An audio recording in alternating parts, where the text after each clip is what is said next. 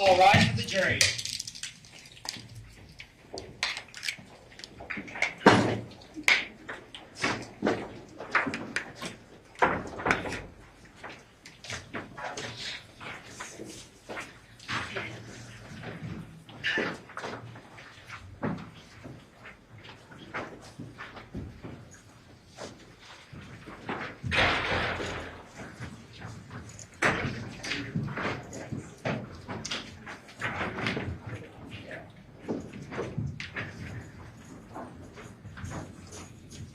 Please be seated. Your Honor, the jury's all present and accounted for.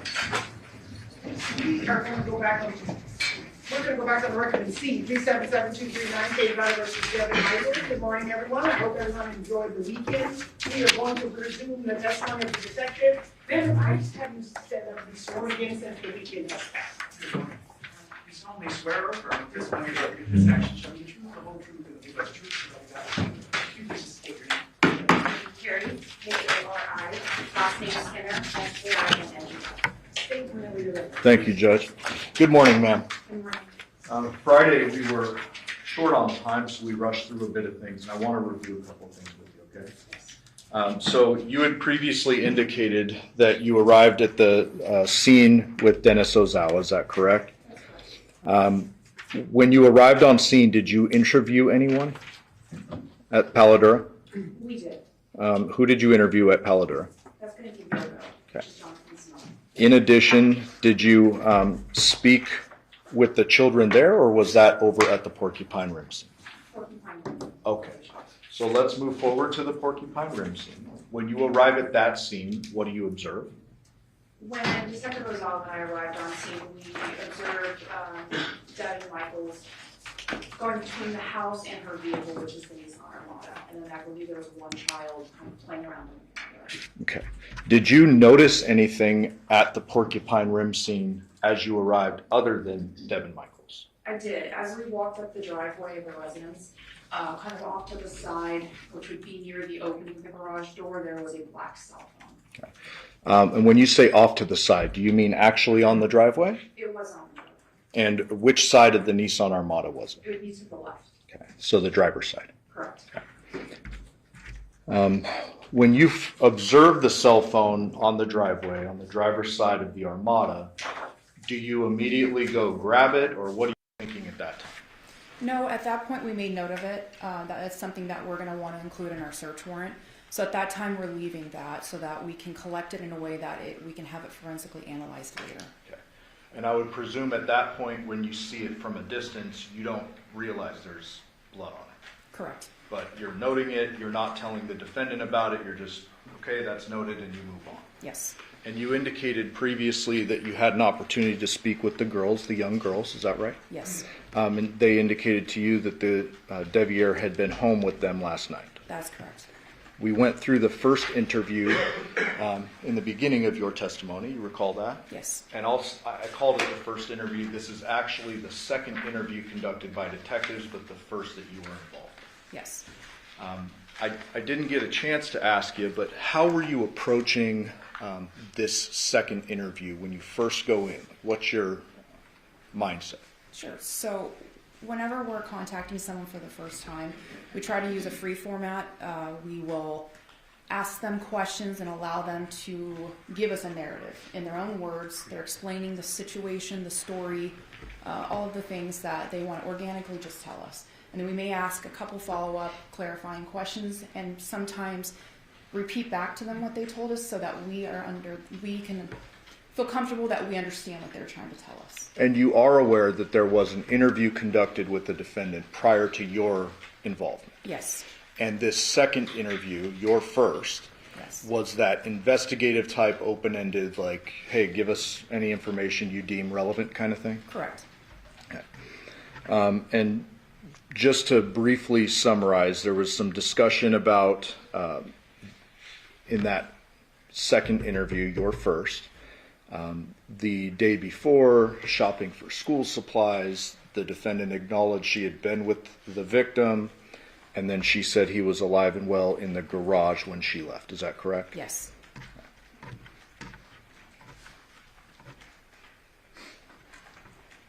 Now, during the course of this first interview you're involved in, we heard a little girl's voice approach. Is that correct? It is. Describe that, what happened, and what that meant to you. So while we were interviewing Miss Michaels, we are engaged in our conversation. To be honest with you, I'm not sure which of the daughters, their names I still get mixed up. She had approached the window, and she has the cell phone that we believe is the one we previously saw in the driveway. And she says, "Mommy, here's Daddy's cell phone. That's why he didn't answer." There was a physical reaction from from Devyn, and she takes the phone, she hands it to us, and she made a comment, "This should help you." And then that's pretty much changed the tone a little bit to casual conversations to then it became a little bit more flustered. Okay. And is it at that point where you noticed the blood on the phone? Correct. And I would imagine that's important for an investigator. Very much so. You, I believe, previously indicated that after that first interview, a search warrant is authored and conducted on the home and the vehicles outside the home at Porcupine Rim. Is that correct? Yes.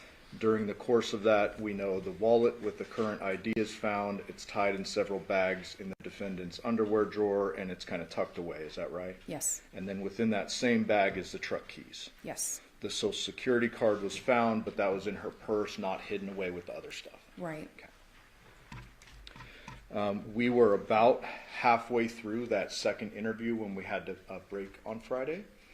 And so just describe for us how you're approaching this second interview differently, knowing what you know about the blood on the phone and the items found in the home. Sure. So as I mentioned, the first interview is going to be more of a format that allows the subject to give us their narrative, their truth, what they want to tell us. The second interview, we've now discovered some evidence inside the home. There's some things that we need to confront her with. So the tempo of the interview, the tone changes. It becomes a little bit more direct. Okay, you said that this happened, but now we have this. For instance, the wallet. We didn't know about the wallet. That wasn't brought up in the first interview. So now we are going to be targeting her, asking direct questions, and it can be accusatory in nature. Okay. And so we left off at 36:55, but just because we were really cutting it close, I want to start back at about 30 minutes of that interview and then resume. I may pause it a couple of times and ask you some questions, okay? May I, Judge? Yes. What do they look like? 1 second. Remind us what you think this is. 620 Your Honor. Okay, go ahead. I don't know, like I have all of his whole driver's license, I had all of his old stuff. Okay. And then a whole wallet with the driver's license? How many do you think you have? I think I have 2 of his licenses. And then are they both in wallets or Yeah, and we have an old one of Devyn's as well. in separate wallets? No, just in separate places. Okay. Where was those other ones? Like the ones for Johnathan? Where did you keep those at? The one drawer in Devyn's in a different drawer. Which drawer? One's in like my drawer with like some doorknobs and stuff, and the other one's in a nightstand or on the other side. Oh, okay. And you think you have a couple of his driver's license? I know I do, and I have them on my phone too. Okay. And why does he give you those, or why did you have them? I know how it sounds, but he literally said, hold on to this because it's important. He literally said that.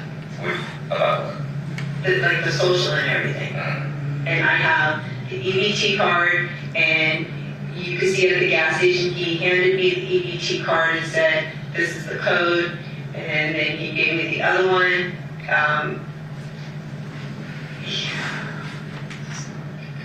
What was that? I said, this doesn't look good.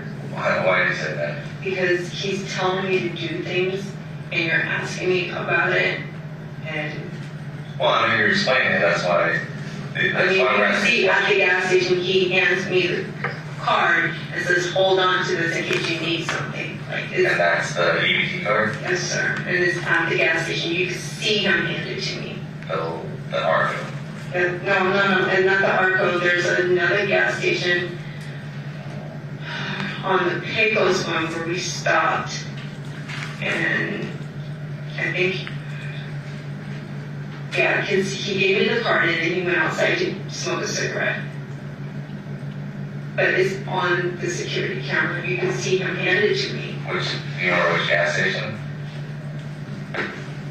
I don't know the name of it. It's by the Burger King. Burger King. You know, like It's off the Pecos and Windmill. It's like right there. You can. Pecos Windmill, Burger King. There's a gas station right there. He was talking about the man that works there. He parks right. Like on the corner. He was telling me about the man that works there, and he sleeps in his car and everything like that. What time do you think that was at? That was after we unloaded everything. We went right there, and I got a Monster drink, and I don't remember what he got. So right after you left. When we got back to his side of town. So coming back is when you went to that gas station? Yeah. So like after 9 o'clock. And that's when he gave you his ET card? Yes. You can see him hand it to me and he walks out the door. So that's right, that's near his place. You said Pecos and Windmill? The Burger King? Yes, sir. Like, So, Detective, we're now talking about kind of the Social Security card, the wallet. There's an EBT card that's referenced. Is that correct? Yes. Before we move on, I want to ask you about an exchange that was a bit earlier in the interview, but would be duplicative for me to play again. Earlier on in the interview, you had confronted the defendant about the bloody phone, correct? Yes. And what was her general response with regard to that? As far as the acknowledgement of the phone, Yes. she was surprised about the phone being at the residence. Okay. And it really threw her off when her daughter handed her the phone, and it changed the tone of Yeah. our interview. And she claimed she was surprised. You're not saying she actually was? No. Okay. She appeared to be very surprised. Okay. And you had asked, and I'm simplifying, you had asked something to the effect of, well, how does blood end up on the phone? Does he hurt himself or something like that? You remember Correct. that? Describe that exchange. So once we have the phone in our possession, we do note, and also her child noted, that there was apparent blood on the phone.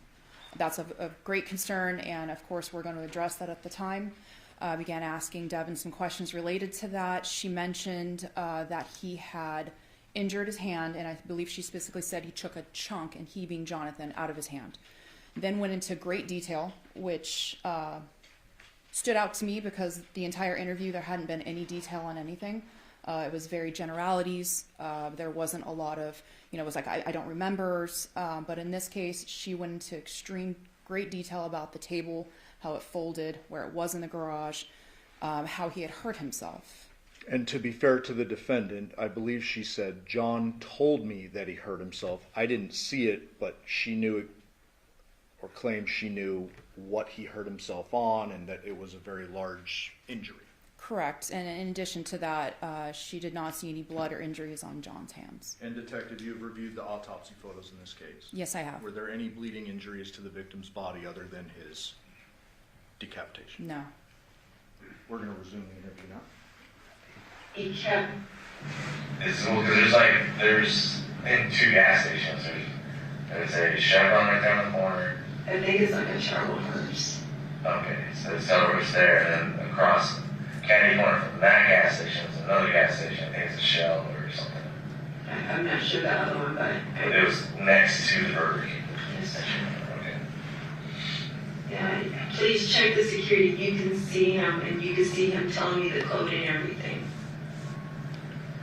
I don't know why he was giving me things, but he was telling me to hold on to him and keep him safe. And that's what I was doing. That was the social security card. What about his driver's license? I've always had his driver's license. He's The always, problem I have with that is that the driver's license found in the house is a current one. It's not a but he just gave it to me. I know, but he would need that for work. That's He why has I asked another you. one. You said that he gave you an old one, you had it in the drawer. Well, no, he's given me old ones before. I have multiple ones. So you can look around the house, there's more than one. Okay, and if this one's expired in 2025, that's gonna be his newest one. It's weird that you have his latest driver's license, and that it was tucked in a drawer. Yeah, I put it away to keep it safe. It should be wrapped in like a whole bunch of bags, right? Okay, did you understand that? I understand, but I also have Social Security. I understand, and that's why I'm like, it's just getting weirder and weirder. It's like I'm doing things to help, and it's not helping me. I got it. Well, yeah, is that just being able to explain some of the stuff? That's all we need. I'm trying to explain it, but the more I'm talking, the more it just sounds really stupid. And Especially a driver's license, that doesn't need to really be kept safe. But no social security card or birth certificate, I completely understand. Especially if somebody is in transition in their life and they're wanting to find a new place to live, one year to work. but I don't know what else was in it. It was just a lot of things. Okay. But it wasn't his wallet, he didn't hand his wallet over to you. No, it was like a lot of things. Like it was like a square thing he handed to me, and then a black box. What are those called? But not his wallet. You know what his wallet looks like, you saw him pull it out for Yeah. reasons. So he had his, So, Detective, you're now confronting the defendant with regard to the wallet and all that was found in the plastic bags. Correct. Those were sealed when they were found, correct? They were. So, let's step back a moment to the phone, because they kind of tie together. She is not telling you that the phone is part of this chunk of items that John allegedly gave her in this bag, correct? Correct. Okay. With regard to the victim's phone, did you ultimately learn that was in fact his blood and DNA, the victim's, on that phone? Yes, I did. Did you ultimately learn from other sources, not the defendant, but other sources, when John's phone was last at his home and when it left? Yes. So one of my partners had authored a search warrant for Google. We had also done some call data records as well, but the Google itself came in quite a bit later. So this is something that we found out after the crime, obviously, and after all the interviews had been settled. But we noted that the return showed that John's phone was at the home on Paladura, which is where he resides, from 10 o'clock till it began to travel or move at about 2:04 a.m. And what else traveled or moved at 2:04 a.m.? So I'm not sure exactly what's been testified to yet, but at 2:04 is when it's alleged that Devyn left the home. She traveled. We have her cell phone or CDR records, as well as the Burla, which, again, I'm not sure if that's been testified to. That is the infotainment system that we authored a search warrant on. It shows those three devices together in a companion movement all the way back to Porcupine Rim. So 3 devices, meaning the Nissan itself, the defendant's cell phone, and the victim's cell phone as well. That's correct. Based upon the fact that there is blood on the cell phone and all of that you just testified, what did you deduce about our timeline of homicide? Well, after having the information from the autopsy, which is there was no bloodletting injuries short of his obvious cause of death, which was the decapitation, there was no reason there should have been blood on that cell phone because any bloodletting would have been after the homicide. So for the phone to arrive and be discovered at Porcupine Rim with blood on it indicated to me that that is something that was on the phone before it left that house. At 2:04 a.m. Correct. And therefore, did you narrow down the bloodletting to between 10 p.m. on the 6th and 2:04 a.m. on the 7th? Yes, sir. We're going to resume the interview. so when we find his wallet, he's gonna have his driver's license and his cards.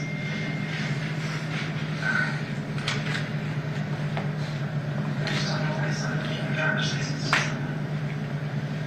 But not, he didn't give you. I always, when John and I were together, I had everything. He had me hold on to it so he wouldn't spend money needlessly and things like that. Like he's like, hold on to this. And Yeah, but you guys don't have a relationship right now. We actually were, So you're closer than we thought. yes. I went, Are you? he asked me to marry him yesterday. Okay. Does that make It makes to know your relationship you had mentioned was getting reconnected, but that's more romantic. Right, and you can ask the girls that he told the girls we were gonna get back married and they were gonna be the flower girls and stuff like that. He was trying to get back together. And I was helping him break all of these little bad habits that he was doing. So then he gives you the EBT card for one of the girls. Where's the other one for her? I have 2 EBT cards. Do you have both girls' EBT cards now? No, they're not the girls' EBTs. He said one was Andrea's and the code, Oh, so you're using Android. he gave me hers. I haven't used it. He gave me hers at the gas station. And then he has the other one that he got. Okay. Where's that EBT card now? They're both in my purse. Okay. You know you can't have that, right? Yes, but I know he gave them to me. That doesn't make it right. No, but I can't use them, but Card. I understand, but you can see he handed it to me. Okay. You're not understanding that you can't do that.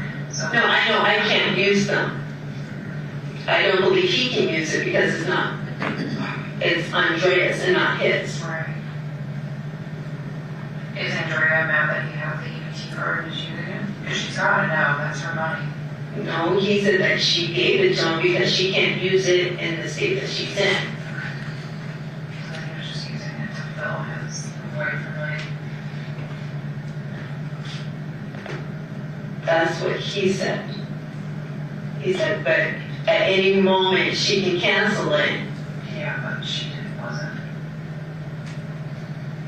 So he wants to marry you. He's telling the girls to be flower girls, yet you're still wearing a ring, and so is Dev. This ring I bought on my own from Macy's. Had nothing. No, this wasn't a simple You just told shirt. me that it was a symbol. I said- You have a best friend connection with We Dev. do have a You wear the friendship. wedding ring too, and that's something that is a respectful thing, part of your marriage. Yeah. But now you're telling me that you and your ex were talking about getting married. No. And you just took a ring off last night from another female and threw it away.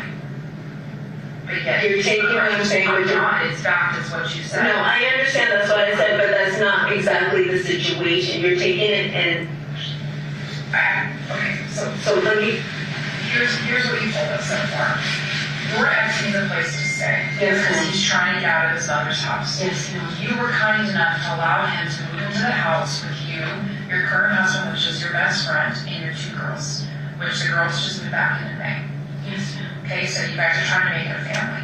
You were saying that he was supposed to slowly move in, that things were progressing slowly. Now you're telling me that he's wanting to marry you. He mentioned that yesterday. He even talked to the kids about it, and that your relationship has now progressed past just slowly kind of No, ma'am. You're misunderstanding. He has mentioned getting married in front of the girls. Our relationship is not rekindling on a physical level or romantic level, but we are trying to reconnect and have a family for the girls. Yes, he has said we should get married, and he's saying it more, for my opinion, on a joking thing, but he has said that in front of the girls. That was not said yesterday. Okay? When was that said in front of the girls? I would say over a month ago. Okay, and what did you say in return in front of the girls? I didn't say anything. I just looked at him and rolled my eyes. So are the girls, when I talk to them, and say that they don't think you guys are getting married? Oh yeah, they'll tell you that. That you guys are not getting back together? No. Because at one point I was telling him I didn't think it would be a good idea for him to be here, and it would be too hectic. So they will definitely tell you I was not trying to marry him. Did you say anything to Deb about it? Oh yeah, I've told him that John keeps trying to say he wants to, get back together. I have You're told him. telling him now? Yes, ma'am. Okay. And then him moving in now was just a platonic friendly relationship? It's not a, yes. This is more yes. I was going to clear out the sewing room that's up there.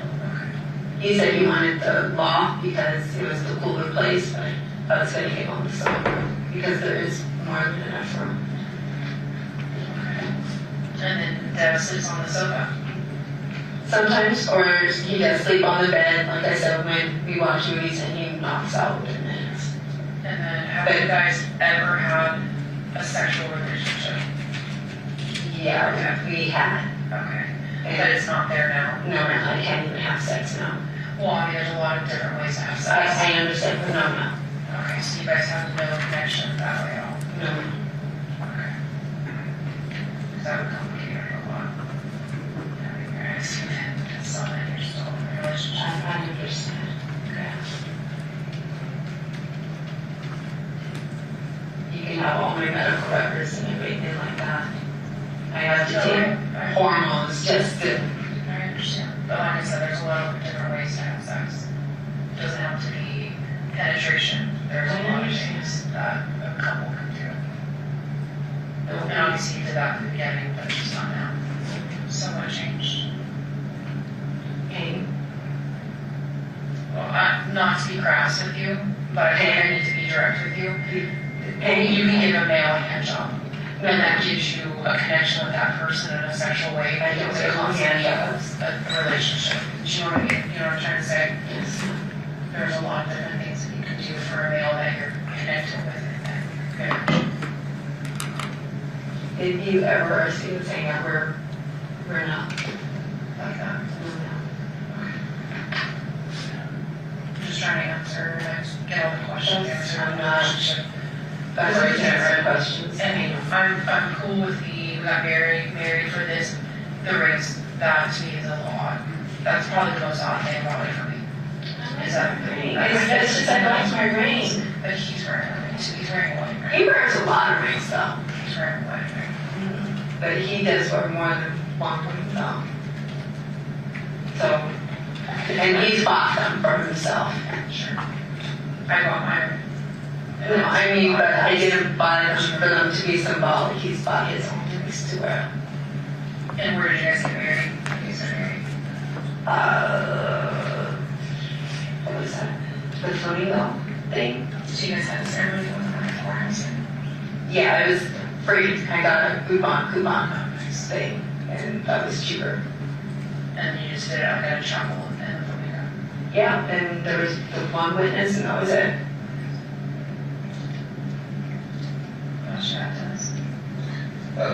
So you said that you guys have not, like you and Devyn have been in for a while. How long are we talking? Like Years since he's been back. what do you mean since he's been back? He moved out of the state. Devyn says he's been living here for like the last 4 years. Yeah, but he got moved out of the state. He lived in California, and then he moved back, lived with John, and then he came back this way. Okay, so since he's been back, you guys have not. No, sir. I stopped being physical probably in 2020 when I was having all my issues because I had surgery after surgery. Okay, but he was already living here then. He wasn't living with me. Because he was telling me that he's lived here for like the last 4 years. Yeah, but he wasn't living with me the whole time. He was living with John at Paladra. When I say living here, I mean like he actually said like he's lived here at this house. How long have you lived at this house? I've been here for 3 years. And then when did he come back, I guess, to Nevada? I guess that was what we're saying. I would say I've been here for 3 years, so at least 2 years ago. And then prior to living here for 3 years, where were you staying before that? Decatur and Horse. And then how long were you at that place? Less than 1 year.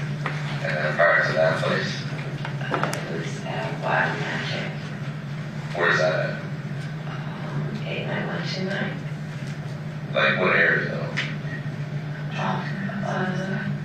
Like major cross streets? Craig's and Tanea. Right by where, close to where JC lives. And then did your kids live with you at that time? Yeah, they've always lived with me. They've only not lived with me for the short period of time of 9 months. And going back to about the ID and stuff, you said it was, yeah, you had one that is in a bunch of bags in your drawer. When did he give you that? Yesterday. With the IDs and the social security card. And was that at the house that he gave that home to you? Yes, sir. So he handed you a bag yesterday. Do you remember what was in it? No, he just handed it to me and I put it in the bags. Because I just wanted them out the way. Okay. So I'm not sure exactly what's in it. I didn't go through it. So explain that part to me as far as like when he did that and what did you do? So like where are you guys at when he handed you like that sack of stuff? In his room area, and he handed me the little square thing. He says, hold on to this, and he handed me the other thing because this is my social. He says, just keep it safe. And that's all I was going to do. So I wrapped it up, and I was going to put the social in the security box, and I just didn't have a chance to do it. What else? Did he give you anything else? He gave me his guns. Anything else? Like there's a set of keys in that bag too. The keys are for the Andrea stuff. The set of keys that are in that bag. Like the bag No, that. the keys are my keys. Where do those go to? My car. So you have Detective, we're going to pause real briefly. Throughout the course of the investigation, did you learn that no spare set of Chevy keys for John's truck were ever discovered? Yes. In fact, after the defendant was arrested for the homicide, was there some communication with Yoko about returning the keys? Yes. And why was that? There were no set of keys for John's truck found in the home or anywhere else after searching all the residences other than the keys that were in the bag. And so you had to return those keys to her so she could do whatever she was going to do financially with the truck. Correct. bag that you put plastic bag that you wrapped his ID in that he gave you. Had a set of your keys in there. I'm so lost. I just wondering, like, when he handed you a bunch of stuff, he only gave you the wallet with the ID in it. Did he hand you anything else?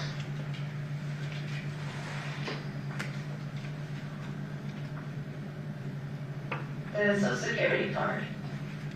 Okay, because in that bag that it was wrapped in, that you said you wrapped it in, there was also a set of vehicle keys in there. I don't remember giving the keys. Because I guess that's my question. Like, why would he give you his wallets, social security card, which is like Detective Skinner's asking, also, and then also a set of keys. I don't remember the keys. I just know the wallet and the social security card. And then you put that in a plastic bag while you were at that house? I just grabbed everything and tied it and tied it and tied it and tied it. So the only thing he handed you, like, so I'm giving you this stuff. What exactly does he hand you? I remember seeing a wallet, and I went like this. He dropped it in, and I just started tightening it away. So it was just a wallet though? That's all I remember seeing. I do not remember seeing keys, but he dropped it in the bag. Like I just took it and tied it away. And was this in the garage? No, sir, it was in his room. Inside the room in the house? Yes, sir. And was that before you guys went into the garage? That was before we left. And then he also said, make sure the guns are safe. And we didn't take the ammo. So I carried on. Detective, was this timeline that the defendant gave you notable? It was. And why is that? Specifically, the keys being in the bag and the wallet. When they leave the Paladura residence, she'll indicate that they were in his truck and then drove back to his house, or back to her house on Porcupine Rim. However, the keys have been tied up in that bag because she indicates in her statement, I tied them, and that's exactly how we found them in the drawer. And so we know based on not only the defendant's statements, but witnesses and technological evidence, that it wasn't the Nissan Berla that they made the last trip to Porcupine Rim in and then returned to Paladura. It was the victim's truck. That's correct. And so she's saying the keys or whatever he put into the plastic bag that she tied up over and over and over were given before that last trip to Porcupine Rim. Yes. One of the guns that he carried out like a bow and like a crossbow looking thing, and another gun. Okay, so that was before you left there, between 9 and 10? No, that was like at 8 and 9. 8 and 9. And we came this way. And then, what did you do with that bulk and stuff? When I got here, I put it in the drawer like just to keep it out of the way. And then you guys drove back? Yes, sir. Okay. Did he have keys to his truck? Yes, sir, we drove his truck. Do you remember where he put his keys to the truck? So we can't find his keys to the truck at his house. They were on the table. Which table? The table that had like all this looking stuff and like the grinder and everything like that. All of that was sitting right there. And his keys to the truck? Yeah. The only keys I picked up were the ones that had the little thing on it that said Andrea, because Yoko said bring them to her and put them in the little thing. That's the only thing I picked up.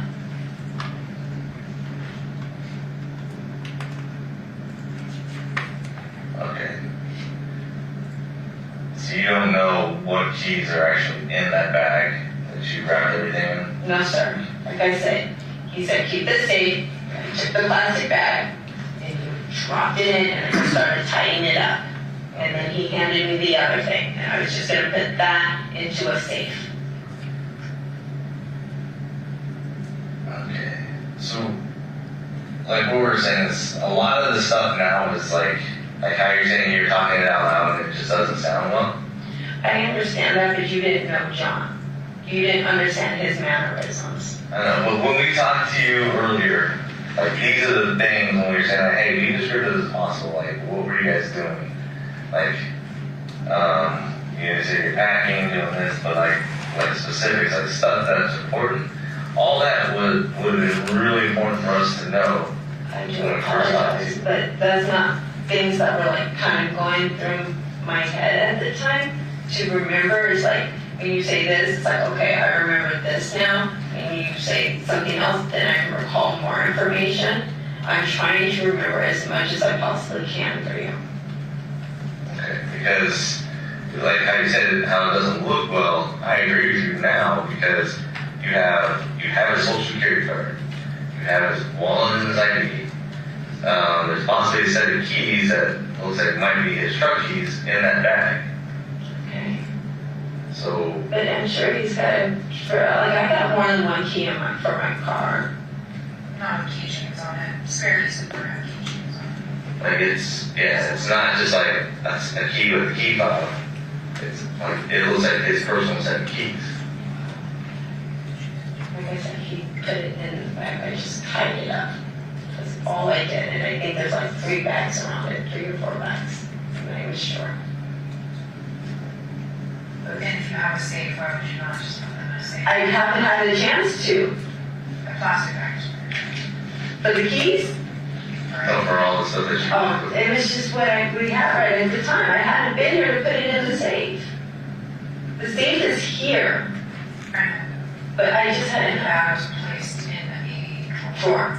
It takes 2 seconds to put something in a safe. I hadn't done it, and I wasn't trying to have Debbie ever see it. That's all it was. Why do you say that? Because it would look odd that I'm holding on to John's things for John. But it's not the same. It's like if you're doing more for one person, I don't want him to feel like there's more there than what it was. John was only coming in as a temporary thing until he can get something else, because like I said, he was trying to file for bankruptcy. Yoko was about to kick him out. Yoko even said she was trying to kick him out.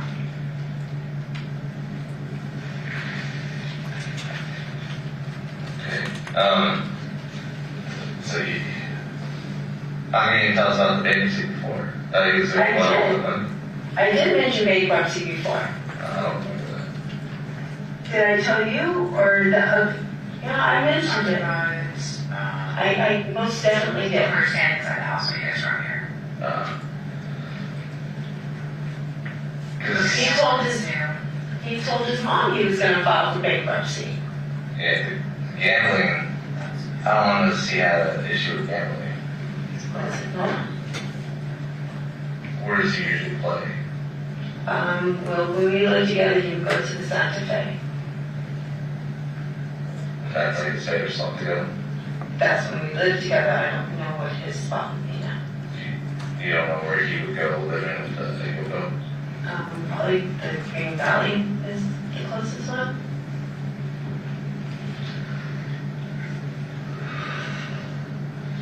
What's their base rent? He said he was. How much was he gonna pay? He claimed he was going to try to do 1,100. He claimed he was going to be able to do that. And is that a text message or about conversations you guys had on the phone? Probably both.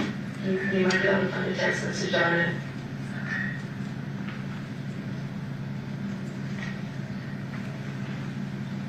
It was definitely where he understood it was not going to be him freeloading or anything like that. He had to pay to stay here. And when we go through the phone, we're gonna have our computer guys, they can go through apps, they can go through anything deleted, all that stuff. Are they gonna find anything that we're gonna have to go back and talk to you about? That your current husband doesn't know about, relationship-wise, conversations, With John, intimate conversations, pictures? no. Okay. No, yeah. So it's just platonic conversations. For the girls. So they went wrong back. They wanted him because they love their dad. Knows best. We know it's wrong. And I was told when I went, John has physical custody of the girls. They're supposed to live with him. So is that why? So as long as I keep him close to me, Okay, well then just tell me that's the motive. that is definitely. If I keep him close and make him happy and everything like that, I got to see my girls. I can understand that. So it's just so my girls love him. They want to spend time with their dad. I need to be around my girls. Hopefully he pays the rent. Does Dad pay for the rent too, or the mortgage? He pays like $1,100 every month too. Okay. And then are you working? Yes, no, I do real estate. Okay. Clearly you've been sick though. Yes, ma'am, and for almost a full year I wasn't making any money.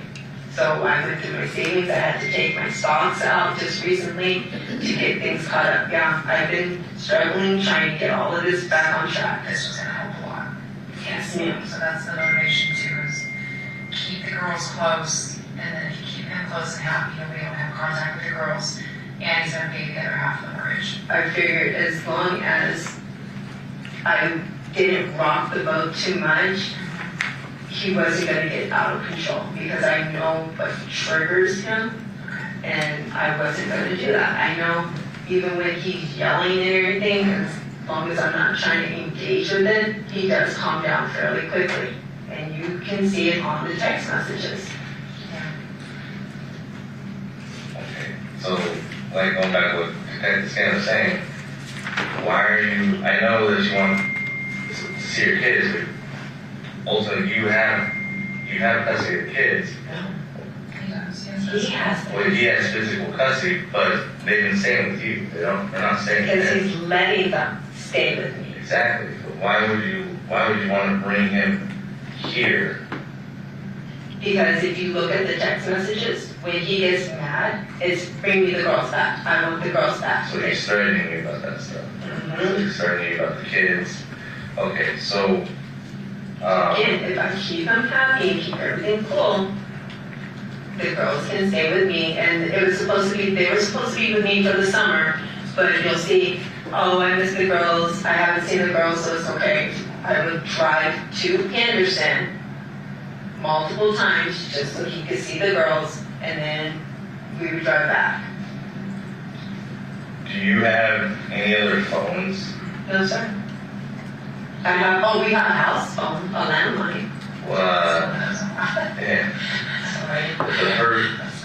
Your purse said it was inside the house. That phone is not connected. What phone is that? There's like extra phones that my old phones, none of them are connected. The girls just use them to play video games. That one was in your purse? Were you saying one and then that one's in your purse? Yeah, there's one in my purse. Tamia was playing music on one of them earlier today. They're just old phones. So Devyn, right now, I hear you saying things just aren't adding up. Okay, I'm not saying that you actually did something to Johnathan, but I know, or I feel like right now you're not telling us everything. I feel like you know something, and that, like, either how it happened or who somebody involved with this. I feel like you're not giving us that information. So, we've done this for a while. Okay, we've been detectives for a while.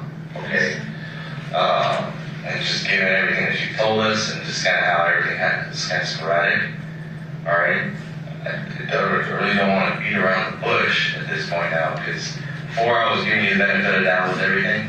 Okay, but like I said, things just aren't adding up. So I have decided that if I just be nice to him, I can get my girls, because the court, when we went for custody, he didn't even show up.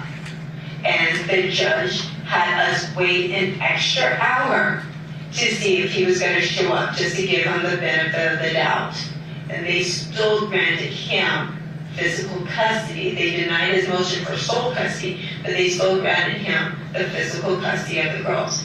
I have tried to do everything through the system. So right now, all I'm trying to do is make sure I just be nice and get my girls, because that, at the end of the day, was my goal. Just how my girls Can I get. ask you a question about your custody? Just my experience is in special victim unit, so I'm very familiar with family courts, very familiar with CPS cases and how powerful they are, one way or another. It's very, very unusual for a father to get primary physical custody.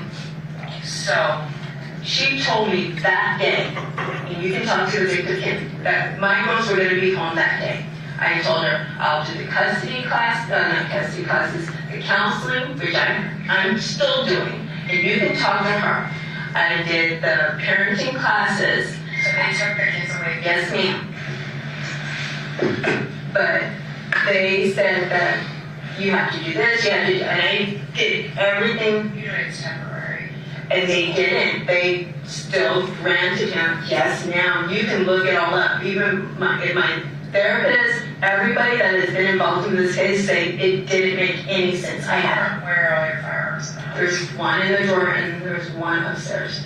Where's the one upstairs? Let's start with It's in the safe, in the bathroom, over in the girls. what kind of that? A safe, Okay, and then is that a 9mm or 40? Do you know a how? 9, Okay, and then the one downstairs, where's that? in the drawer, and it's a 9. Okay. And then are those your firearms? Yes, ma'am. Okay. And have you fired those recently? No, ma'am. Not since No, we go to the gun range just for, or not? yes, ma'am. Okay, that's good. I don't know that. Yes, ma'am. It is, and my, That's our judge. the lady, I don't know what happened. It's like, I wrote a decent report, huh? I don't know now. I don't know how all this works. Like, you can't all of a sudden get slammed with all this stuff.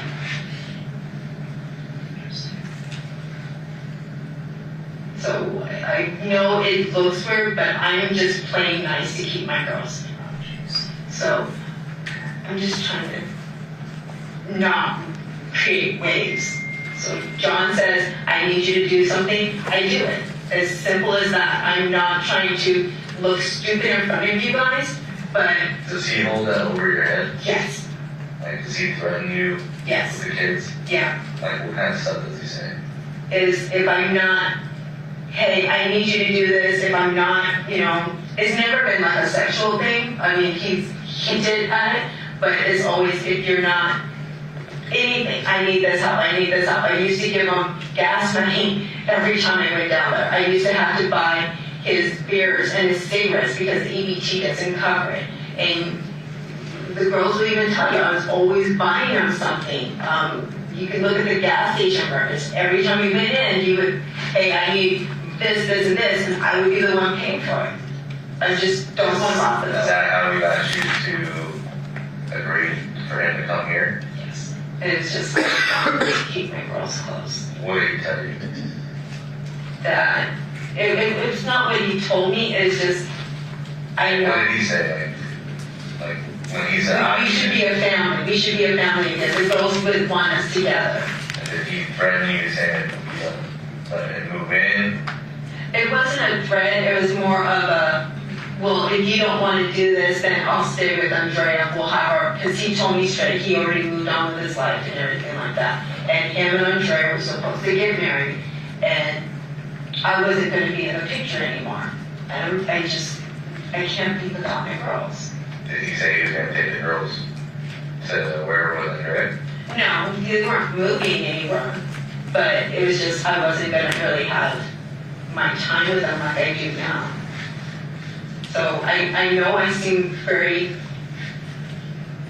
easy to push over, but it's not. It's just, Well, it's a cycle. Obviously, he's been using your kids against you and getting in his way for stuff, and on one of the things I want to say was like the 4th of July, Nene put something in the microwave and it like kind of started sparking like a metal thing, and he started screaming, fire, fire, fire, fire. So I'm trying to get the girls out, and he's yelling at them to sit down, and he's cussing out his mom, cussing at me. So I'm just trying to get the kids out the house, thinking there's a fire, and he immediately, pack their bags, bring them back, we're not doing this. So, was that here or over in Henderson, and ask Yoko, she'll tell you. That's how he is. So, I mean, when I tell you that, I told you earlier that I think that you're not telling us everything, that there's something that you know that you're leaving out, and then you go into this big explanation about this is what's happening, this is what's going on. I love my girls. He uses that against me, and you can't go into that brief explanation. So you never really got into that other part to it. Okay, so you just can't get the explanation, which I understand completely now. Like you're painting a different picture about what's been going on. Like all this stuff you tell us now is not anywhere near what you were explaining to us earlier.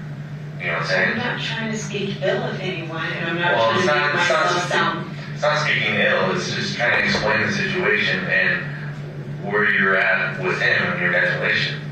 I mean, now it's a little bit more clear that he obviously uses your kids against you. You love your kids. We all love our kids. And I agree with you as far as like I would do anything for my child, right? And you said. So it's not that I'm trying to bring him in because I'm in love with him or anything like that. No, you're trying to make, but here's where what I'm saying is, I don't think him coming here isn't something that you really agreed to. It was something that he kind of forced it upon you. He made it clear that it would be better for the girls, just like the puppies. We need to bring the puppies. The girls love the puppies. Right? So that to me, when we're looking at everything here, would say, hey, well, he needs to get out of the picture, right? So that's why I'm asking. I don't think you did anything to him yourself, okay? But I do believe that you know what happened to him. Detective, during the course of interviews, when you're speaking with a potential suspect or person of interest or however you want to say it, are there times in which you will change the tone and kind of minimize someone's involvement? Absolutely. So just so everyone understands, when you or Ozawa are saying, I don't believe you did it, that's part of your interviewing technique, correct? Correct. You're not saying that's what you actually believe. No, it's a way of keeping the dialogue going, of showing some sort of like sympathizing, comments. If you're giving that to them, they're feeling that they're heard and they're believed, and they will continue to speak with us. Okay. It's who did something. So that's where, so this is the time right now that would be a good time for you to kind of explain what you know about what happened.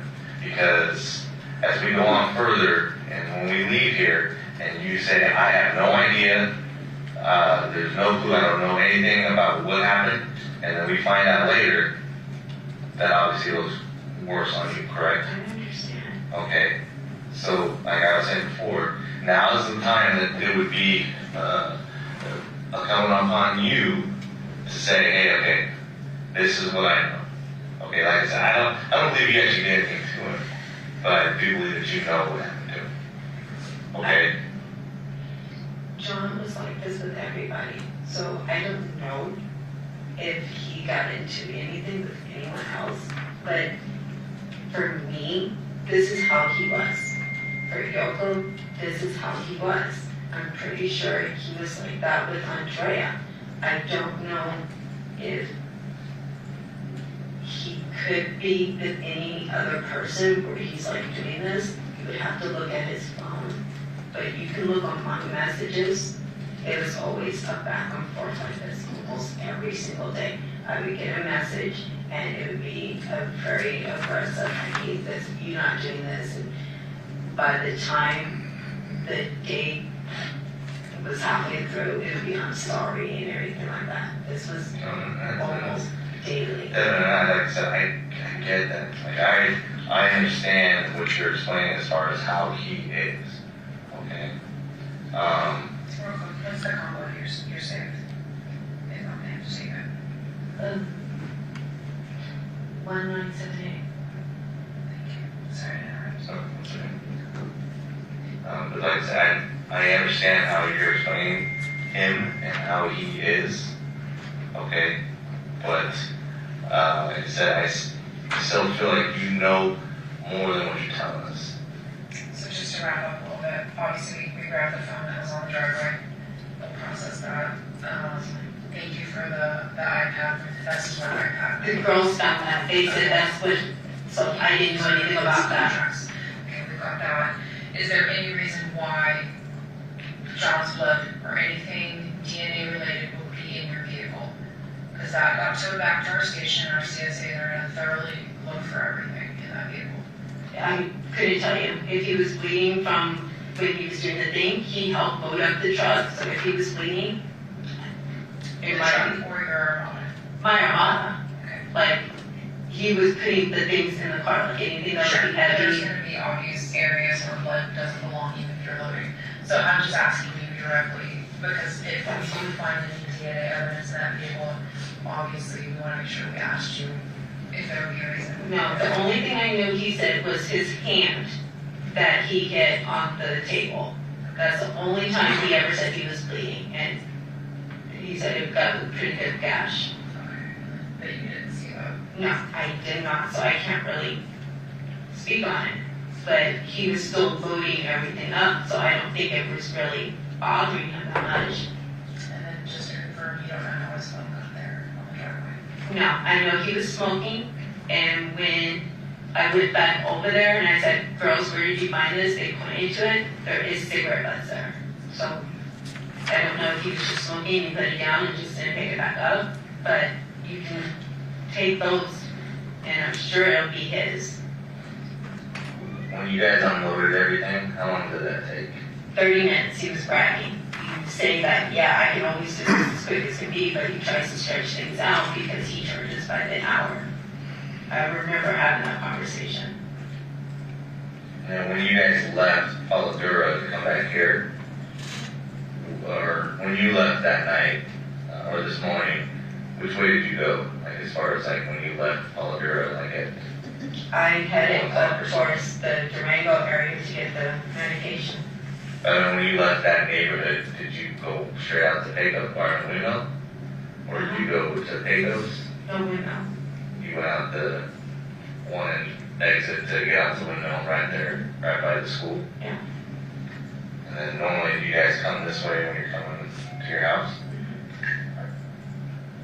It just depends, like if the 15 is kind of backed up, I will take like the 215 and go around, or the Decatur. It really just depends on the time of day when we go in different directions.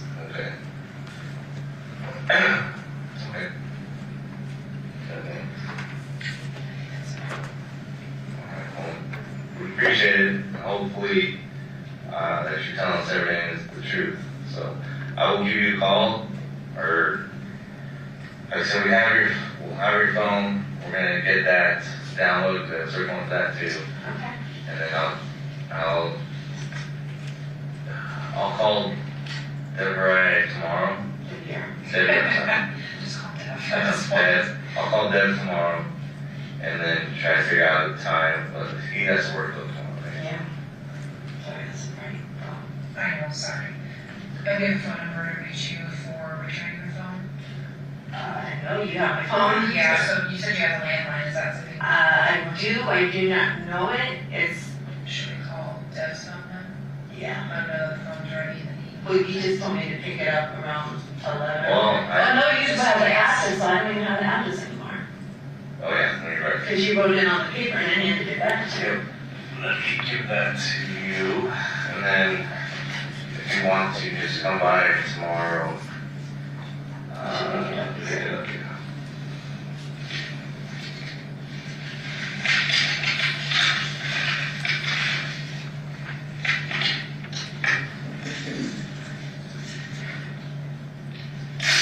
You have that card, right? Yes, sir. So the address is on the card. 223 West Street. That's where you need to go. No, the card is in my car. And then I'll get that back to you. So maybe I'd say 1 o'clock tomorrow. Come by the station 1 o'clock tomorrow. Okay. Okay. Hopefully everything will be done. Okay. So if you can figure out how to get right down there, I can try to get everything done for you. Okay. Okay. And if it's not, at least I hope I can just get you the phone back. Okay. I don't know about the people. Yeah, I'm not worried about it. Like I said, And then if there is, I don't think there's keep up on a lot of that, because I don't think he was bleeding a lot. 'Cause I didn't see it, but I do know he did mention it. so it is 9:25, and that's the end of the interview. And Detective, it sounded toward the very end there like the plan was to release Miss Michaels and go about your investigation. Correct. And fair to say that there was a pretty substantial amount of digital and forensic investigation that occurred after that interview we Yes, just heard. absolutely. Thank you. I'll pass the witness. Okay, before we get across the witness, we're gonna take a brief recess. Ladies and gentlemen, we're gonna take a brief recess. During this recess, you must not discuss or communicate with anyone, including family members, in any way regarding this case or its merit, either by voice, phone, email, text, internet, or other means of communication or social media. You must not read, watch, listen, news, or media accounts or commentary about this case. You must not do any research, such as consulting dictionary, using the internet, or using reference material. You must not make any investigation, test the theory of the case, read any aspect of the case, or in any other way investigate or look up the case on your own, and you must not form or express any opinion regarding this case until it's finally submitted to you. Ladies and gentlemen, it's 10:10, we'll be in recess till 10:25. All rise for the jury.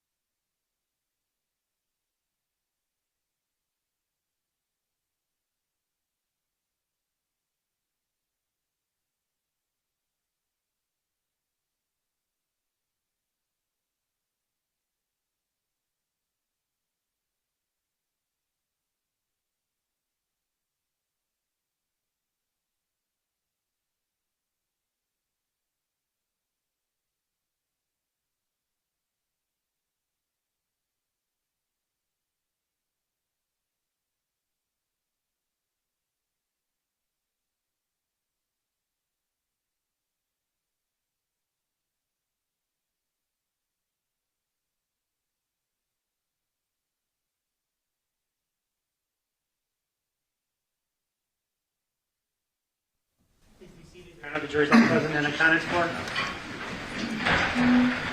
All right, we are going to go back on the record and see 377239, State of Idaho versus Devyn Michaels. For the record, clerk, Ms. Michaels is present with her attorneys. Deputy District on behalf of the state, the both parties stipulate the presence of our jury. Yes, sir. Yes, Your Honor. All right, Mr. Justice, whenever you're ready to cross-examination. Thank you.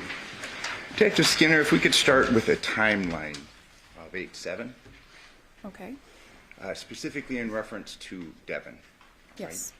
It's your understanding that she was initially interviewed at 12:11, just after noon on 8/7, correct?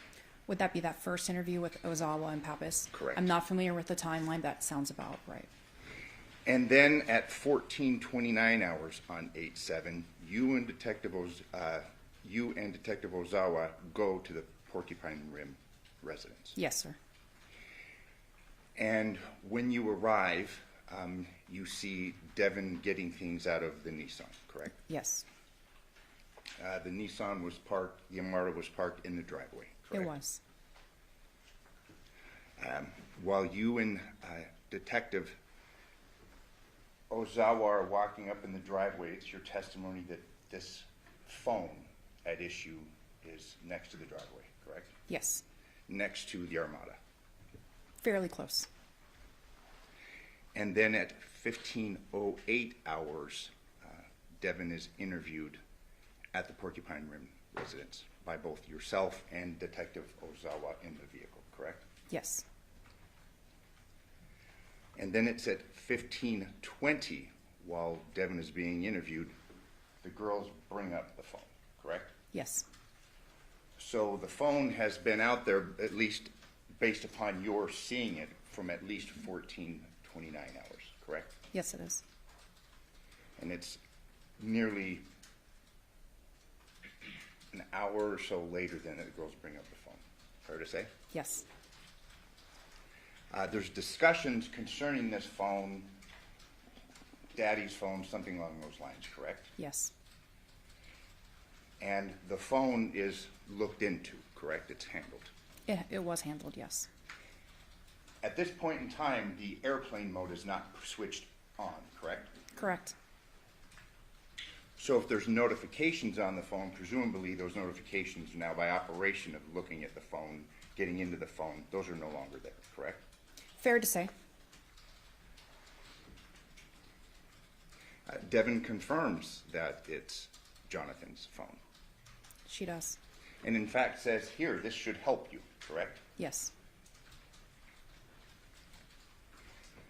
And then at 19:19, a search warrant for Porcupine Rim and the vehicles is signed, correct? yes.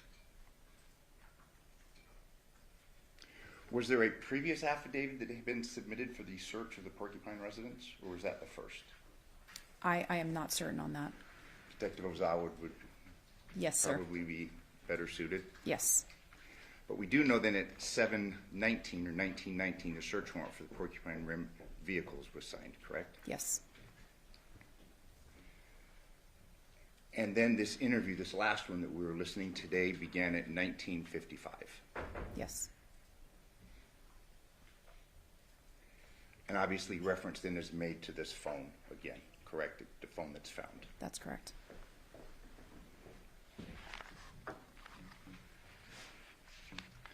Through the course of this interview that we heard last week and this week, there's reference made to Johnathan losing his license, correct? Previously.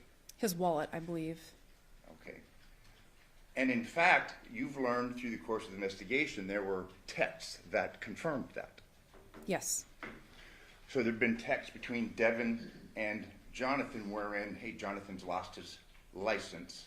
It's found, and there's a discussion in reference to that, correct? again, specifically, she mentioned wallet. Okay. But they were actually both lost at one point in time, were they not? At one time the wallet and another time the license, and they communicate concerning the losing of the wallet and the license and the finding of both in their text You could make the messages? assumption that the license is in the wallet. However, I'm only privy to what she disclosed to us, which was his wallet specifically, and that he Okay. had sent a picture to prove that he found it. But then I said there are pictures to prove, in fact, and corroborates what she had said, that prior to your interview on this date, he lost his wallet and or license and found them. And texted about it, correct? Correct.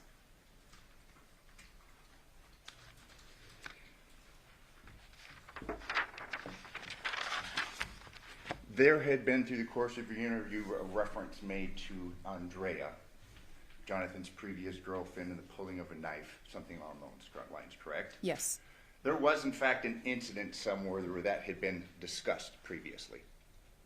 I'm sorry, repeat There had been an incident where, I mean, there had been some discussion among the family about Andrea pulling a knife or something along those lines. That's my understanding, yes.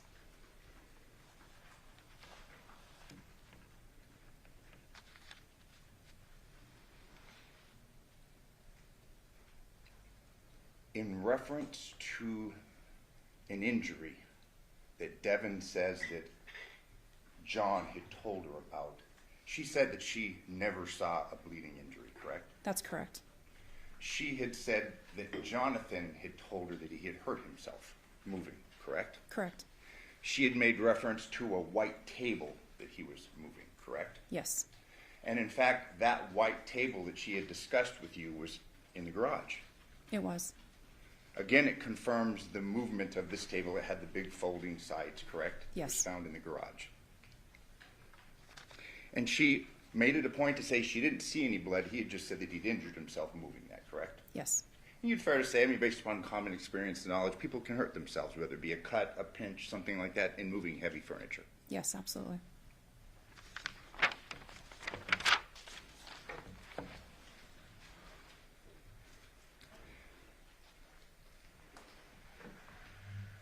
There was a discussion concerning some medical conditions that Devyn had, correct? Yes.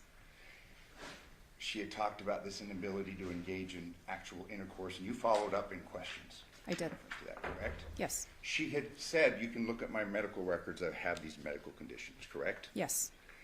And are you aware that she, in fact, had medical conditions concerning sex and things that addressed such? No. Did you take any follow-up steps to substantiate that she, in fact, had seen a doctor for a variety of different reasons? At the time, it wasn't relevant. Her medical history and the fact of whether she could be intimate with her partner, it was more of things that were being discussed during an interview to clear up the confusion over the relationships. Since that point, we were very unclear on her relationship with individuals in her life. So at that point, her diagnosis, if she had intimacy issues, it just wasn't something that was relevant to the investigation. At that point in time? Correct. And obviously, these investigations they're not necessarily static, they're ongoing, correct? Yes, very much so. They're dynamic. Yes.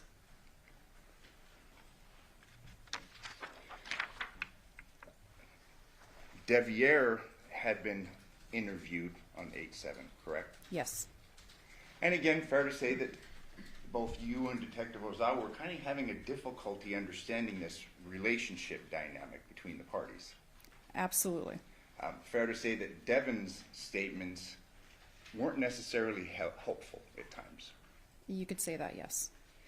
Fair to say that Devier's explanations of things were not necessarily helpful at times. Correct. Through the course of your interview with Devyn, you talk about rings and that rings are significant. Yes.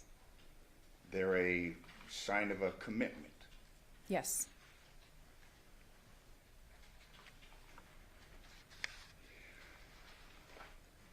She had testified that she wasn't, or she had told you that she wasn't particularly sure what was in the bag, correct?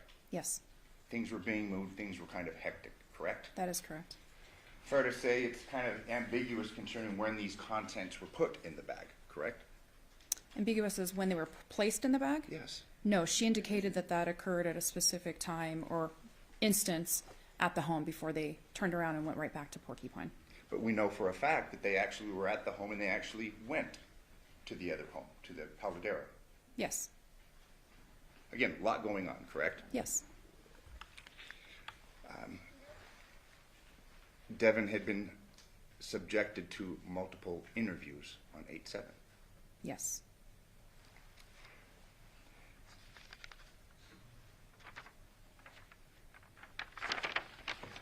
There was discussions concerning keys, both the key or keys to the subject truck as well as Andrea's keys, correct? Yes.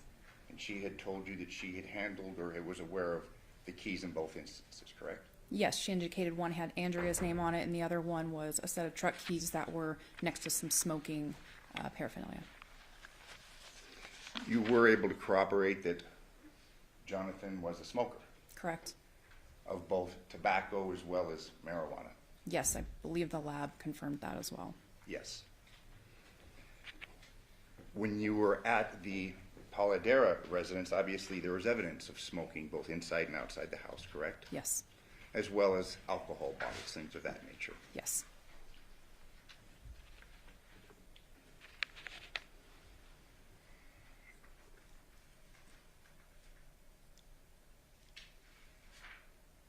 You had testified that the interview techniques initially concerning Devyn, I think you said were more like free form? Correct. That nature? Yes.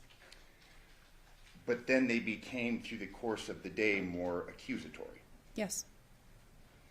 You testified that you engaged in another form of interview technique, correct? Correct. A more confrontational technique. Yes. And that was employed by both you as well as Detective Ozawa. Yes. The read technique is generally used by your police department. I wouldn't say that it's used by our department. A lot of people are trained in the read technique. However, most of us that have been detectives for, several years, we develop our own technique. We'll take a little bit of something that we've learned in a class that works for us, and then there's other times that we'll be taking online courses, or through just our course of our experience, we'll adapt our techniques to our own strengths.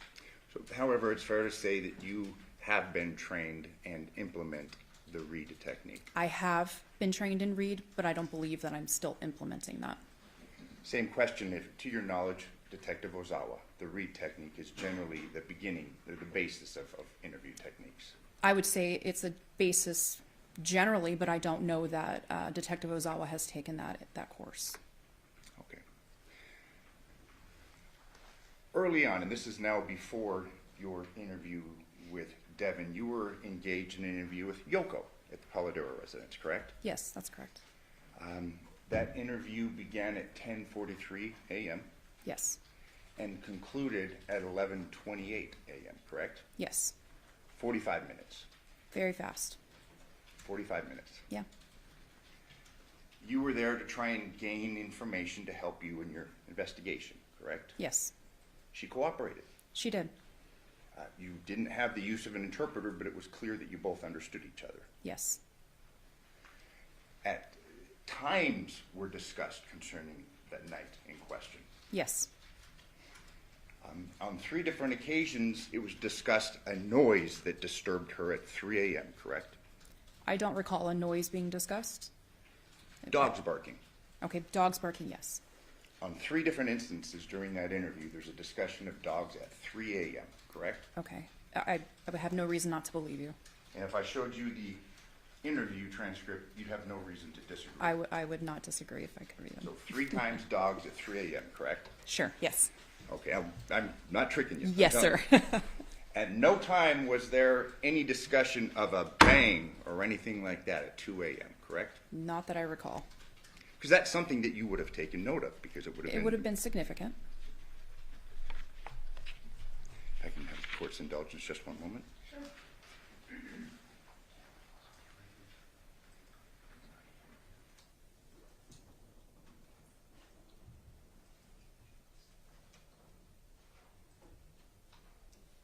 Follow-up question concerning the phone. We had discussed the phone being gotten into and not, put on airplane mode, which would have wiped the notifications, correct? Correct.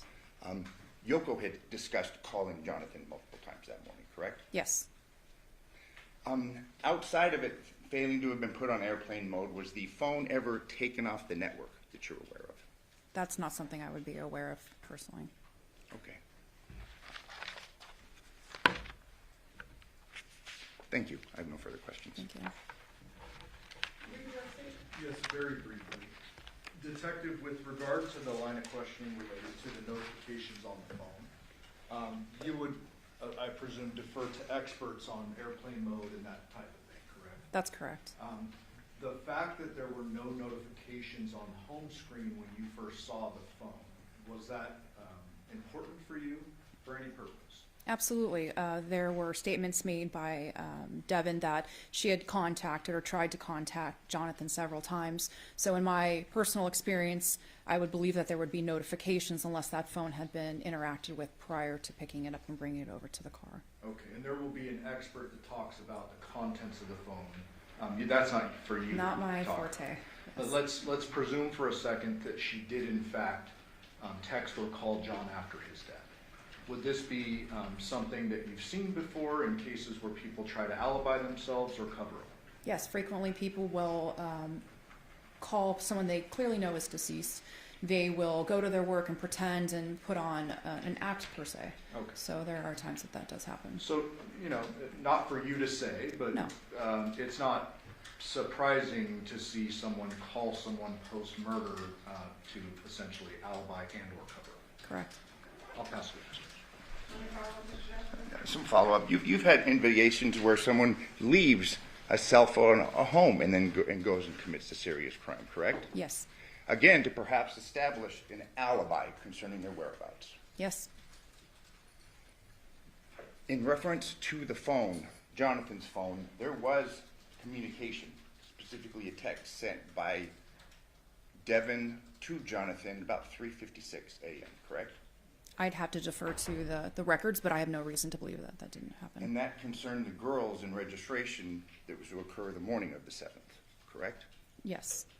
Additionally, we had heard testimony last week concerning a landline at the Paladura residence. There was, in fact, a landline. Yes, there was. And on the night in question, late 8/6 into 8/7, there were multiple phone calls from the landline at Porcupine to Devyn's phone, correct? It's my understanding that there were, yes. Previous night, that would be the night of August 5th, there were multiple phone calls from the Porcupine residence, that's where Devier and the girls, to Devyn's phone, correct? I believe so. Again, I'd have to defer to the records to be certain. Fair. Thank you. No further questions. Thank you. Any follow-up? No, thank you. Ladies and gentlemen, the jury have any questions for this witness? Sir, if you write your question on a full sheet of paper with your name and your jury number, and counsel can approach.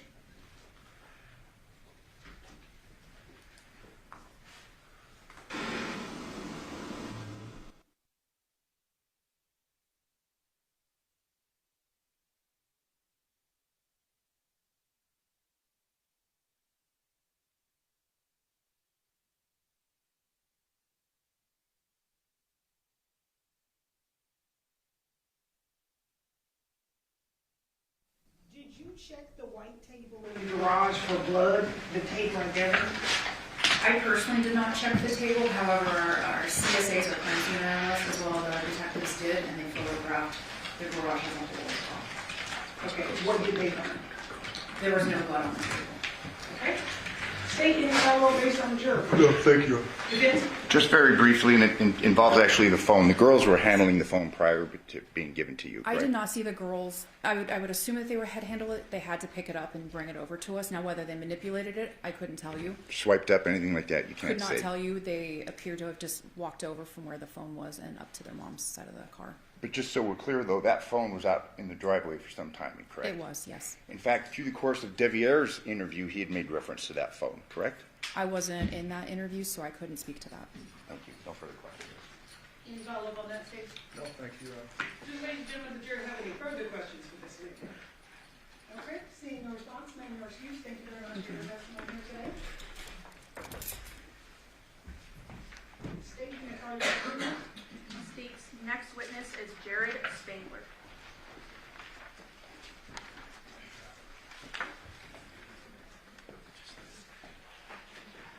Do you need me to do anything with the exhibit? Thank you. Are you doing that?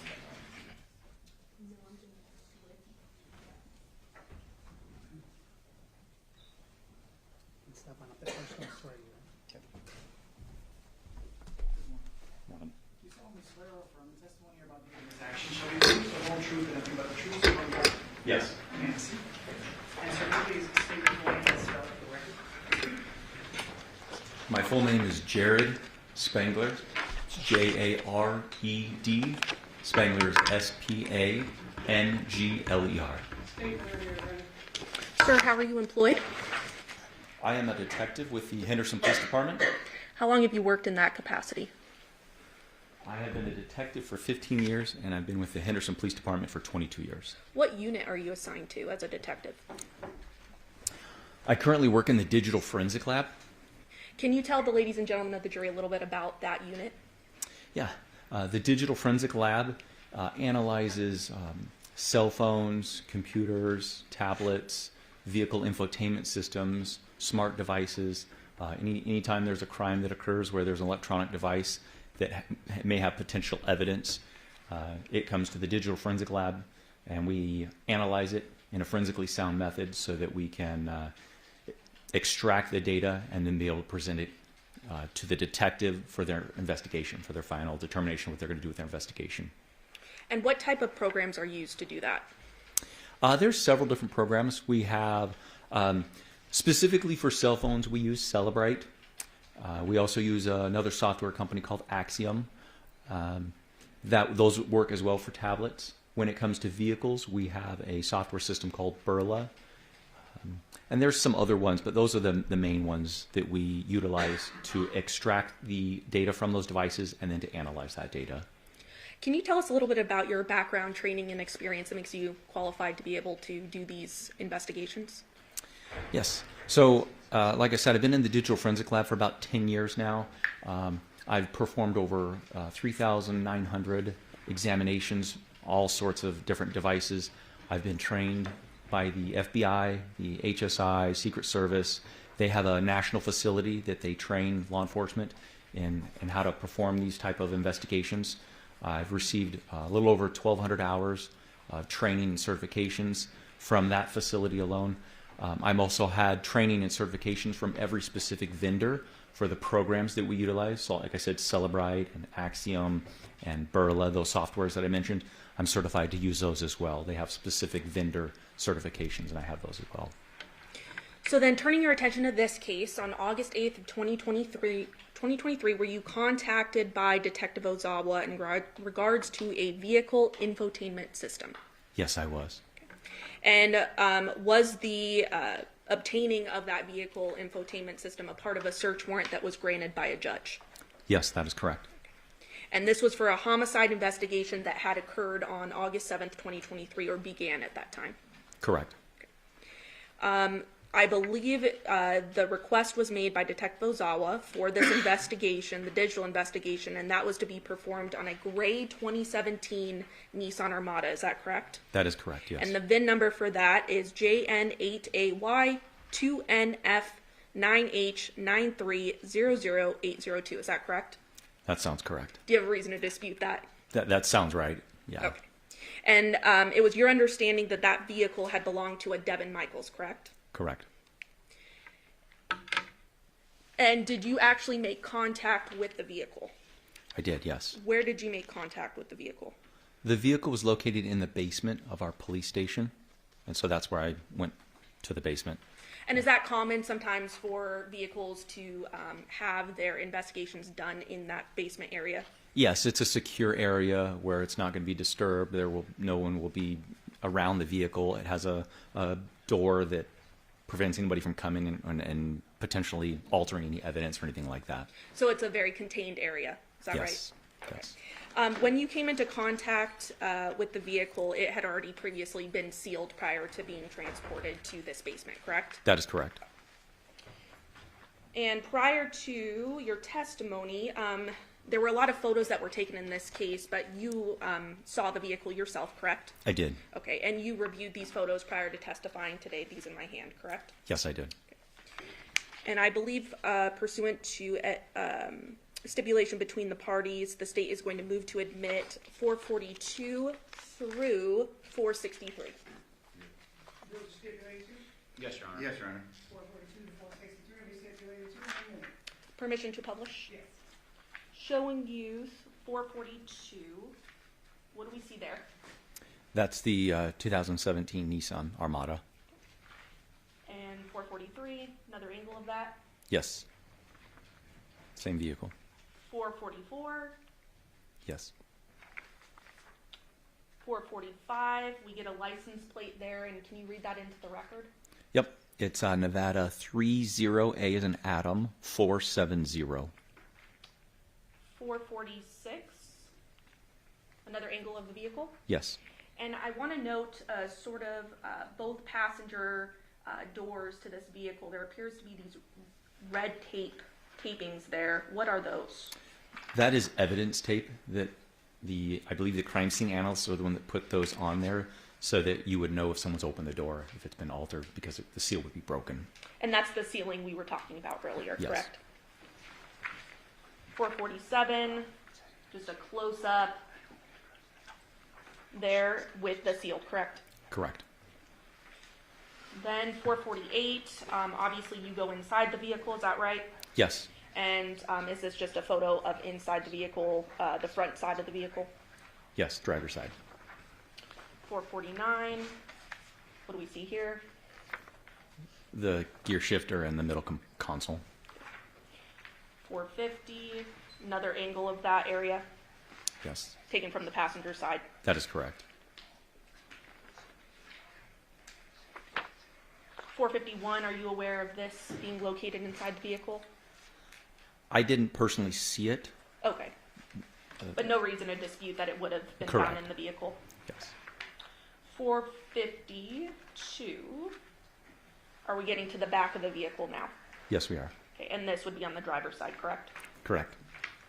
453, same back of the vehicle, but now from the passenger side. Yes. 454, is this just under the hood of the vehicle? Yes, it is. The engine area? Yes. 455, would this be the rear trunk of the vehicle? Yes, that is correct. And this was a hatchback, so the back would actually lift in the air, is that right? Yes. 456, more of the trunk of the vehicle. Correct. What is being lifted up at that point? I'm not sure. It seems to be some type of covering for the back there. But it was searched, it looks like. Yeah, yes, it was. 457, more of the vehicle. Yes. 458, what do we see here happening? So the vehicle infotainment system is behind the screen of what you would see inside the vehicle. So you can see the screen up above, but right beneath it is where there's a hard drive. And so in order to extract the data from the infotainment system, I have to get that hard drive out of the vehicle. So I had to disassemble some of the components so that I could access the hard drive. And there's actually a mouse in front of you if you want to hover over that area you were just talking about. Yes, don't click, just hover, please. Please hover, sir, in that area you were speaking about. So you can see that there's these little wires right here, the little connection points that I had to disconnect. The logic board where the hard drive is attached to.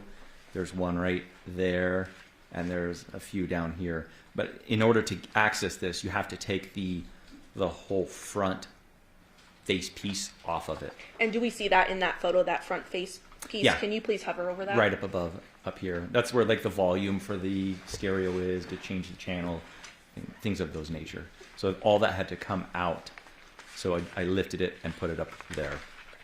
And this is a typical procedure of what you would do when trying to collect data from a infotainment system, correct? That is correct. And showing you 459, what do we see here? These are, so once the logic board is taken out, I had to take specific pieces of that apart so I could access the hard drive. So what you're seeing here, there's one there's a second one here, and a third one. These are just cover pieces on the board itself to protect the hard drive so that if there's any, I don't know, maybe liquid or anything like that, it's protected. So I had to remove these pieces off of the hard drive itself and the logic board so I could access the hard drive. Showing you 460. We see an extra piece there. What is that? So this here is it's just a secondary logic board that's connected to the first one, and I believe over here, if you, kind of to the side, but pretty sure the hard drive was connected to this logic board over here. So it's just more pieces that need to be removed in order to access the hard drive. And these tools that we see sort of above that area, I'm pointing there for you. It looks like some screwdrivers and different tools. That would be a part of your kit. Is that right? That is correct. Not something found in the vehicle. No, not at all. 461. What do we see here? More of the same pieces that were attached to the logic board themselves, and the tools are above there. Now, these green objects, those are the logic boards that you're referring to? Correct. Okay. 462. Just more components to it. That is correct. Coverings for the hard drive itself, yes. 463. What do we see there? Some more of the tool sets. Right here is the back piece. You can see that there's a little vent because it has to keep cool, so it has to have air coming in and out. And then obviously all the screws that piece everything together to the main housing, and then just additional tools to perform the extraction of the hard drive.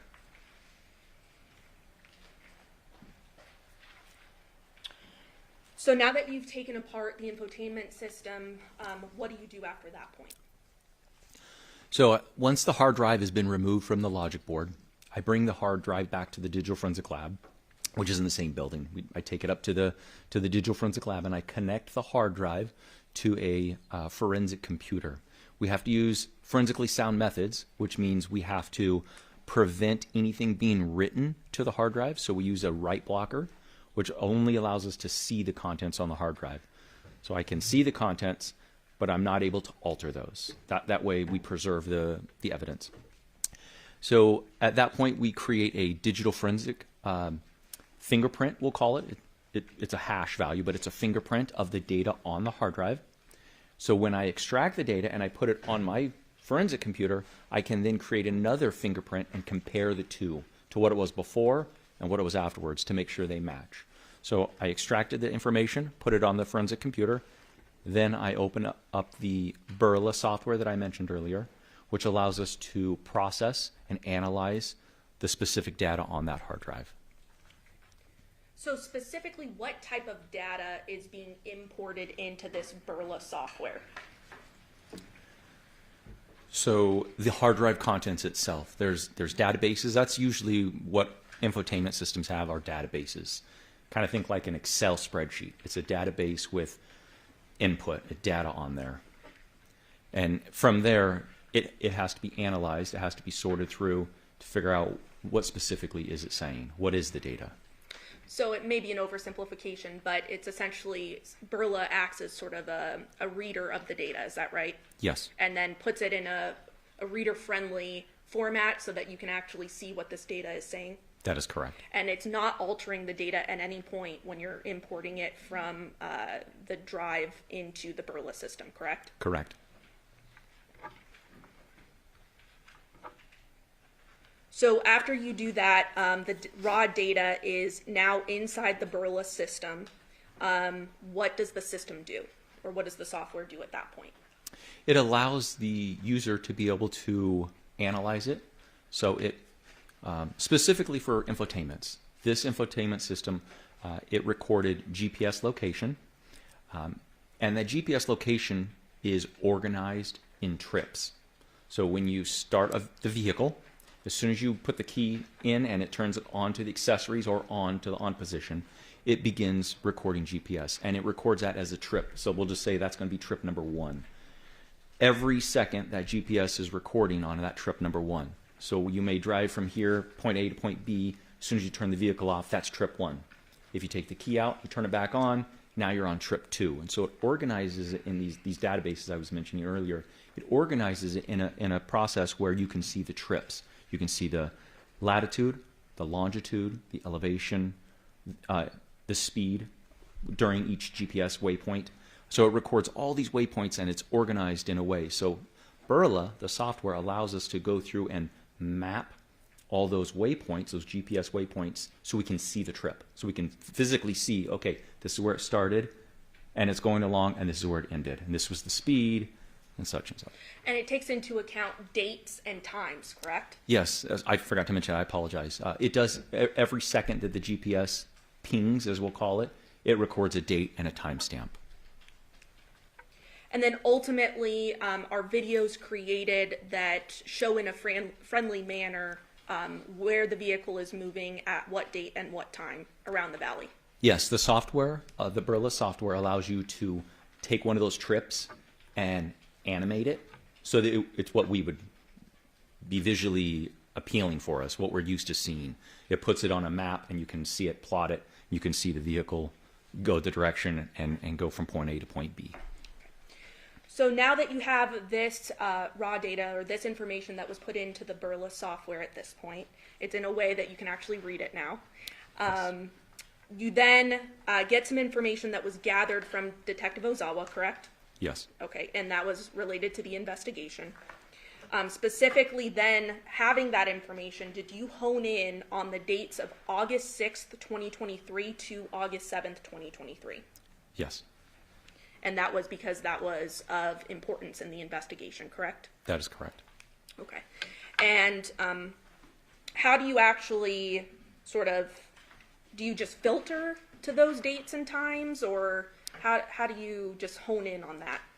Yeah, because everything's recorded in a descending from the oldest to the newest, you just scroll down to the dates you want, and you can see everything in with a 24-hour period or a 12-hour period, whatever is requested by the detective. And so he requested a specific time period, and so I just scrolled down and highlighted those at that point. Those were the focus. And you were able to find 11 videos of evidentiary value, is that right? Yes. And so that would essentially be 11 trips or so? That's correct, yes. Okay. And prior to testifying today, you provided those trips on a flash drive, is that correct? Yes, I did. And I believe at this time, Your Honor, pursuant to stipulation of the parties, the state is going to move to admit Exhibit 7. Yes, Your Honor. Permission to publish? Yes.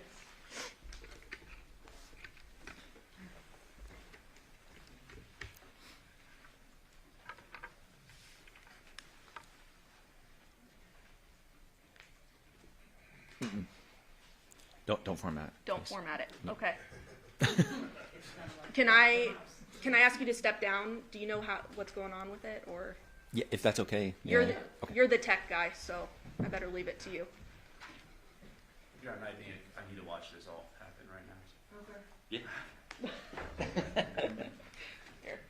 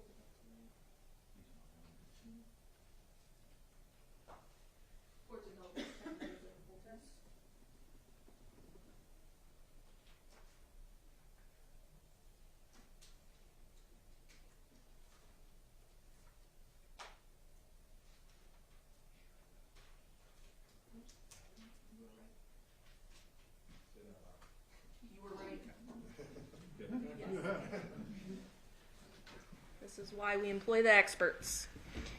All right, sir. So I have pulled up here Exhibit 7. It appears that there are videos entitled number 1 through number 11. We don't see it. Oh, that would Sorry. be helpful.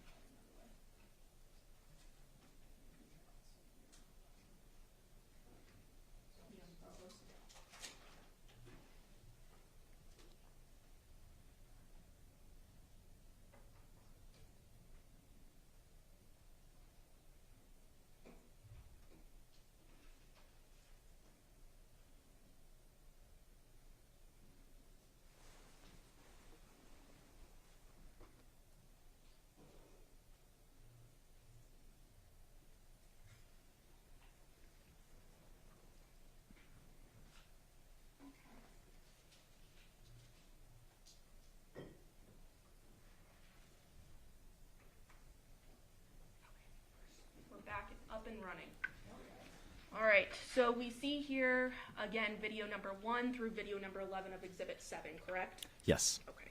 And going through this, obviously you went through each video, and there's certain trips that became important as part of the investigation, correct? Yes, that's correct. So we're going to open up video number 1.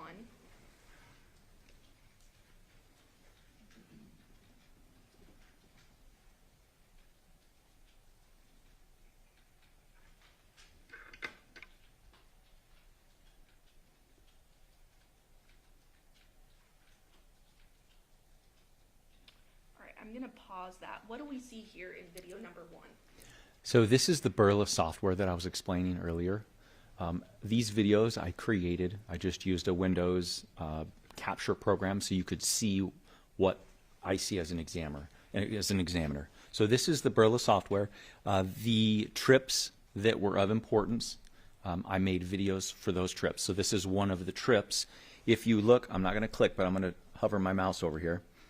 You can see this is the timestamp of when this trip, we're looking at trips, when this trip began on 8/6 of 2023 at 5:19 p.m.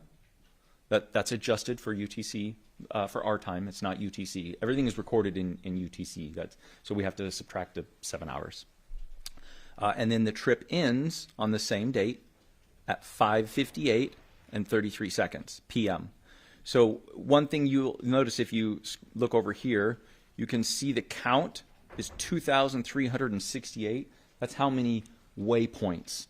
Every second the GPS is recording, that's how many waypoints or GPS points are recorded in this trip. So you can see the distance was 25 miles, the elapsed time, the average speed, those things that that the GPS system will actually record. So what I did was, when we hit play, you'll be able to see, I'm going to animate this trip so you can follow where it goes. And just briefly, because I don't think we've talked about this yet, can you explain what UTC time is? Yes, so it's Greenwich time. It's the time over in England, and we are every hour that it's spread out by distance. And where we are at right now, we are, well, I think we're 8 now, but we were -7 at the time. So it's either -7 or -8. So everything is recorded in UTC time. It's the same way with computers and cell phones, vehicle infotainments. Everything is recorded in UTC time. And then the system and us, we have to manually adjust according to time, daylight savings or not. And so the times we're seeing here are not UTC, they're the correct times. They're correct? adjusted, yeah. And it even... Yeah, I'm working on it. Thank you. It said it on there. You. I adjusted it so we wouldn't have to do any math in our head or anything. It's just automatically adjusted.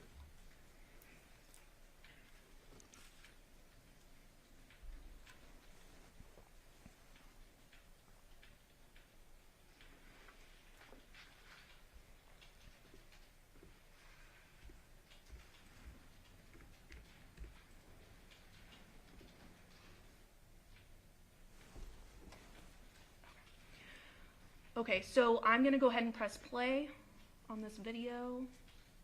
And then I think we saw you click animate tracking. That's that process you were explaining previously, right? Yes. What else do we see? So you're looking at the overview at this second. I'm zooming in so that as I hit play, you can follow it along. Okay. So this is where the trip starts. And you can see in the bottom left-hand corner, again, I'm not going to click, but you can see down here the date and the time when the trip started. And what is that, just for the record? That is 8/6 of 2023 at 5:19 and 12 seconds p.m. Okay, and that's just where we're stopped right now, correct? Correct, yes. And we're able to determine that that dot right there is the 2698 Paladura Drive in Henderson, correct? That is correct. And then I'll go ahead and play for more.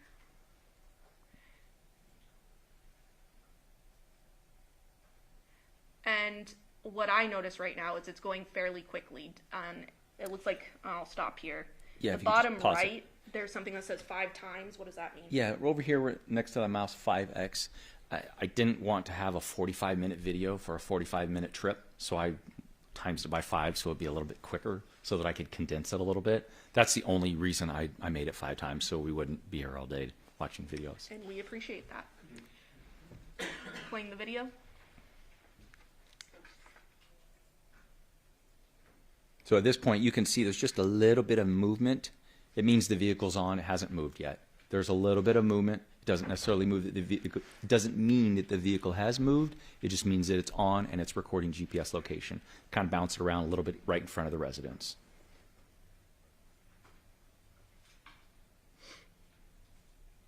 And you can see down here the seconds are moving rather quickly, but you can see the seconds there. Roughly 20, 25, and so on. I'm going to skip ahead a little bit here.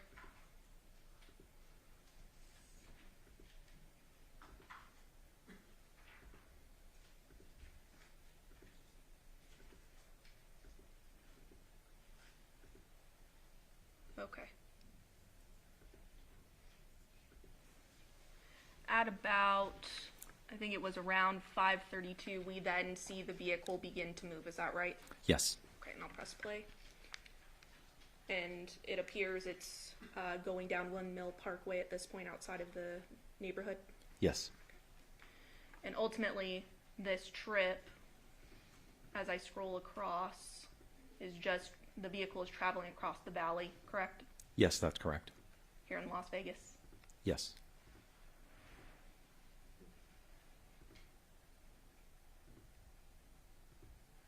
And then ultimately, the vehicle comes to a stop, is that right? Yes. And that stop happens at 5510 Porcupine Rim Street, correct? Yes, that's correct. And that's essentially the end of this trip. Yes. Okay. Then we have another trip, and that's labeled as video number 2, correct? Yes. Publishing. You might have to use VLC.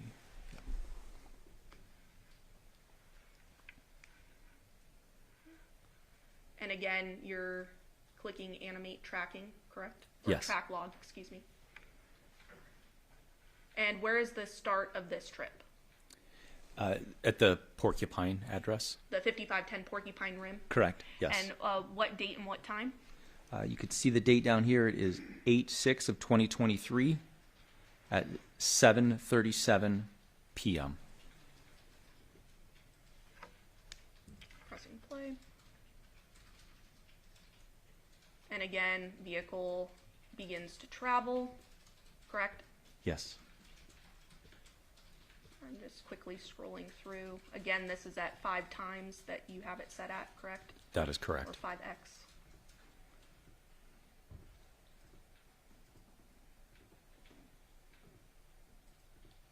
Ultimately, vehicle ending its trip at that same 2698 Paladura Drive, correct? Yes, in correct. Henderson?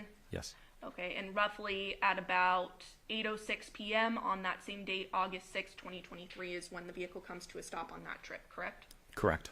And that's the end of that one. Yes. Okay. Opening file video number 3. Again, clicking animate track log. So if I could just push pause just real quick. So this actually has 2 trips, and I'll explain real quick. So this first trip is very, very short. It's a span of 10 seconds. You can see the date here at 8/6/2023 at 11:05 and 46 seconds. The vehicle's either turned on or someone put the key into the accessory so you can listen to the radio. One of those 2 options, the vehicle was in an on state, and for 10 seconds, this first trip here, I think we're calling it trip number 3, this trip number 3, the vehicle doesn't move, but the GPS is on and it's recording. And you're going to see that there's some movement there just because that's how GPS works. Sometimes it can be off anywhere from 5 to 30 feet, roughly. And it is possible that the vehicle may have moved slightly, but it's hard to tell from this, correct? Correct. Okay. And then I'll go ahead and press play. Okay. What are we seeing here? And yeah, that was the 10 seconds. So I don't stop recording at this point. I now go to the next one, which is a few hours later. And I'm just going to pause. Around what time did that trip start? So this is a few hours later on the 7th. at 2:04 a.m. August 7th, 2023 at 2:04 a.m., correct? Yes, that is correct. And again, at the 2698 Paladura Drive address. Correct.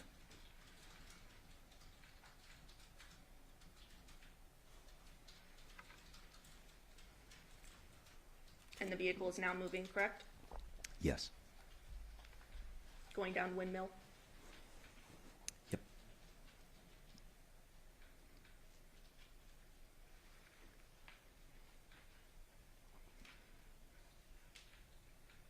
I'm going to go ahead and skip ahead a little bit.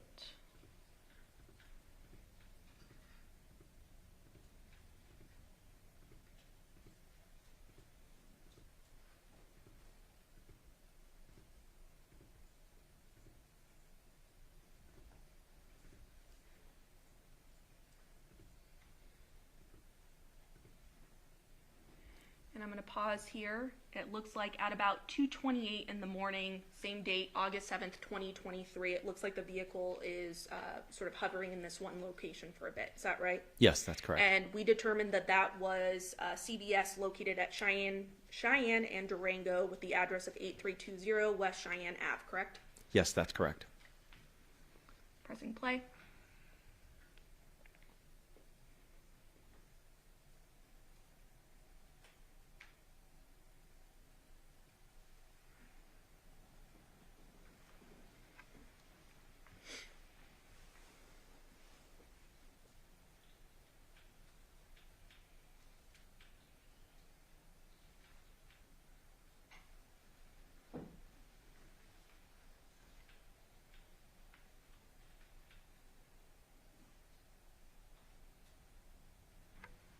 The vehicle is now moving, is that right? Yes. At about 2:31 in the morning, Yes.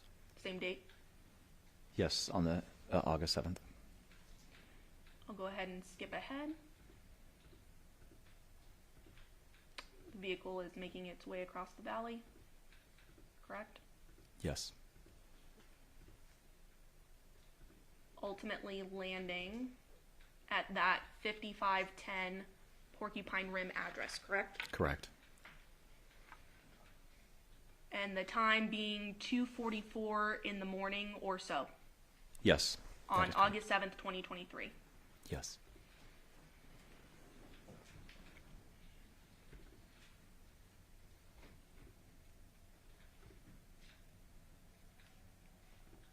Playing video number 3 with the annotation zoomed in at the end.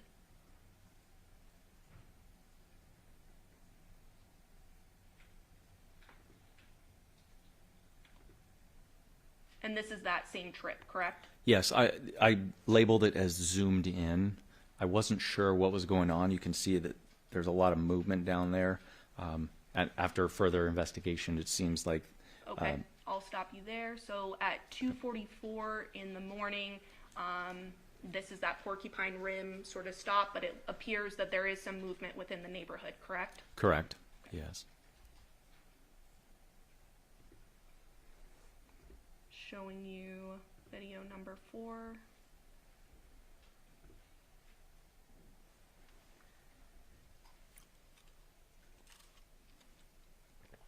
This is a new trip, correct? Yes.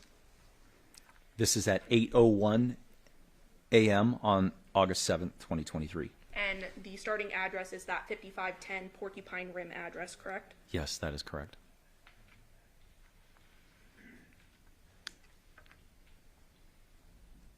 And I'll go ahead and skip ahead.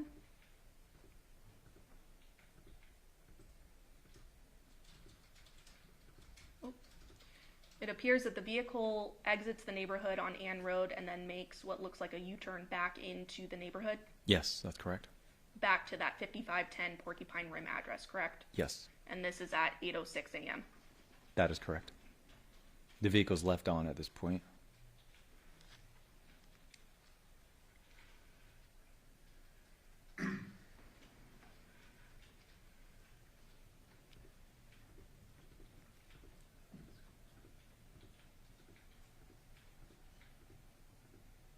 The vehicle begins moving again roughly at 8:10 Yes. in the morning. Go ahead and skip ahead.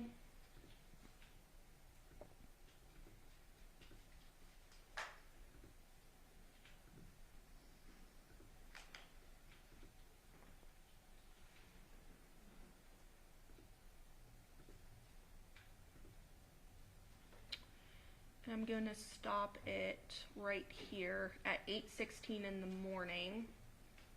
We see the vehicle, and it is stopped at what appears to be a Funny's gas station and car wash, correct? That is correct. And that's located at the intersection of Lone Mountain and Rancho there, specifically 4747 North Rancho Drive, correct? Yes, that is right.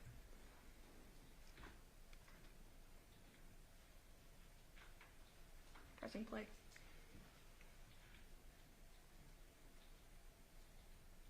At this point, the vehicle is still on.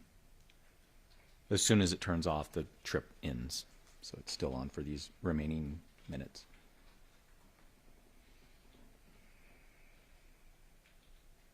There appears to be some slight movement there around 8:18 in the morning, correct? Correct. Still some slight movement there, Yes. inching along. And that trip then ends, correct? Yes.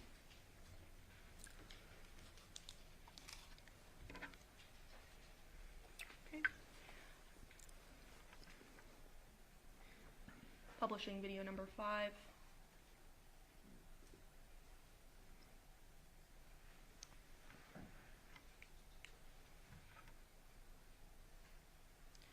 What time does this trip start? This is on August 7th, 2023 at 8:21 a.m. And this, again, we're starting at that Funny's car wash Correct. gas station.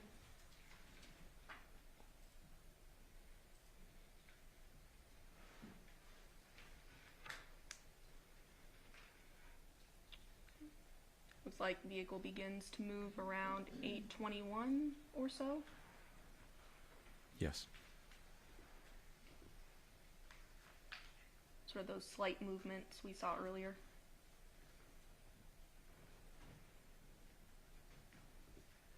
And now the vehicle is moving out of that area, correct? Correct. The vehicle then proceeds through the valley.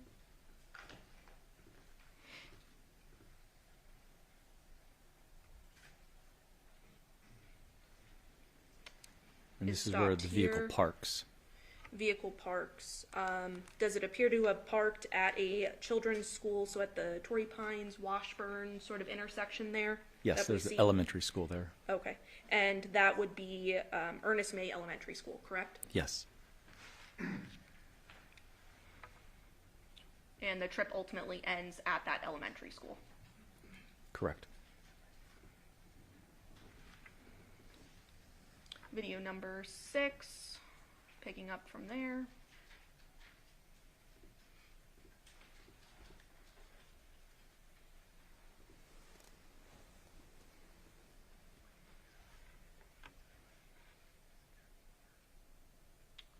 And around, it appears 9:27 in the morning is when this trip starts, still on August 7th, 2023. And again, we are starting at that Ernest May Elementary School, correct? That is correct.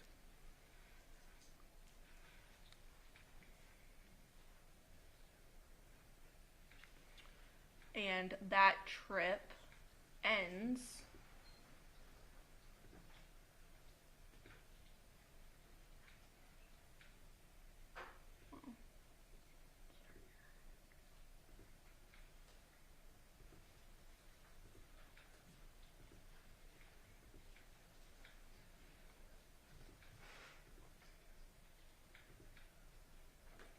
vehicle goes back to that 5510 Porcupine Rim address, correct? That's correct.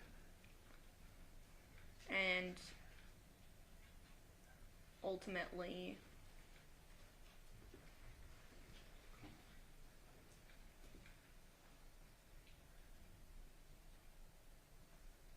ends there, correct?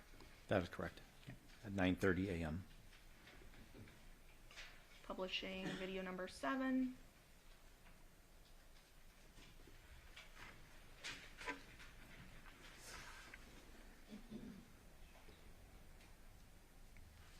trip starts at that 5510 Porcupine Rim, correct? At 9:35 a.m.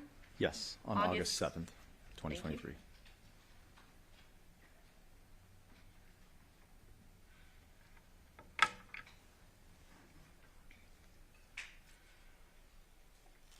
Go ahead and skip through. Traveling across the valley.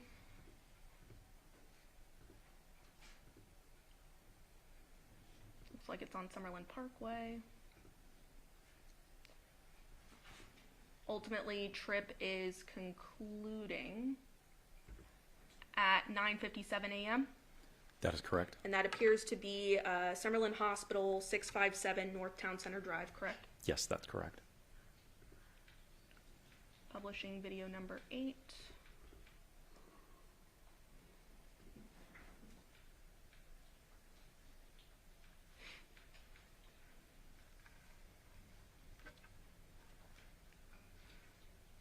It appears to begin at that Summerlin Hospital address, correct? Yes. At 10:09 a.m. Yes. On August 7th, 2023. That is right. Eventually ending at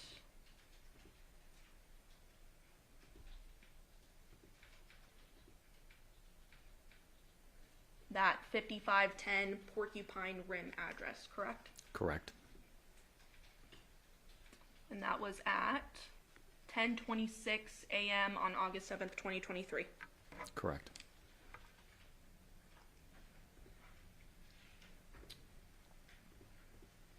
Publishing video number 9.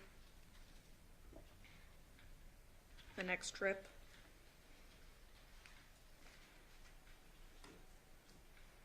Starting out at the defendant's home, 5510 Porcupine Rim Street, at 11:33 in the morning, same date. That's correct. Yes. Ultimately, the vehicle traveling across town to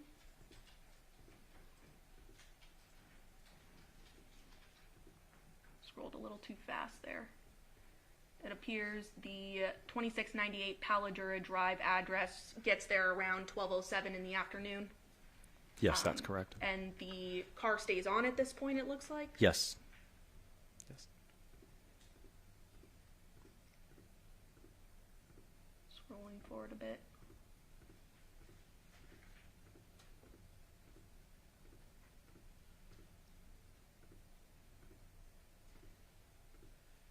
And the trip ends there at 12:43 p.m., correct? Correct.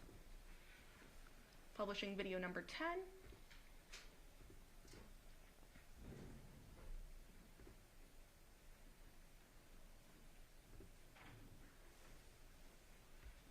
Next trip. Starting out at that 2698 Paladura Drive, correct? Yes. At 12:51 p.m. or so. Correct.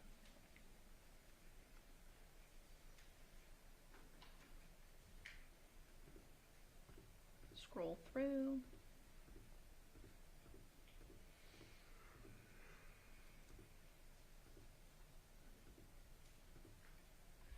Trip ends at about 12:54 p.m. and it appears that it ends at a Taco Bell at the corner of Windmill and Pecos, correct? Correct. It's like a parking lot right there. Finally, video number 11. Publishing. It's the next trip. And it originates from that Taco Bell at 1:31 p.m. on the same date.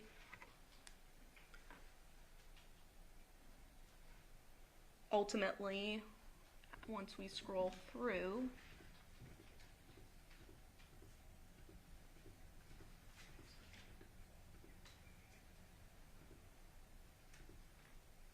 ending at that 5510 Porcupine Rim address, correct? Correct.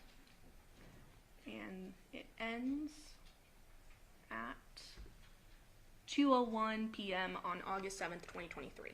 Correct.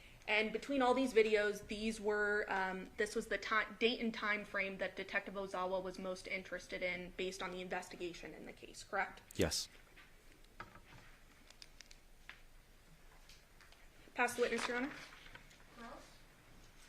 Yes, Your Honor.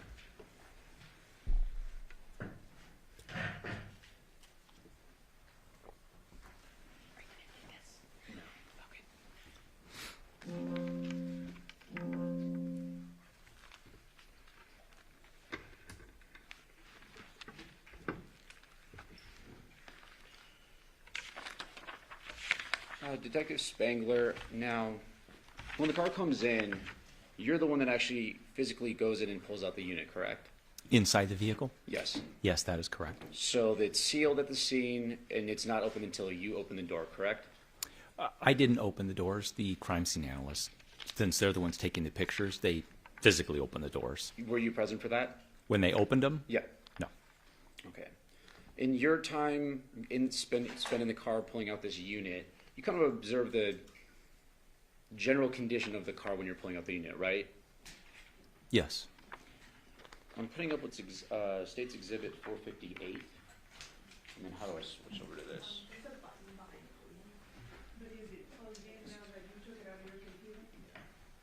Yeah, we plug it back. Put that one.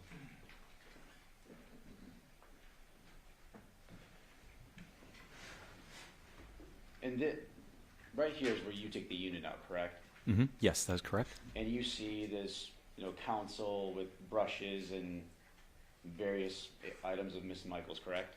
Correct. I'm going to put up what's State's Exhibit 448. This is a different view from the car, correct? Yes, the driver's side. And you would go into the driver's side to get that unit, so you would probably sit in the driver's seat and pull that out. I believe I accessed both sides, at some okay. point throughout. So you're aware of the condition of the car and kind of what's in there. In the front, yes. Right. It's kind of a messy car from your view of this, correct? I have teenagers, so my idea of messy might be a little different. Well, it doesn't look like it would just, it's not wiped down. I mean, look, she's got brushes, there's things in the car, it's dirty, we have dirt on the floor, so it doesn't look like it just went and got detailed. Correct. Now, when you're accessing this unit and as you're pulling it out and looking at the console, and like you said, you accessed both sides of the car from the driver's side and potentially the passenger side? Yes. You didn't observe any blood in the car, did you? I don't recall any blood. Nothing on the steering wheel? I don't recall touching the steering wheel, so I don't know, but I from my memory, I don't recall any blood on the steering wheel. But you're in the middle looking at the console where someone would be touching, obviously they put the car in gear, they've got the shift knob, so they would have to touch that. You didn't see any blood on that? I didn't.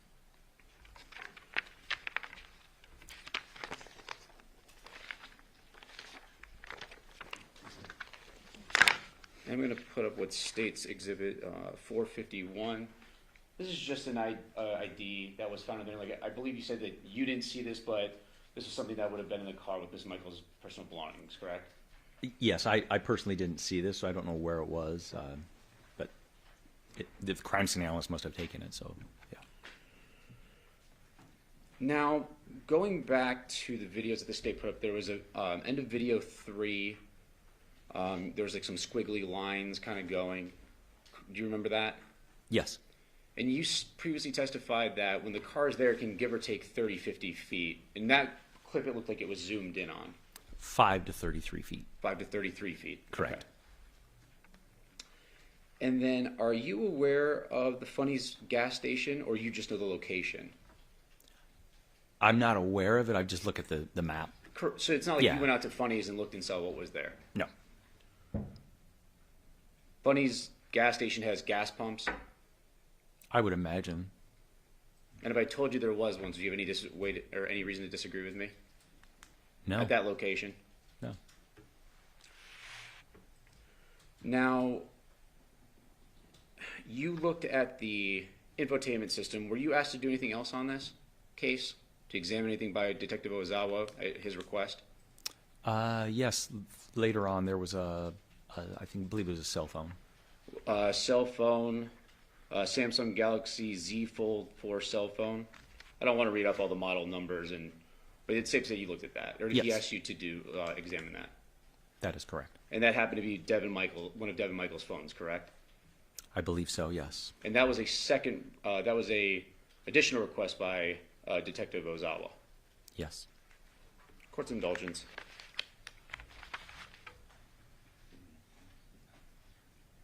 No further questions, Your Honor. Any follow-up, State? Nothing from the state, Your Honor. Do the ladies and gentlemen of the jury have any questions for this witness? Okay, State, no response. Sir, you are excused. Thank you very much for your Thank you. testimony here today. Your counsel approach.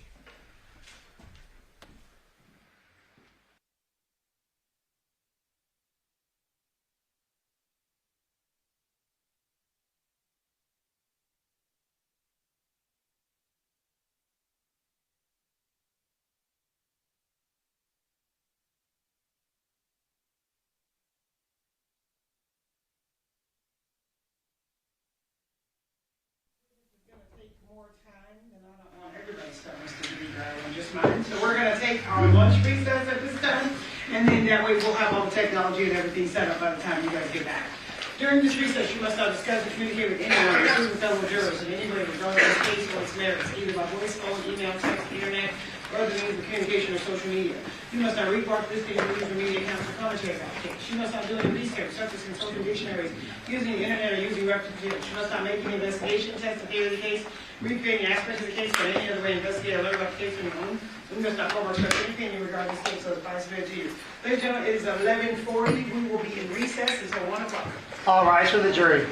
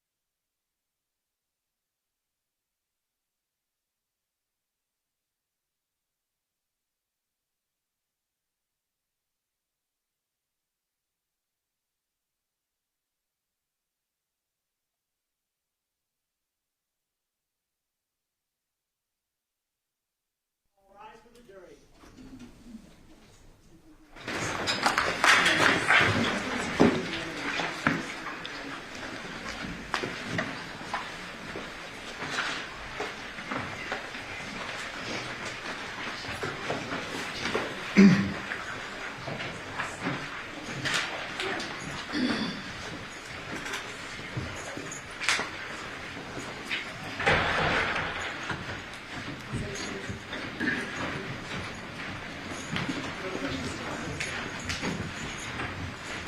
be seated. Your Honor, the jury's all present and accounted for. Thank you, Your Honor. We are back on the record in C-377239, Devyn Michaels, may the record reflect that Ms. Michaels is present in her attorney, deputy district attorney on behalf of the state, and both parties stipulate to the presence of our jury. Yes. All right, statement for you, Mr. Detective Luke Good. Okay, and sir, you can just stand and the purpose where you. Good afternoon. You solemnly swear or affirm the testimony you're about to give in this action shall be the truth, the whole truth, and nothing but the truth, so help you God. I do. You may have a seat. Thank you. And officer, if you please state your full name and spell it for the record. Yes, my name is Luke Good. First name Luke, last name Good. What do you do for a living, sir? I'm a detective at the Henderson Police Department. How long have you been a detective with the Henderson Police Department? I've been a detective for a little over 4 years now. And in which unit are you currently assigned? Currently, I'm in the Digital Forensics Laboratory. And what does that entail? In the Digital Forensics Lab, we handle essentially all investigative technology. We do extractions on cell phones, we do cell site analysis and call detail records, vehicle stuff, anything that has a technological component or a computer or a cell phone involved, it comes to our lab. What type of training and education do you have in order to do what you do? Well, I have a bachelor's degree from Columbia Southern University in Information Systems and Cybersecurity. And then we go through an extensive amount of training for my role in particular just because of the nature of technology and how complex it can get. I've trained at the National Computer Forensics Institute in Hoover, Alabama. That's sponsored by the Secret Service. And then several other trainings with a lot of the vendors that we utilize. That gives us a good foundation to use their tools and just the knowledge that we need to do our job. That includes Cellebrite, Magnet Forensics. I'm certified through them. I'm certified through the NW3C, which is the National White Collar Crime Center that's sponsored by the DOJ. So we have to have a lot of training and qualifications just to earn those certifications. And you mentioned a couple of software programs. For today's purposes, what are the relevant software programs we're dealing with? So for today's purpose, we're dealing with cell phone records. I utilize CastViz, which is a software that's created and maintained by the FBI. And then I also used ZX, it's called Trax now, which is just another company that produces the mapping software that we utilize. And have you received training in those two areas of software? Yes. Is it fair to say that technology evolves relatively rapidly? Correct. And as a result of that, you receive ongoing trainings as through the course of your career as things change? Yes. With regard to today's testimony, you mentioned a couple of terms: digital forensics, DFL, Cellebrite, Trax. What is it that you are focusing in on, and what is it that you're familiar with, but this wasn't your role in this case? With respect to today?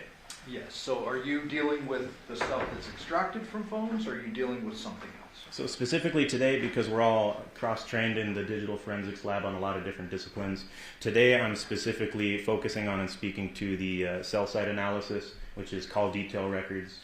What is a call detail record? Call detail records is what all the cell companies maintain: Verizon, T-Mobile, all the major carriers, AT&T. They maintain records of every transaction that occurs on their cellular network. So every time you make a call, every time you send a text, stuff like that all gets documented and stored. And since there's cell towers all over the place, they also document which cell tower was being utilized at the time, which is where we can get investigative information. And we won't dive too far into it just yet. Is it fair to say that you are not dealing with content of what may be on an actual cellular device? Correct. No content, only the transactions and the connection information through the network. And have you become aware that a separate detective in your unit has been assigned with dealing with the digital forensic downloads of the devices? Yes. And that would be whom? That would be Detective Campbell. And he would deal with any content, correct? Yes, anything on the phone is what he would deal with. So you're talking about records stored with outside your agency. They're actually stored by very big companies, correct? Correct. What companies are those when it comes to this? So the three major carriers in the United States are AT&T and T-Mobile, and then Verizon, but we're not using Verizon in this case. Okay, so we're focusing in on AT&T and T-Mobile. Correct. In past experience, are you familiar with those types of records? Yes. And do the T-Mobile records look a little bit different from the AT&T records? A little bit, yes. Did you prepare an exhibit today in order to accurately explain your findings and testimony to the jury? I did. And Your Honor, this has been provided to defense counsel. I'd move for the admission of exhibit number 3. No objection.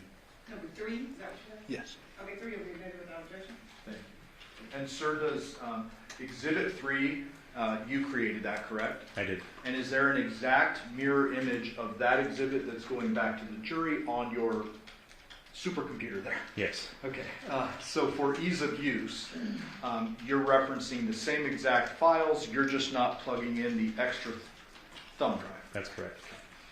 If you could just pull up the content of the entirety of the disk. Yep, and that would be, I have it saved on my desktop here, and I already have it open. This would be the content of the USB flash drive. Okay, and I see 7 different files, correct? Correct. Is there any particular file that you would like to start with that kind of gives an overview of what we should be expecting from these other folders? We can just start going through the folders. Okay. Let's start with folder number 1. Back out a second. Did you title that yourself? Yes. And what is that title for the record?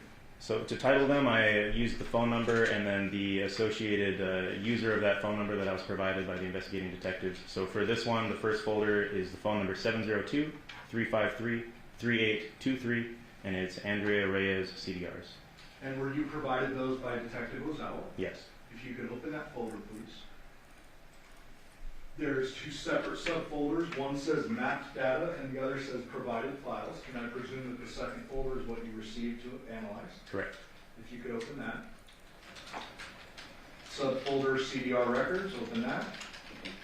And then there are several files. It looks like some Excel, some PDF. Yes.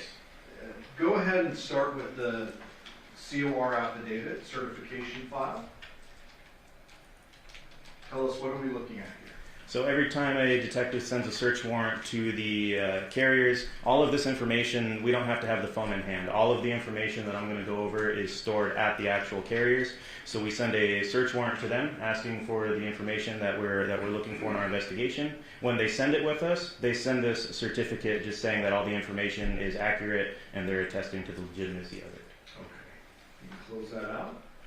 Tell us, what type of records did you receive with regard to Ms. Reyes' phone? I received the call detail records that document all of the actual call transactions, and then I also received data sessions as well.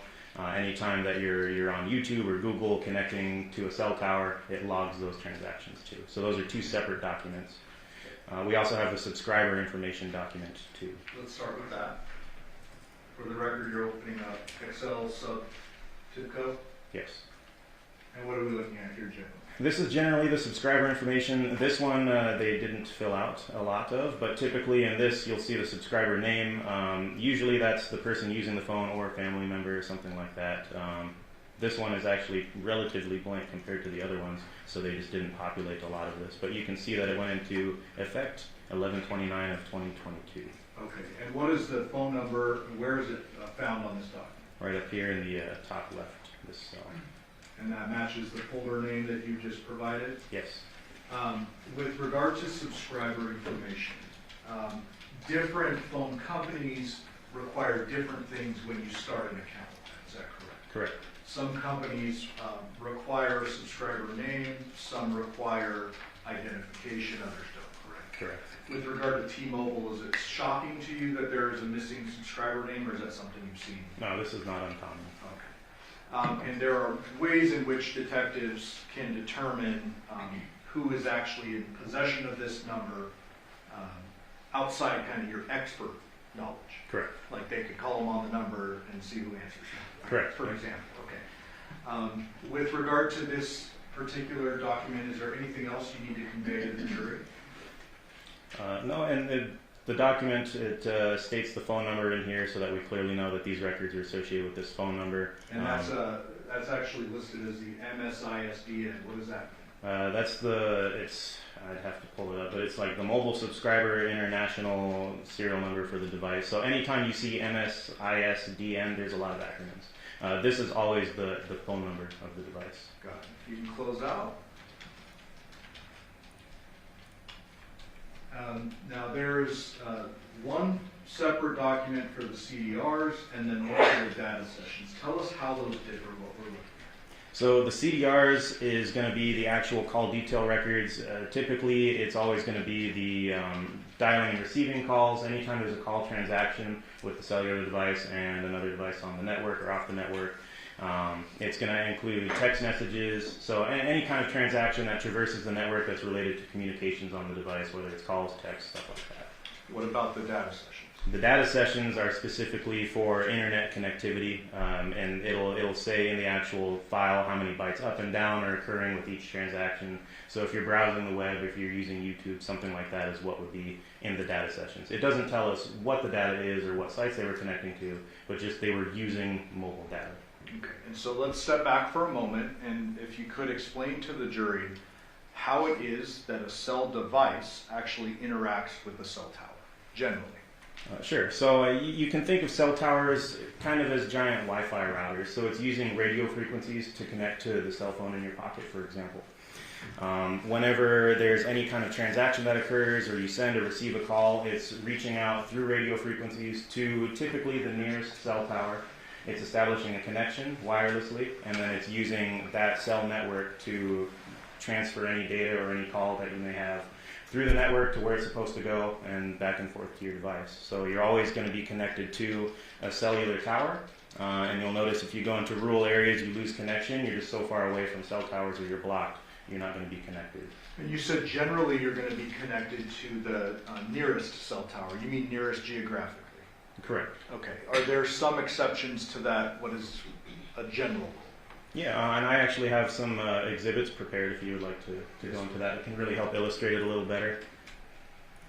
So while you pull that up, just a couple more follow-up questions. Sure.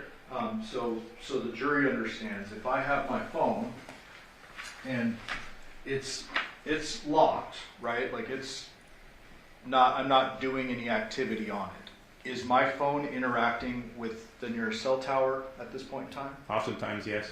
Why is that, or how is that? So the cell towers are constantly trying to keep you connected to the network, and oftentimes the cell towers, especially if you're moving, you're getting transferred to other towers. They're constantly gauging connectivity to you.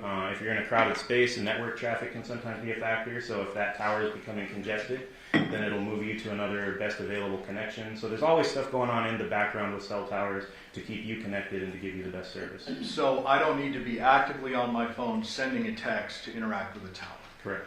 And likewise, if my phone is quiet or in sleep mode in my pocket and I receive a text, that could be coming through, or has to be coming through a tower as well. Correct. Okay. And what did you want to illustrate with this? So I have a few photos just to kind of help make this concept a little more clear. So this is an example of the mapping that we do.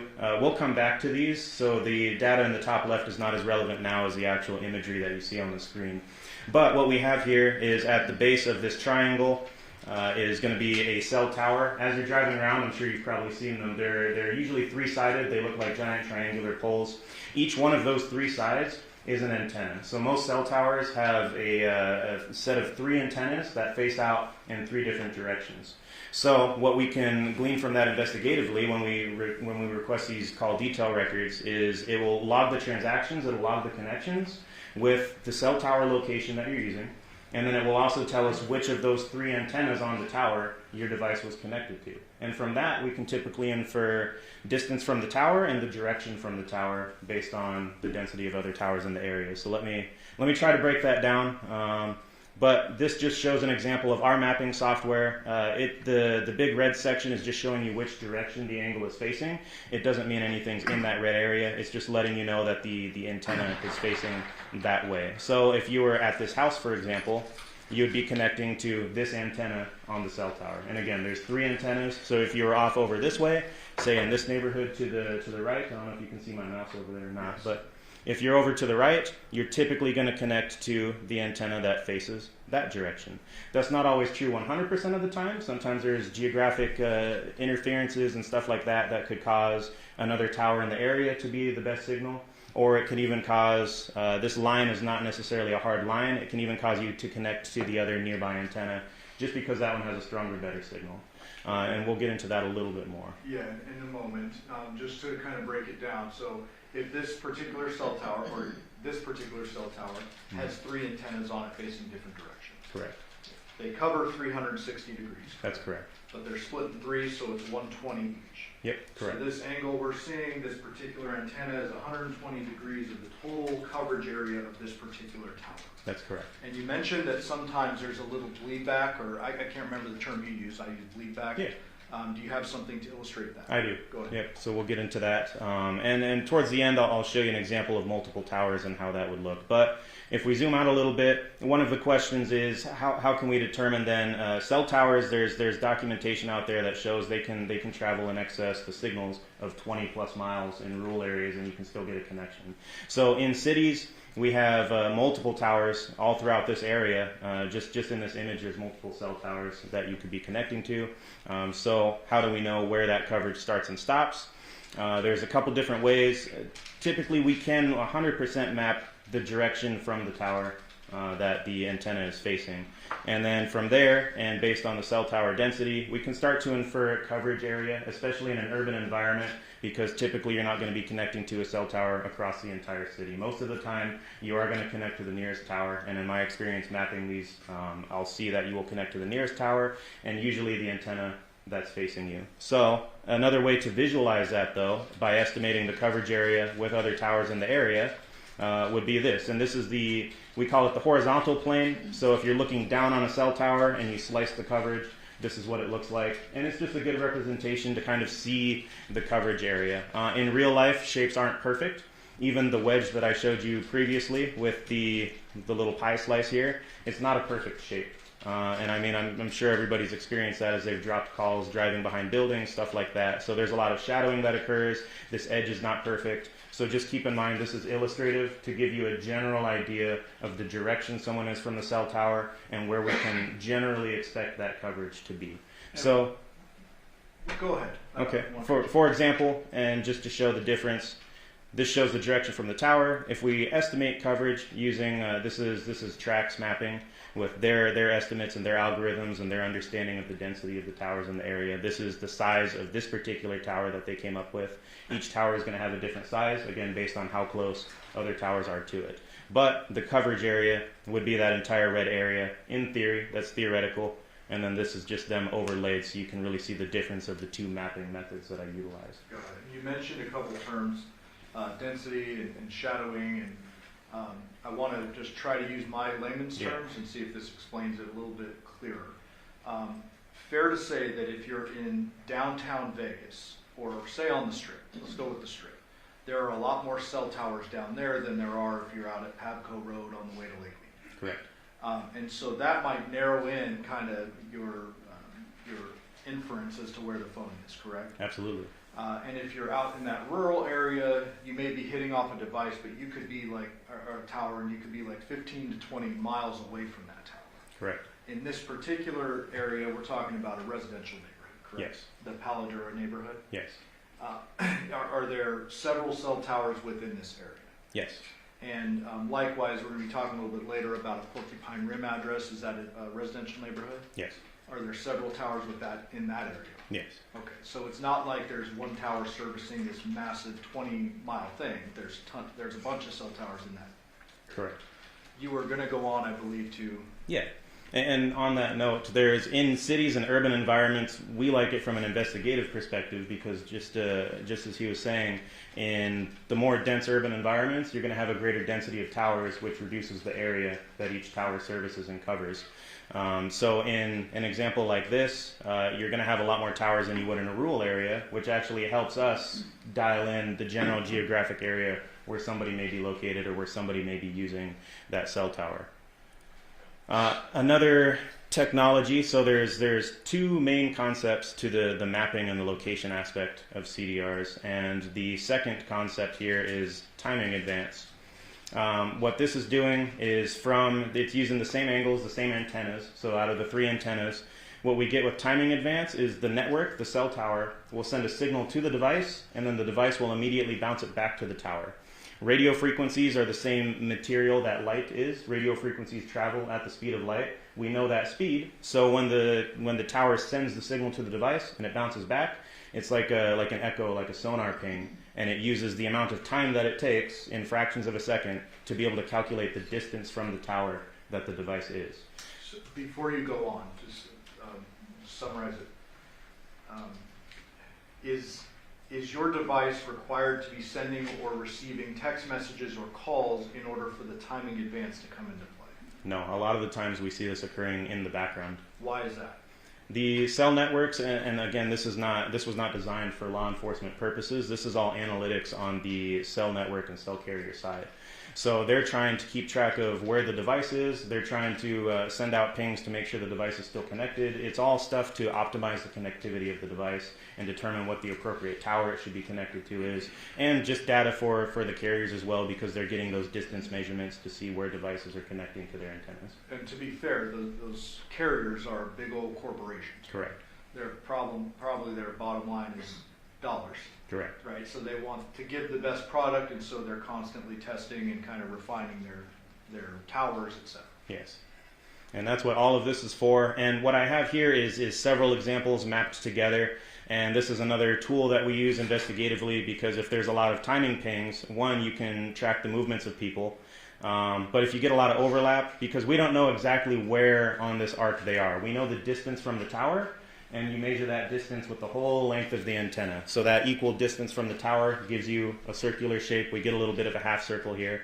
And we know that they're roughly that distance from the tower. It's pretty accurate, within a few meters.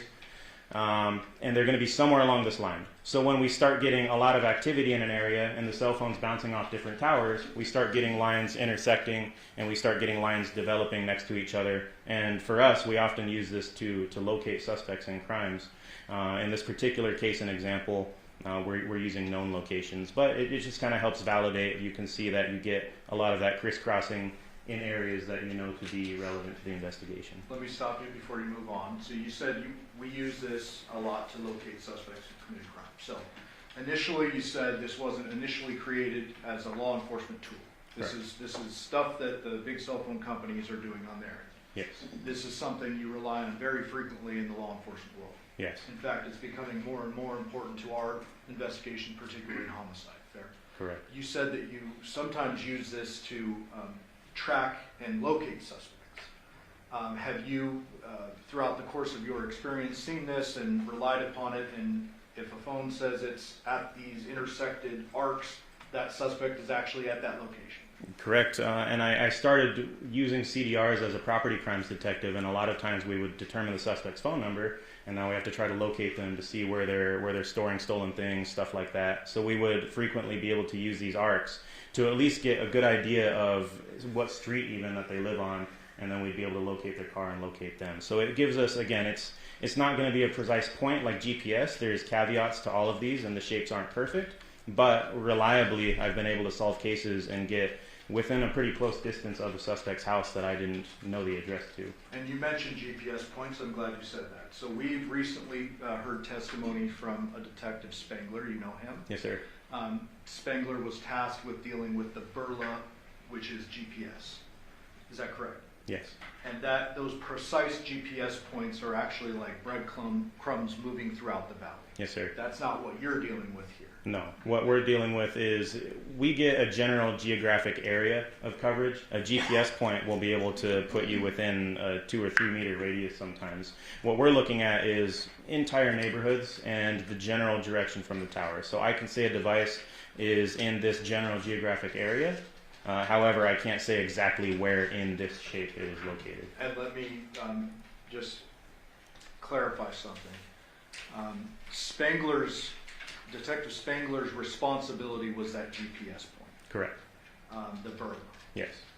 And it'll be up to the jury to decide if this is consistent with that.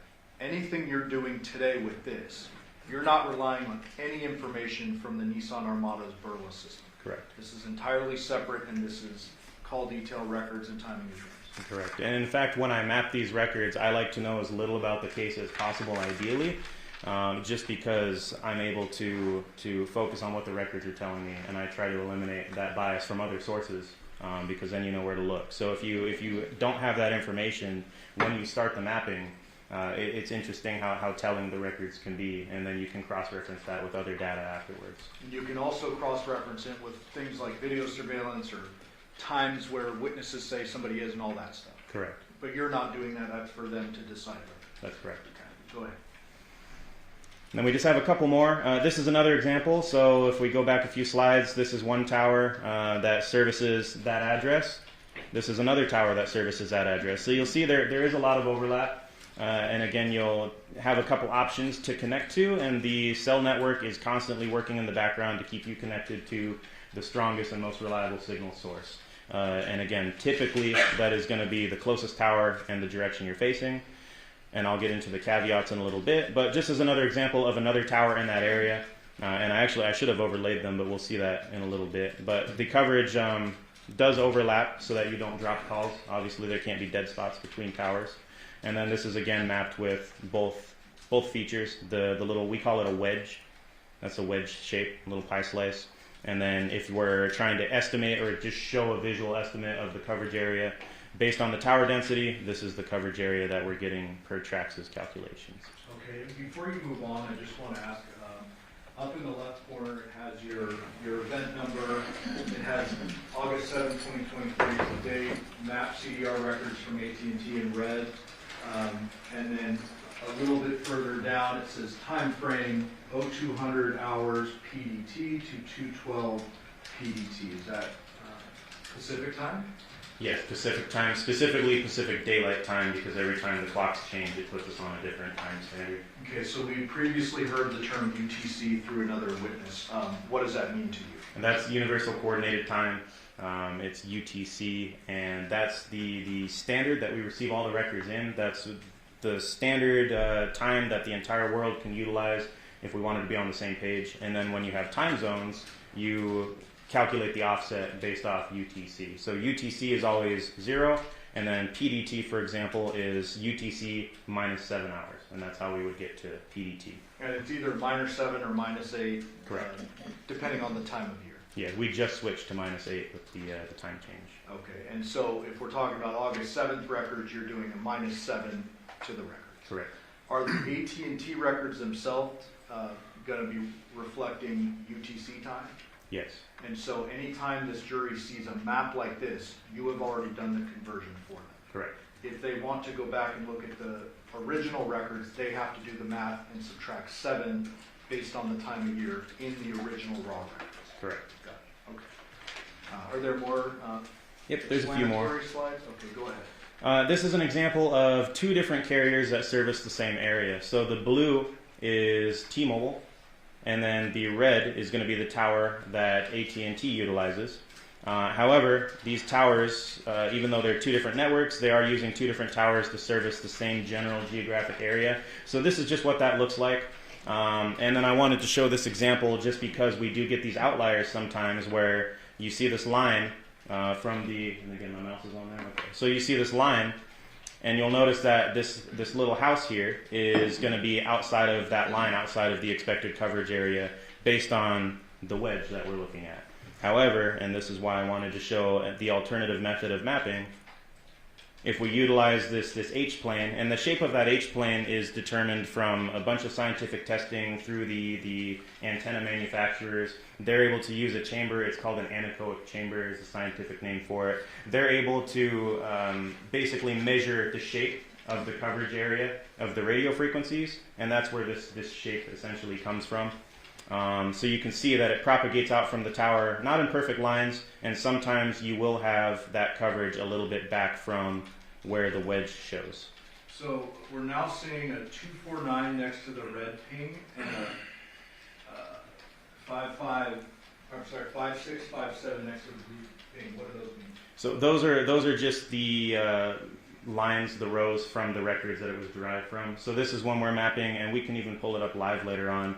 And I can show and get into that. But it's referencing each one of these points in my mapping software. This is just a screenshot, but I can click it, and it'll give me a little bit more information about where that specific record came from. And the way Trax does it, which is what we're seeing here when we're using just Trax, it's referencing the actual row number that it pulled that data from the spreadsheet that they provided. Okay, before you move on, just so we're clear, if the jury wanted to go back and double check one particular point, they see a 249 like that on the AT&T records, they can go to line item 249 and look for themselves on the raw records. Correct. Got it. Okay.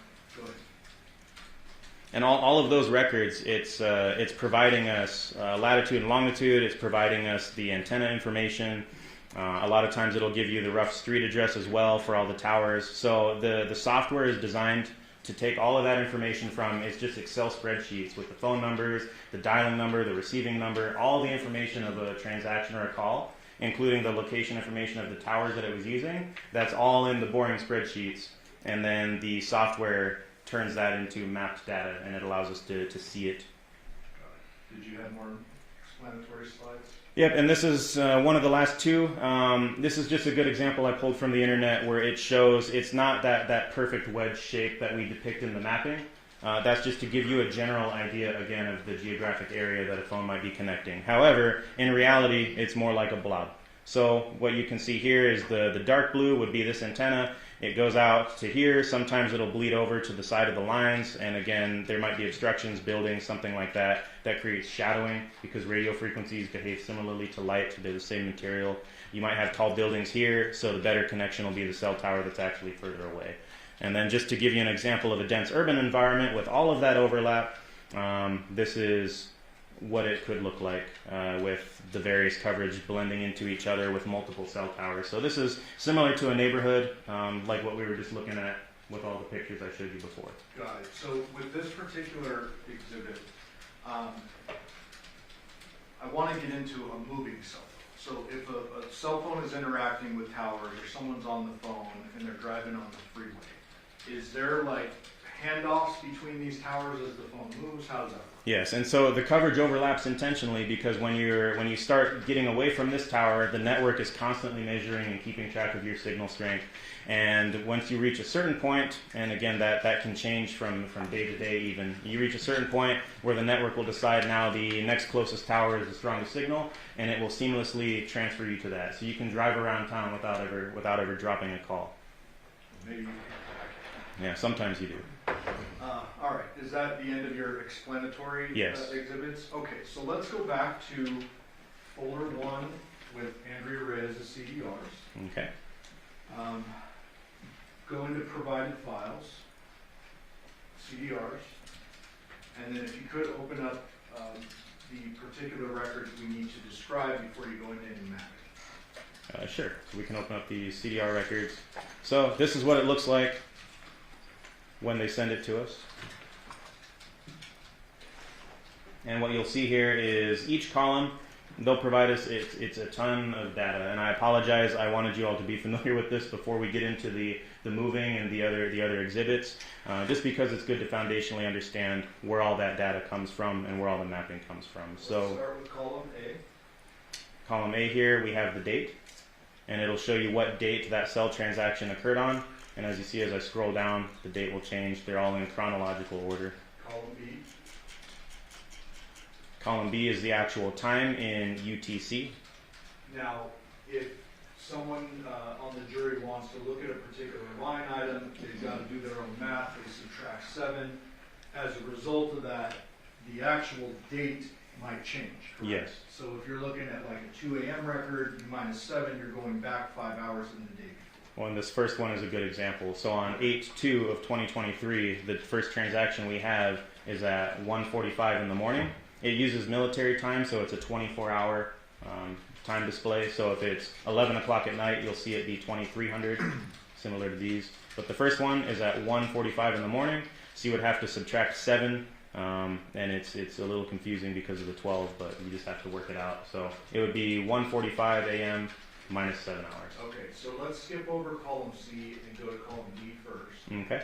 What is that? This is going to be the call type, so it's telling you, and there's a reference key we can get into because I don't have all of these memorized, but some of them. A couple examples, like this is SMS, so that's just typical cellular messaging. So if you send or receive a text message, that is what this is. Let's see if there's. How do we know when we're looking at a call? So when we're looking at a call, you'll see it's going to be either MTC or MOC in these records, and you all will have the actual key as well if you're curious what these are. I reference it a lot because it's too much to memorize. There's so many different acronyms. However, when we're looking at a call, line 1 is another good example. You have the calling number and you have the dialed number. The number for the the subject number of the transactions that we're looking at is always going to be on one side of those. So either they're the dialing number or they're the receiving number. So you'll see the target phone number for these records is 702-353-3823, and you'll see that 3823 on one side of every transaction. And this here is a call. It's either the calling number or the dial number. Correct. Got it. And so I skipped over 3, duration, to get into call type first. So when we go to your example, example at line 11, go to 11 first. Yes, sir. That was a text message. Yes. So in the duration column, we see nothing, it's blank. Correct.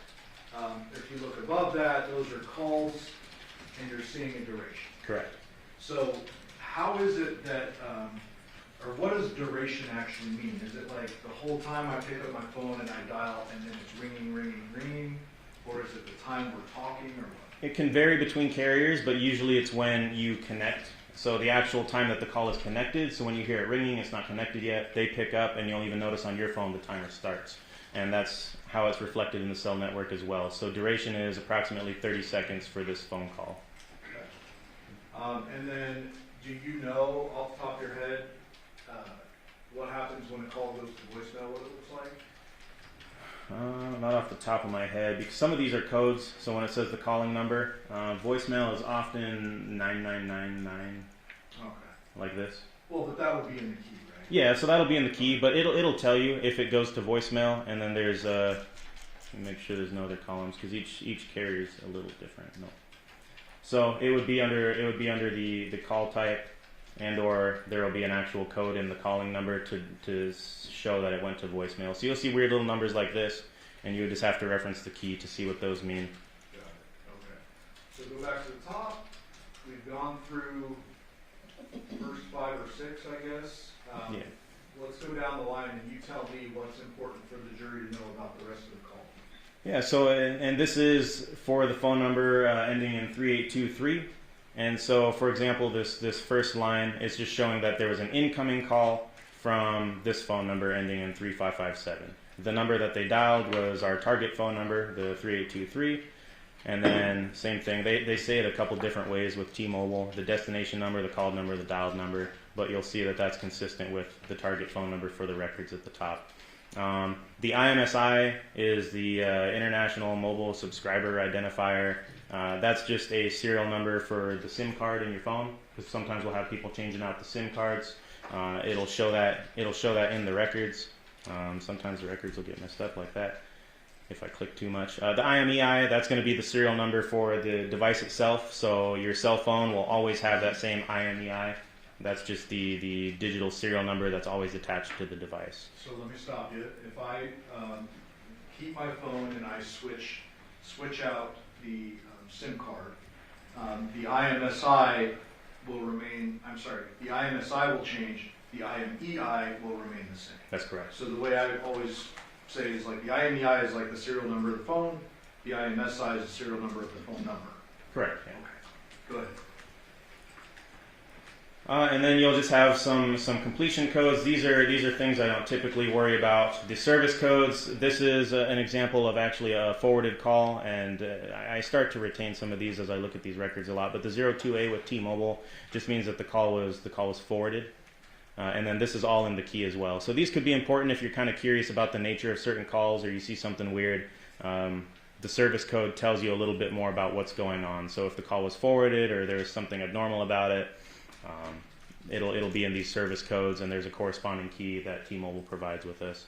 The switch names and all of these cell site IDs, this is all corresponding to the network traffic as well as the network connection points that the cell networks basically distribute all of the traffic through. So it's not as relevant. And then the more relevant part when we get to these cell sites is the actual locations. So it'll show us the latitude, the longitude, and then, like I said before, it'll give us a rough address of the cell tower.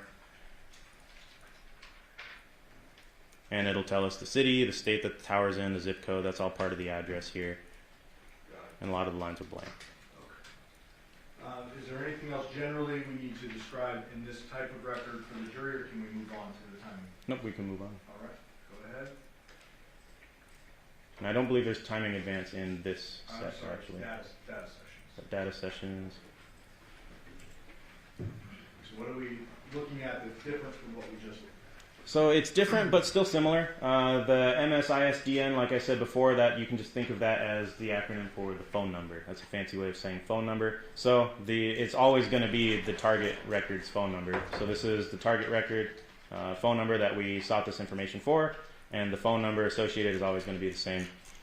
And then what happens is this is the phone connecting to the internet through the cell network. So you can browse the web without having to connect to Wi-Fi, for example. That's because the cell network enables you to connect to the internet. It's going to assign you an IP address. Without getting into that, that's just giving you a temporary address to access the internet through, just like routers work.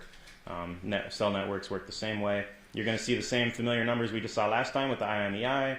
You're going to see the SIM card serial number, the IMSI. It gives us the start time, and it gives us an end time for the data connection. Now, do these data connections need to be going live, or could this be something working in the background?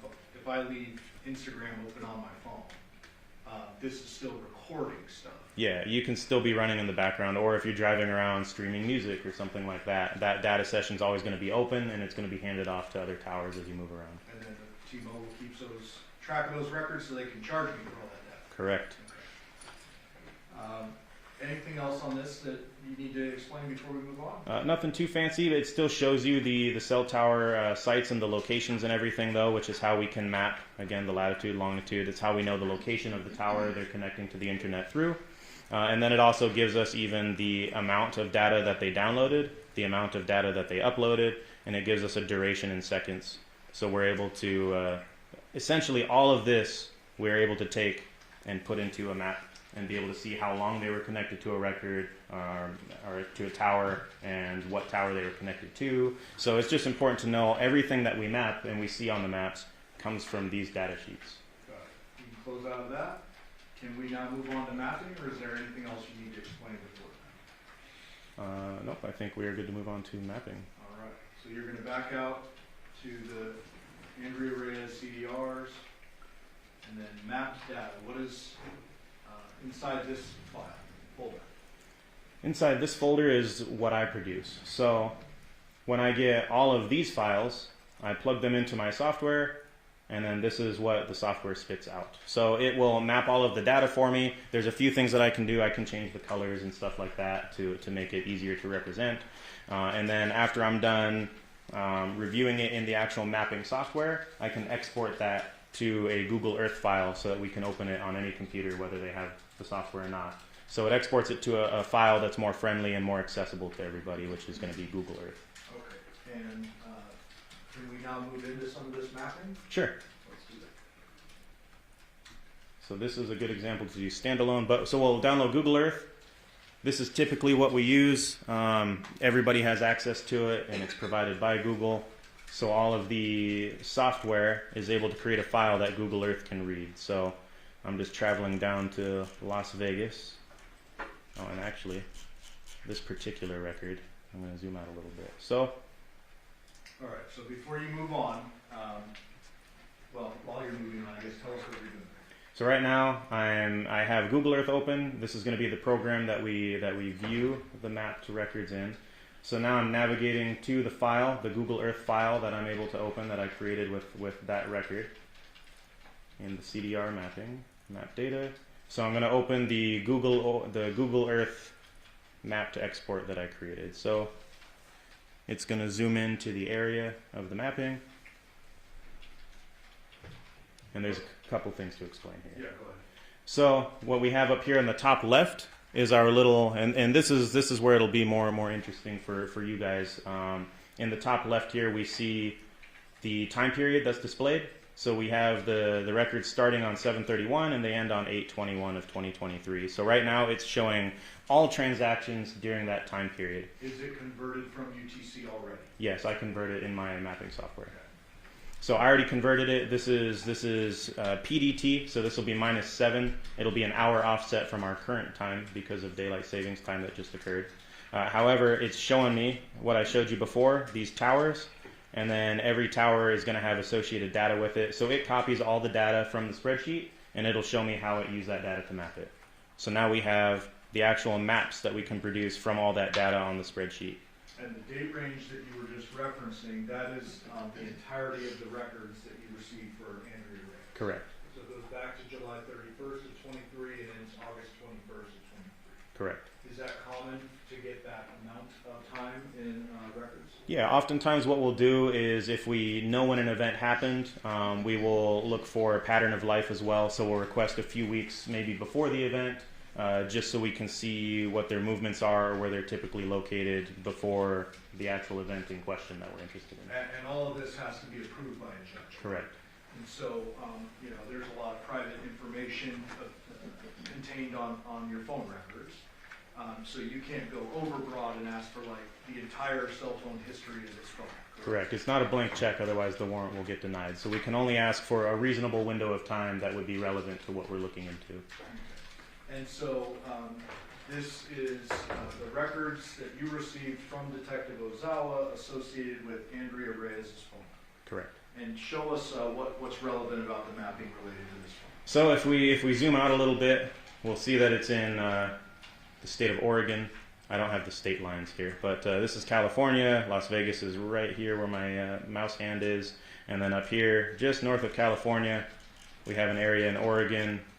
And I can even turn on some borders and labels so we can actually see a little bit more familiar. So here we have the state of Oregon. Zoom in down here to southwest Oregon. That's where all of the records are at. It started automatically zooming in because there were no records outside of this area. So for this particular phone number, the records are only in what you see on my screen right now. They never go anywhere else. Got it. And so you as a detective, you don't have any information as to why Andrea Reyes may be relevant, may be irrelevant. You're just given this information and you're trying to figure out where her phone was at an operative time. That's correct, and I prefer not to know that information so I can just review the records as they are. Can you focus in on the late evening hours of August 6th, 23 through the early morning hours of August 7th? Yep, and what I can do is I can either adjust the slider here to narrow my window of time, but since we have something specific, I can actually type it in as well. So what was the date range that you wanted again? Let's go with 10 p.m. on August 6th into 2 a.m. on August 7th. Okay.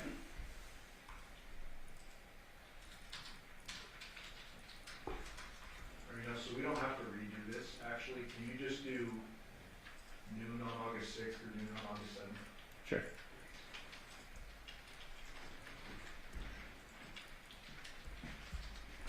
So noon from August 6th, Pacific Daylight Time, to August 7th.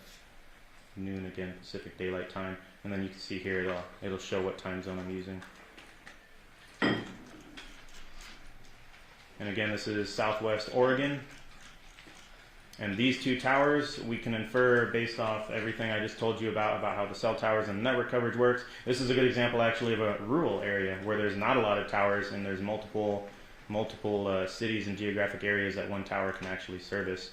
And you'll see there's two main towers that the people in this valley utilize, and the records were bouncing back and forth depending on which one had the best signal. Okay, so it looks like Ms. Reyes' phone was in Oregon during the operative time period we just provided. Correct. You can back out of, well, unless you want to illustrate that with the moving map. This one's not a great one for it because, and this is where rural detectives might have some troubles because you don't get a lot of movement in rural areas just because there's not a lot of towers that service large geographic regions. So I can close this out if we're done with it. Yeah.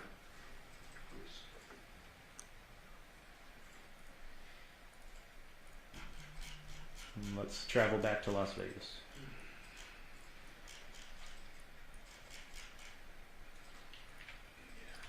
All right, so if you can exit out of, or don't exit, minimize Google Earth, go into the second folder there. Okay. What are we looking at here? This is the provided files and mapped data for the phone number 702-561-9242. And that was provided as Johnathan Willette CDRs? Correct. provided files real quick. So you got records, original. What are we looking at? So these are the records that they send. These records are going to be a little different because they obtained them in a different way from my understanding. They used live tracking, and when you request live tracking of a phone, they'll also send you the historical records that we've been talking about, but they don't label them as nicely for us. So. Okay, so hold on a second. So we talked a little bit earlier about attempting to locate suspects, and you've used this technology before. Correct. If a particular phone is missing from a scene, they go a different route and request records in a different way. Correct. So they could actually go find that phone, and you don't know how that phone was ultimately found, whether they used this or they just happened upon it. Correct. Okay, go ahead. So we can open up the files though. This is the table of contents I was talking about that the previous records and other T-Mobile records come with. It's actually pretty easy to look through, and I believe you all will have access to this. But it tells you literally what every single one of those columns and rows means. It gives you some reference examples, and then it gives you some stuff that is not as important. However, it explains the date, it tells you the format the date's in, the call type, and then this is where we can see what each one of those things mean. So MOC, mobile originating call, MTC, mobile terminating call. It'll tell you what the transaction was, if you really wanted to dive into it and see what each row was talking about. Let me close that out. The next one, and they didn't label them very well for us, this is the certificate of authenticity. Same thing that was provided with the previous records, and that's provided with all records for us to utilize. They're just saying that these are legitimate from our end, and they're true and correct as far as they have them stored. And then this is just a request form for us. So when we want to terminate the live tracking, we fill out this form and send it back to them. And then we can get into the subscriber information. This is an example of a more complete set of subscriber information. And read for the record the subscriber name here.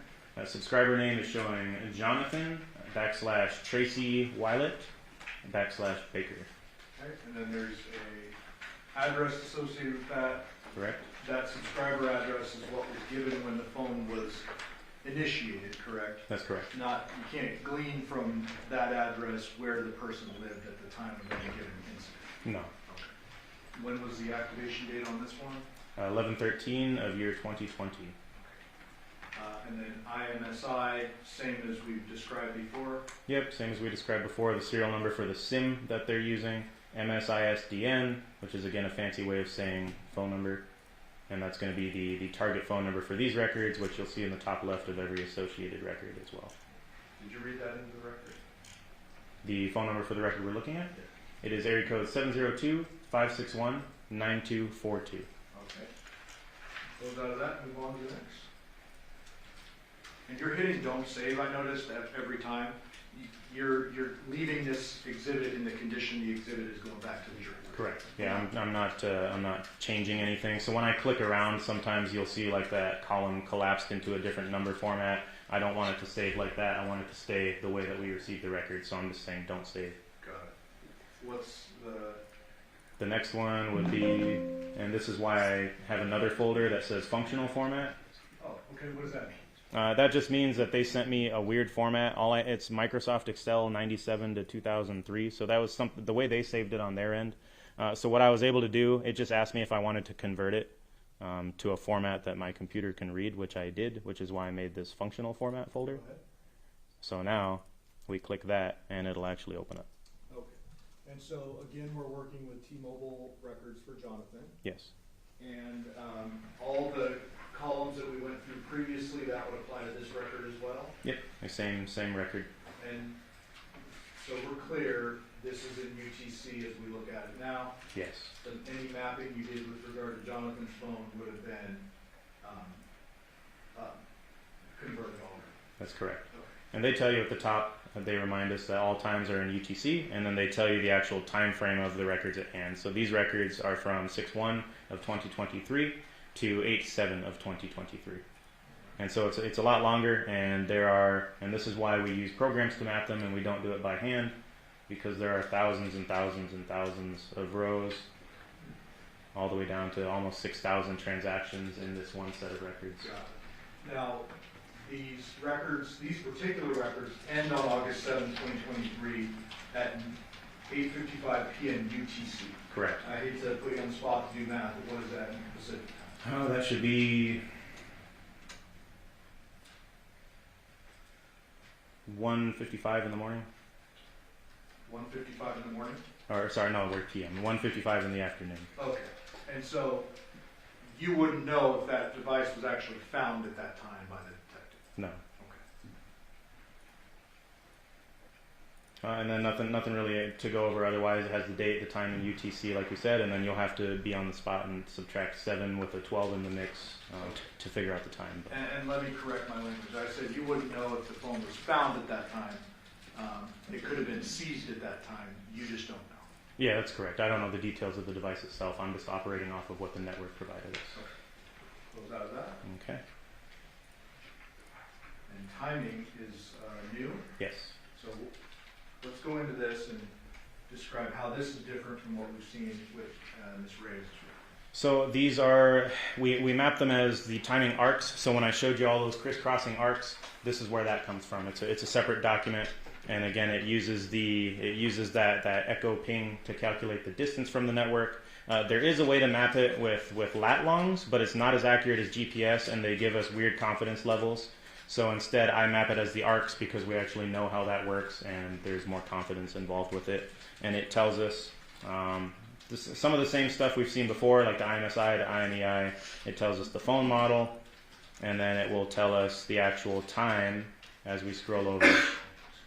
It'll tell us the time of the transactions, and the way that I map it, and the best practices and industry standard way of mapping this kind of information is utilizing those arcs, and it measures the distance here in these columns. But it's using the same cell towers, same location information, same date and time, same device information. The only difference with timing is it's using those antennas, and it's calculating the distance from the antenna whenever they're sending that little ping signal to the phone, and the phone's sending it back. Okay. Close out of that unless there's anything more to talk about. Nope. And we go into mapped data. So mapped data. Go ahead, I'll let you kind of take the floor with this. Sure, and so what I like to do, I use CastViz and Trax. There's a lot of different mapping programs out there. They all do essentially the same thing. They take all of those spreadsheets we just looked at, and then they will convert all of that into visual data that we can see on a map. It'll take the lat long, it'll take the facing. We know which direction the antennas face because in those records it provides what we call an azimuth, and that's the direction in 360 degrees with north being 0. It tells us how many degrees that tower is facing. So we know all of that information so that we can put it on a map. And you can actually map these records by hand. But again, we use the software because I don't have time to map 6,000 records per transaction. I use CastViz and Trax primarily, and I like to map it with both because then I validate the software off of each other. As long as I'm getting the same result with both software, I know that they're doing their job. And then I like to get into the records as well and verify a couple points of interest just to make sure, again, that the software is doing its job, which it reliably does, and it's trusted in the industry. So you actually go in and just kind of point check the work that the software does? Yes. And you actually do the mapping with the lat long? Yes. Yep, and I even like to go in sometimes with Google Earth, for example. You can go in and you can see the street view. I like to go in and you can visually confirm. You can use Street View to see that there's a cell tower there. So sometimes I just like to make sure that the software is doing its job correctly and all of the data is correct. Okay. Which one are we going to work off of here? CastViz, I include Trax, and Trax is the one that makes that big kind of potato shape. I use that kind of illustratively. However, I rely predominantly on CastViz just because it gives us the raw data that's in the spreadsheets. It gives us the antenna, it gives us the sector width, so it's not inferring or adding anything. It's a little more sterile and a little more basic. So I like to work off of CastViz. So for the remaining exhibits, I'm going to be showing CastViz stuff. For these, though, I mapped them all together if you would like to. So for these remaining files, we can go through before opening the actual mapping because you have them all included? I was able to make it so I can open them all at once and then we can select. Okay, before we do that, go in and open up the, slow down here. Sorry. Before we do that, back out, go to the CDR mapping. Folder number 3 is what? It's marked as phone number 702-677-4430, Devyn Michaels, CDRs. Open that. Provided files, CDR records, and certificate of authenticity. So now we're finally seeing an AT&T logo, is that right? Correct. So what we talked about earlier was T-Mobile records. They're kept a little bit differently than AT&T records, correct? Yes. Pull out or close out of this. This is just the normal certificate of authenticity saying these are the records for this number? Correct, same concept. And then what are these extra folders? So we have 2 different folders. They send it as a zip file, so I preserve that, and then we extract it. So if we click the zip file, you'll see a bunch of records in it. So then I will unzip the file so it's computer friendly, and it's a copy of the file. So I left the zip copy there because that's how they send them. It just compresses it so it can go through email. Got it. So let's open up the uncompressed or decompressed version. Yep. So the uncompressed. There's 2 different sets, by the way. They requested the timing, I believe, after the fact, or we got 2 different sets of records through 2 different requests. So yeah, this is the timing. So this is the main one where we have the actual call records, if you want to get into that. Yes, please. So let me open up the key first. Similar to the T-Mobile key, they give you a reference key just because it's too much to be able to memorize or know what all of these things are when they send it to regular detectives.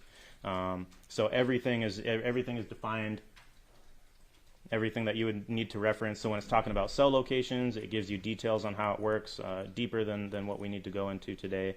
But it's given you the actual site IDs for the cell towers, it's given you the lat longs, and then it's given you the actual beam widths, which is how wide we make that wedge. It's almost always 120 degrees. And then it gives you some definitions. So there's just a lot of good information in here that I refer to frequently whenever I see something weird in the records that I don't understand or that I want to know more about, and it explains how it all works. And then they give the files to us in 2 different ways. So they give it to us as a PDF, which is more human-friendly. And the report AU for AT&T is the call detail records with all the phone and text transactions.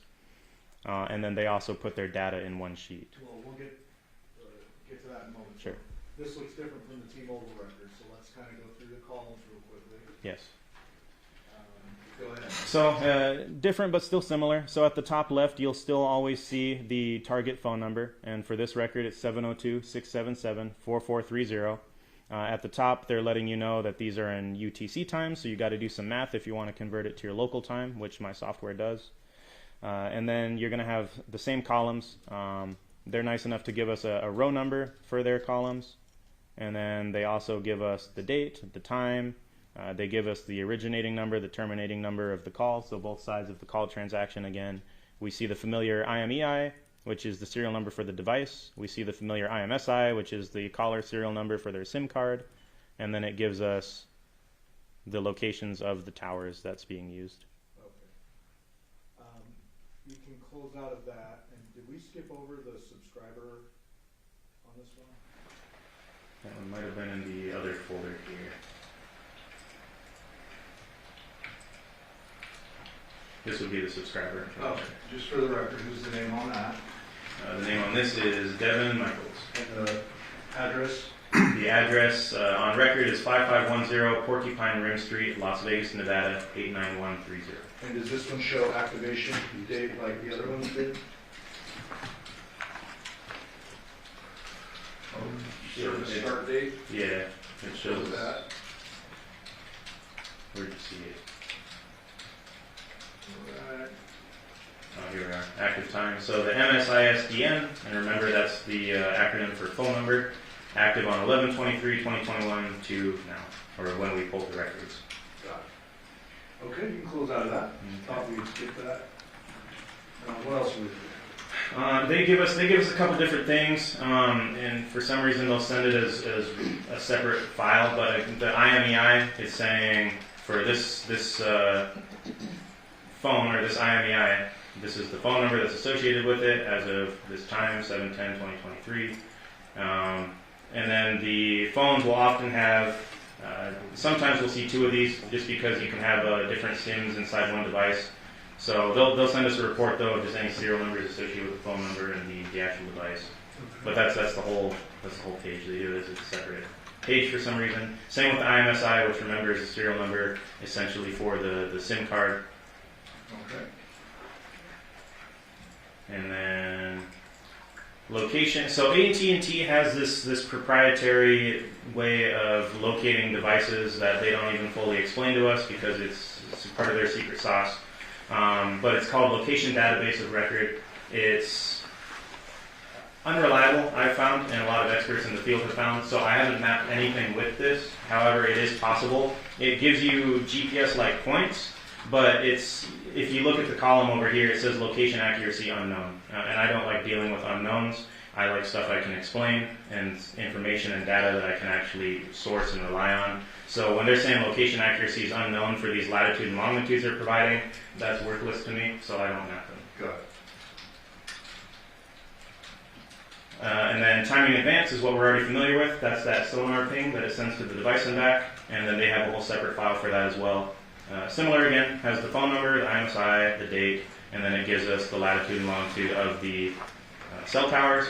And then it even has the sector orientation. This is the azimuth. That's where on the 360-degree compass that it's facing. So we know which way that antenna is facing. We know exactly the lat long of the tower. That's how we're able to map it. Okay, close out of that. Before you go into your overlaid mapping, back out one. And this was the other folder as well. But Okay. they just break up their records, and this is not relevant to our mapping. Okay, so we can back out now, go to the main folder, CDR mapping. And then go down to the next one. For the record, what's that title? The next one, phone number 707-628-1336. Devyn Willette, CDRs. Provided files, CDR records and timing advance. Yeah, and again, they sent it as two separate, so I just broke that up. But So CDR let's go to records. CDR records, go to the certification is the certification, right? Yes. Is there a subscriber sheet for this one? Yes. So subscriber sheet. And again, at the top left, it has the phone number 707-628-1336. This is again T-Mobile records. And this has a subscriber name of Joseph Sands and a address out in California, correct? Correct. And you don't know if Joseph Sands is a family member, Mr. Willette, or anything. That's just the info that was given to T-Mobile. Correct. Activation date? Activation date. It's showing 3/1 of 2010. And then the same information we had on the previous records. All right, and then this one says there's data sessions. Correct. And then CDRs, which we've already gone through. Correct. Back out one folder, and then go to timing advance. So this also has timing advance records. Correct. So this particular device, we have CDRs, timing advance, and data sessions. Correct. Is that just more information you can glean from the records? Yes. Okay. You can go ahead and back out. Okay. Before we go into our mapping, there's a folder entitled Google well, let me skip that for a moment. NDCAC Tower List, what does that mean? So that's NDCAC. That's an organization that's managed by the FBI. It's a subset of the FBI. It's the National Domestic Communications Assistance Center, something along those lines. But they're a resource that we have that we partner with the FBI on. I have access to a lot of their resources that they provide law enforcement. That's where I downloaded CastViz from. So they have tools on there such as CastViz for mapping software. They have a lot of other tools. One of the tools that they provide is tower lists. So sometimes the carriers will neglect to send us the tower lists on a search warrant. NDCAC keeps a database of all tower lists from a certain time period so that we can have something for that call detail record to grab onto. Because without the tower list, there's no way to map it. Got it. So you don't need to go out and drive around and see where the towers are. This is the tower list of the operative time period listed on the folder. Correct. Okay. So I have those as a resource just in case were missing towers or something like that. Or if it'll show half of my records weren't mapped, then I know that they must have neglected to send me the full tower list. So I just go in and I get the full tower list. Okay. So before you go into your overlay mapping, there's a folder entitled Google Location Map. Yes. Is that included in your overlay mapping, or should we handle that separately? That I can include it. I already created a separate exhibit for it that we can open up. Okay, well, let's go into it first. And Okay. So Google location data. And then it says 3 folders, first step, second step, third step. Correct. Those records were also provided to you by Detective Ozawa. Correct.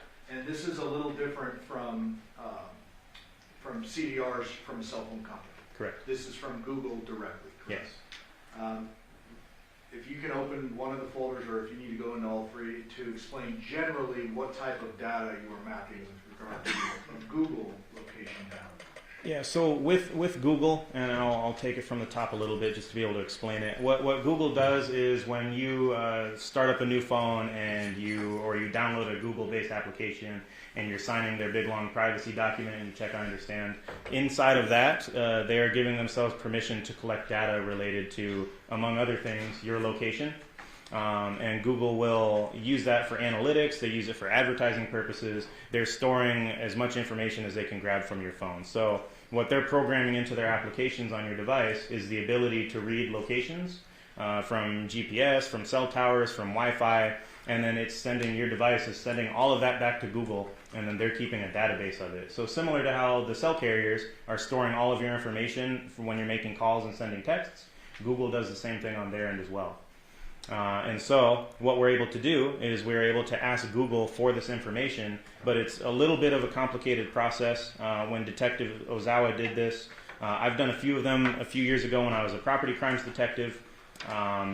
But what Google does to protect the privacy of their customers is they require a search warrant, and we'll ask for a geofence. So we will look for any devices. We'll ask Google, do you have any devices that said they were in this geographic area? And we'll draw a square or a shape, and inside of that geographic area we'll send them all the coordinates so that they know the shape. At a given time. At a given time. So a certain time period, so maybe this week in August, we're looking for any devices that entered this location. Or we can make it as narrow as this 10-minute period. We want any devices that you, Google, logged inside of this geographic area.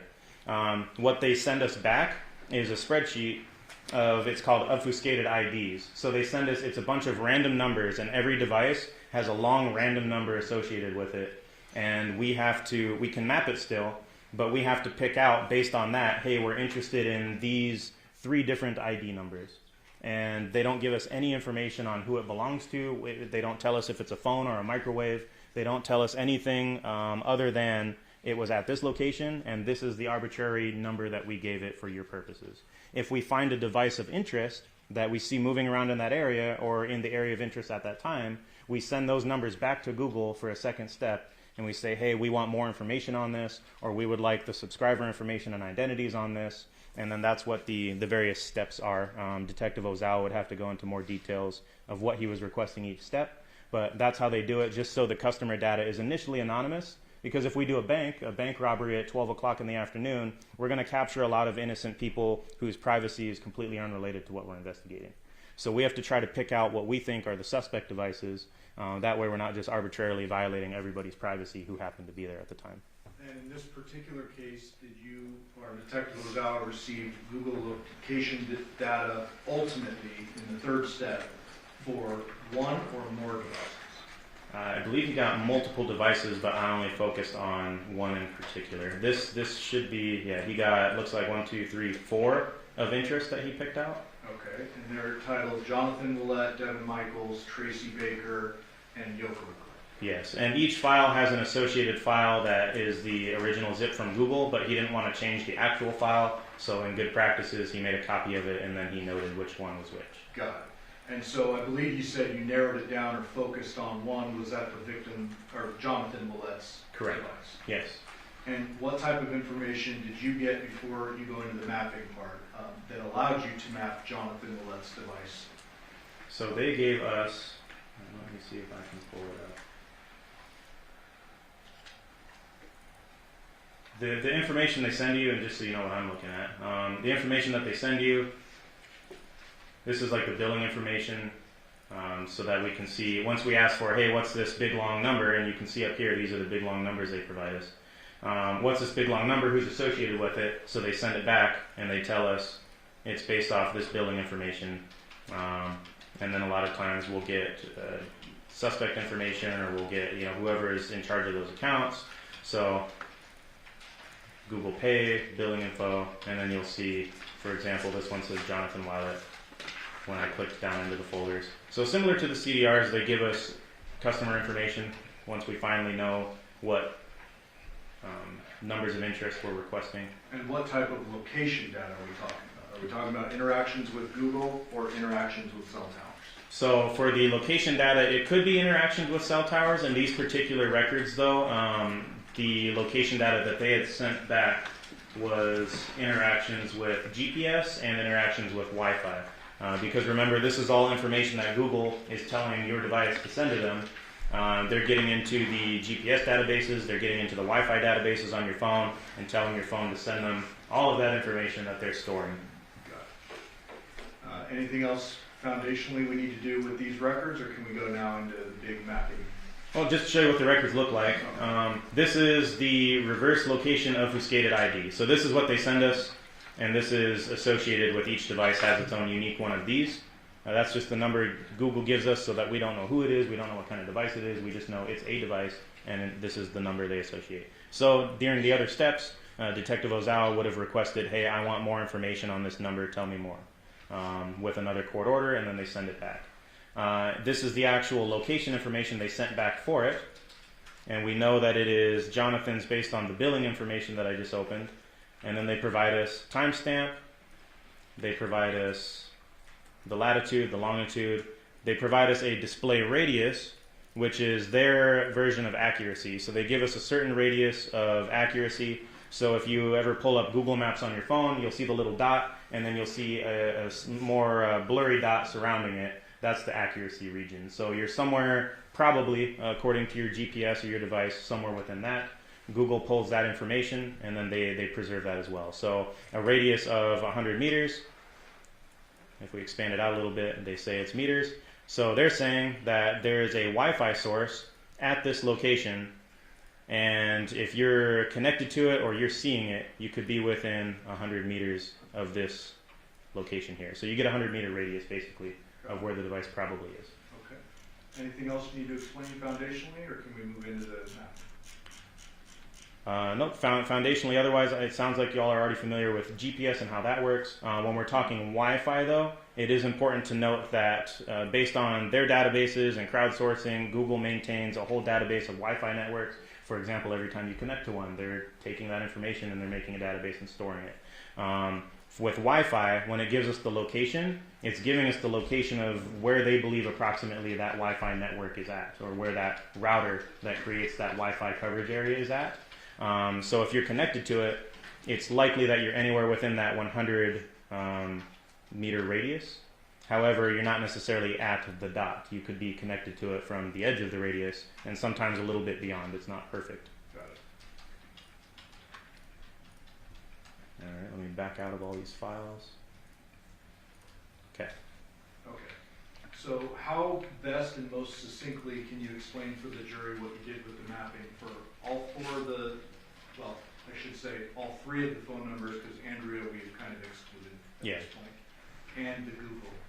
Andrea is still in this. So what I did, that first file that I opened up for Andrea up in Oregon, what I'm able to do is I can open all of those files up in Google Earth, and I can just combine them, and you'll see that in a moment what that looks like. But I just create a folder inside Google Earth, and then I can save that as another Google Earth file so that everything's included, and we can open it all up at once.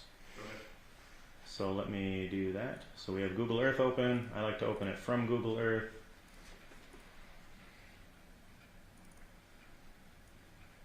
And so I will open up this is my CastViz mapping with all 4 phone numbers. And it might take a second because it's a lot of data. As you saw, some of those sheets are 6,000 items long, and my computer is now processing thousands and thousands of items at once. So it zoomed out because there's some activity up here in Oregon that we're already familiar with, as you can see. That's what we saw before.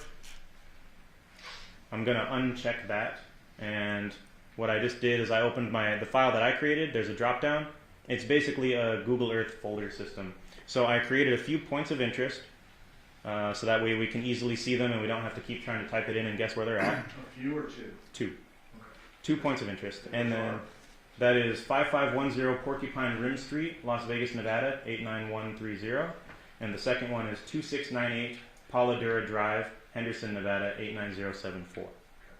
I'm going to uncheck, just to help my computer with processing, Andrea Reyes, the 702-353-3823 phone number, and when I uncheck it, it's no longer displaying her information anymore. Let me go down to Las Vegas here. And so the 3 phones, cellular device records that I have up now is the number ending in 9242, the number ending in 1336, and the number ending in 4430 for Johnathan Willette, Devyn Michaels, and Devyn Michaels. Okay, so let's narrow this down a little bit to the evening hours of August 6, 2023.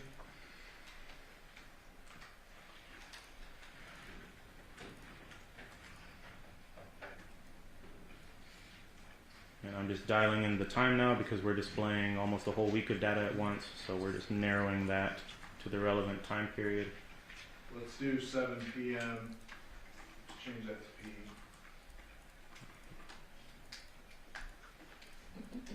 So 7 p.m. on the 6th. Yep, and then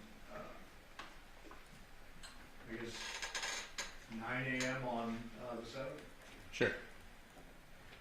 And if the jury wants to see outside that range that I picked as an example, they can go into this box on the exhibit itself and they can change that stuff. Yeah, as long as they have Google Earth on the computer they're using.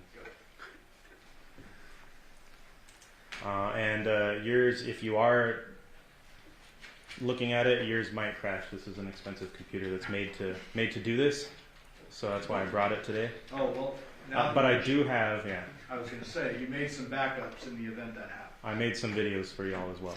Okay. Do you need to explain that now or afterwards? Whatever you prefer. I would like to be able to play the videos, just because it's set at the perfect speed and everything's easy to just have up. Okay, so before we get there though, Yeah. just representative-wise, you've unclicked Andrea Reyes, so now we have the records associated with Johnathan Willette, Devyn Willette, Devyn Michaels. Correct. Next to the names on the left, it says the colors. Johnathan is in blue, Devyn is in green, Devyn is in red. Correct. And so anytime we see green on that map, it represents Devyn. Anytime we see blue on that map, it represents Johnathan. Anytime we see red, it represents Devyn. Correct. Okay. Would you prefer to go into the videos and play those? Yeah, it might be better to play the videos, and I can keep this up in the background too. We can go in and look at stuff live. The benefit of being able to do this is just so we can, for example, we can zoom in on records, and in Google Earth without having to have my mapping software because I exported it to Google Earth. If your computer can handle it, you can go in and you can click and you can see the information that it's pulling to map those records and a little bit more detail about it, because as you're clicking around you can see if a call transaction, this is just timing advance because it's zeros, but you can see how long certain calls are. For example, this one was 2 minutes and 9 seconds for this transaction that used this particular tower and antenna facing. So it's just something you can click around and explore. This is what I do investigatively when I'm trying to determine information based off of the cell records. Got it. But let me pull up the videos that I made because those are less likely to crash. And the jury will have access to these videos too. Correct. Yep. And that's not linked to Google. That's like a screen record of you doing this prior to court. Yes. So I used Google Earth, and you're able to. It's gonna freak out when I do it right now, but. Well, don't do it. Okay. Oh, we can. We'll leave that. So I can hit this play button though. I just haven't adjusted the speed, but you can change the speed, and if I hit play, it'll slowly start going through whatever time window I have. So the time slider will move through time. And it's kind of like the snake game. If you have a large enough time window, you'll see at the head of the snake transactions are popping up, and after a couple seconds you'll see the tail of the snake falling off. And it's good to have that window of time instead of just a point, because you can kind of see the history and where the snake is coming from when you play it. Instead, you'll have points popping up if you don't trail it a little bit. And I'll show you what that looks like in the video here.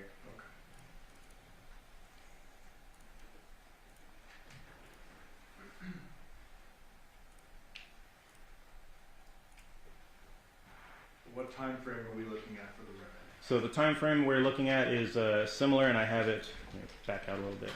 I put it in the file names so that we know. The time frame you're looking at is going to be 1900, which is 7 p.m. on August 6th, and then it goes until 2 p.m. the next day on August 7th. I have it set so that every second that passes in our lives right now is approximately a little less than a minute on the display.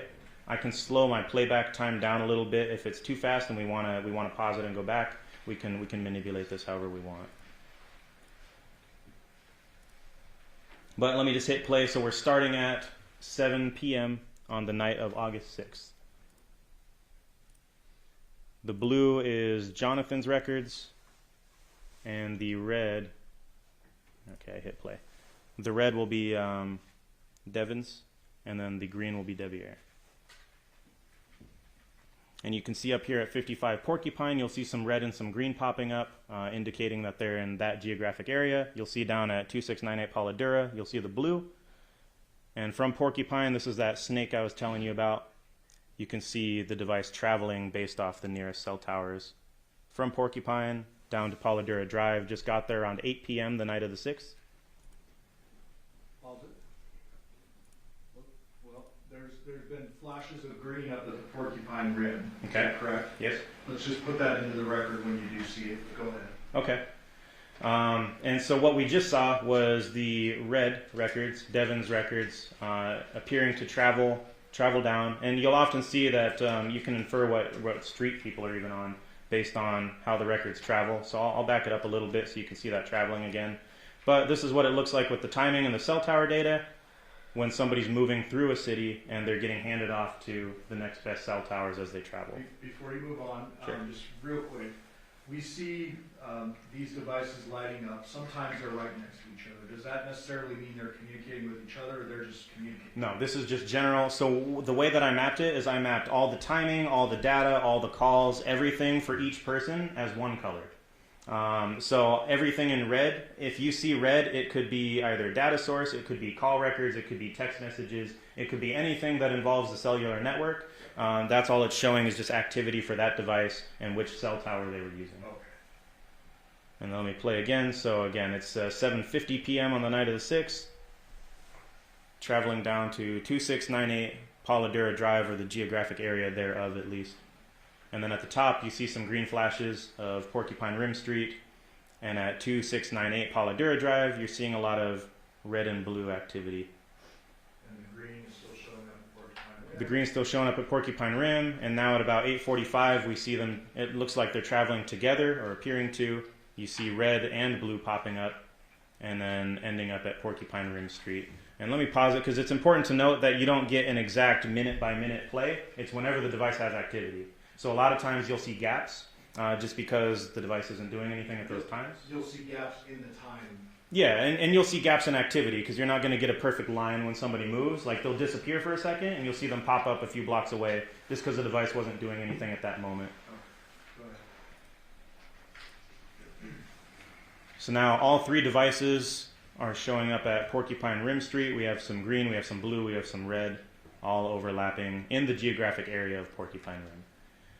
And we have blue and red heading back, and for the record, what time is that? So blue and red heading back, and they're arriving back in the area at 2698 Pauladura Drive at approximately 10 p.m. So Jonathan's cell phone is activating on the way back to the Pauladura residence at 9:50 something? Yeah, and we can back it up a little bit. So they're traveling there at about 9:45. They're about halfway between Porcupine Rim Street and Pauladura Drive, in the middle of the city, and you can see both devices are showing up. I do have a trailing of time, so if the red just had a transaction and the blue didn't, you'll still see the blue a little bit back. It doesn't mean they're not traveling together. It doesn't mean they are traveling together, but they have activity in the same area. They appear to be traveling around the same time. So we're traveling down from Porcupine Rim Street, it looks like, and it looks like based on the towers that they're hopping and handing off to, traveling towards the geographic area of 2698 Polydura Drive. We're only seeing the blue, Johnathan's, and the red, Devyn's records traveling right now. And the green records, Devier is still showing up at Porcupine Rim. So at about 10 o'clock, it looks like the blue and the red are now utilizing cell towers in the geographic area of 2698 Polydura Drive. Green is popping up at Porcupine Rim at about 10:26. Yep, and now at 10:30, we're still seeing blue and red at Polydura, and we're seeing more green at Porcupine Rim as we come up on 10:45. Coming up on 11 o'clock now. 11 o'clock, we're still seeing, let me freeze it, it's 11:04 p.m. on the night of the 6th. We're seeing green cellular device network activity for Devier up at 5510 Porcupine Rim. And down here on the bottom of the screen, you see we're not seeing as much blue activity anymore, but we're still seeing red for Devyn at 2698 Polydura Drive. Pause there for a second. So just because we're not seeing blue down at Polydura does not mean the device isn't still at Polydura. Correct. It means it's just not interacting or doing things. Correct. It's just not, for whatever reason, it's not engaging with the network. Obviously, the more you use your device and the more you're doing stuff on it, the more you're going to have activity reflected through the network, whether it's calls, data, stuff like that. If you're not touching your device, it goes dormant, and it's unless you have something in the background running like music playing, you're not going to have a network connection, and then we're not going to see anything in the actual records. Go ahead. So coming up on 11:15, we see some red at 2698 Polydura Drive, a blip of blue at approximately 11:20, and again at 11:28. And if I remember correctly, that's the last we see of the blue at around 11:30 at night on the 6th at Polydura Drive. On this, please. Yes, on this. Google a little bit different. Correct. And we had a blip of red at... Sorry, let me stop you. Go ahead. Green just popped up at Porcupine Rim. Correct. What time was that? And if we want to go to the live, we can get a little bit more into that as well. But No, that's okay. at about 11:35 p.m., we see green at Porcupine Rim. And I'll watch for it now more. At midnight, we see green at Porcupine Rim Street. We're still seeing red activity down at Polydura Drive, and that's at about 12:25. And we just saw some green at around 12:25 as well up at Porcupine Rim Street. This is half an hour past midnight. Seeing a little more activity by the red down at Polydura. More green at 12:55 at Porcupine Rim. More red at Polydura at about 1:05 in the morning. And at about 1:18 in the morning, we're seeing more green at Porcupine Rim for Devier. And for Devyn, we just saw at 1:30 Polydura Drive again. And this is all in the morning. At about 1:45, we just saw more green at Porcupine Rim. So when we're seeing green flashing into these late night, early morning hours, does that mean that the Devier phone is actively communicating, or does that mean something else? Not necessarily. We'd have to check the records themselves. What I just saw coming up, just from mapping these records so much, were the timing arcs. So for whatever reason, the cellular network was pinging the phone. And then we can even get into the records to see exactly what they're doing on it, because we'll be able to see if they sent a text message at a certain time or a phone call. But usually when you're manipulating your device, we'll see a lot more of that signaling. So this could be just signaling from the network to the device. Correct. We could be asleep for all we know. Yeah, sometimes the network's doing that on its own. Okay. If you can resume it. And again, we're at about 2 a.m. right now, 2 in the morning. The time showing is 2:03. We have red at Polydura Drive, and we have green at Porcupine Rim.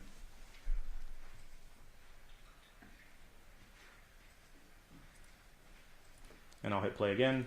2:05, 2:08, 2:10 in the morning, and now we see the red. It appears to be leaving the geographic area of Polydura Drive. Okay, back up, sorry. Go to around 2 o'clock. It's 2:04. Okay, that'll work. So 2:04, the red phone appears to still be down at 2698 Polydura. Correct. Go ahead. Let me hit play. So we're coming up on 210, 215, and the device appears to be in motion, traveling towards the geographic area of 5510 Porcupine Rim Street. Okay. And it looks like around 240, they appear to be entering that general geographic area. And we're not seeing anything from Blue down here at Paladera anymore. And now we're just playing in the morning here. It's coming up on 3:20 in the morning. We see some flashing green at Porcupine. and some red still flashing at Porcupine.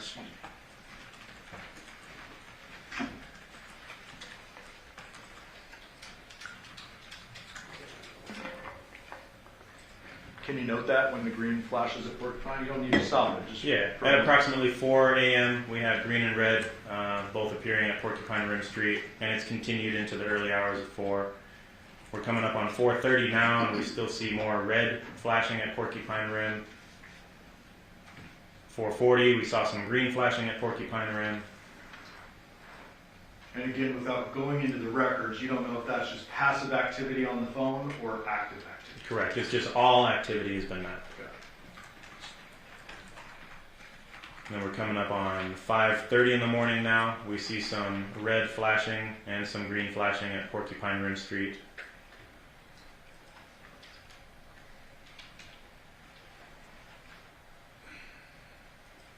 We're coming up on 6 a.m. Sun's starting to come up.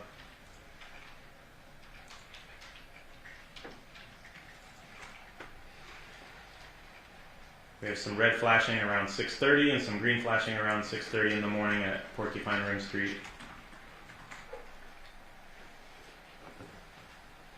Red again, closer to almost 7 o'clock at Porcupine Rim Street. Now we're into the 7 a.m. hour. We see some green, Porcupine Rim, red, Porcupine Rim. And now, Yep, you missed it. There we go. at around 7:25, we now have red, green, and blue all appearing at Porcupine Rim Street. So we had some blue for Johnathan pop up now at Porcupine. Okay, so you don't need to go back to it in the exhibit, but if I recall correctly, the blue phone didn't have any activity after a certain hour, and this is going to be the first time it pops up on these records at 7, and it's across. Correct. The last time we saw the blue previous to this was around 11:30 at night, the previous night at Paladera Drive. Got it. You can respond. Now we're seeing some green, some red, and it's coming up on 7:45 in the morning now at Porcupine Rim. Now green starts to move about 7:50. Yep, green starts to move around 7:50, traveling southeast. Red is still up at the geographic area of Porcupine Rim, and blue as well, showing up now at 8:20. Green's still traveling, looks like they're traveling southeast towards Henderson, as we still see more red and blue popping up at the Porcupine Rim Street geographic area.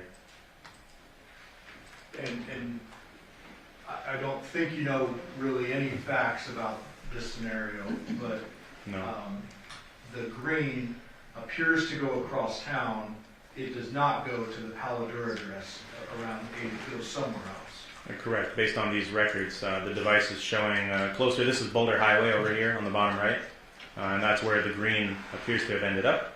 And then obviously we all know what it looks like if they were in the geographic area of Paladura, which they are not at this time. And you wouldn't be aware of that particular phone's owner said he was working that day. None of that is on your radar. This is just based on the record. I know none of those details. Correct. Go ahead. Continuing, it's again 9:10 in the morning now. We're seeing red and blue popping up at Porcupine Rim. And this is important to note, those are those 2 towers that service that same geographic area that we talked about at the beginning. That's why I made that screenshot of it, so you can see those 2 towers are the ones that we're seeing popping up. And I have another video that has a closer view of it. But at 9:30, we're seeing red, blue. 9:40, we're seeing red, blue at Porcupine Rim. And the green for Devier appears to be down near Boulder and Lake Mead and Henderson. Sorry to interrupt you. Yes. So the red appeared to leave around 10 a.m. is a rough estimate. Around 9:45 a.m. 9:45.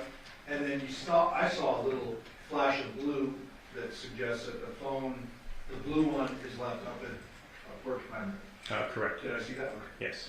There is still a flash of blue at the same cell tower that services the geographic area of Porcupine Rim Street, and then we see that snake trail for the red appearing to travel southbound, and the green for Devier, because I know we're keeping track of three things, is still down here near Lake Mead and Boulder area in Henderson.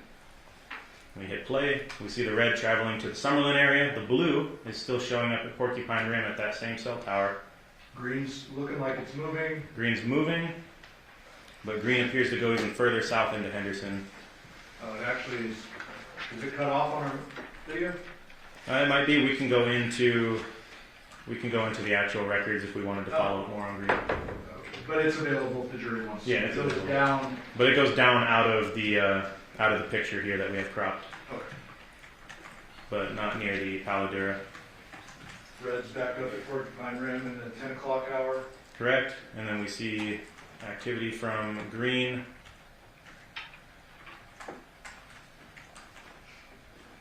And now we're coming up on 11:20 a.m.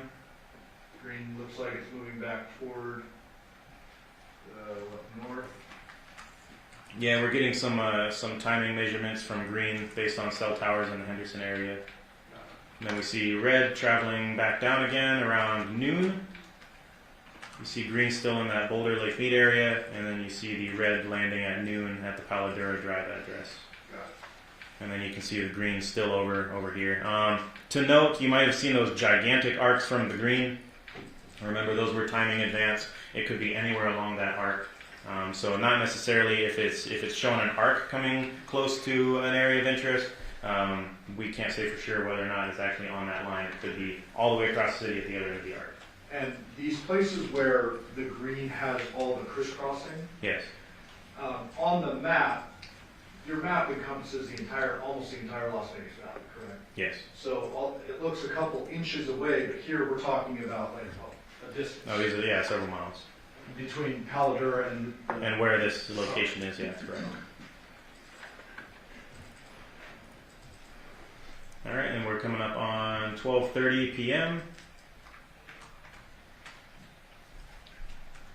Red still showing up at Paladura Drive at approximately 12:50 p.m.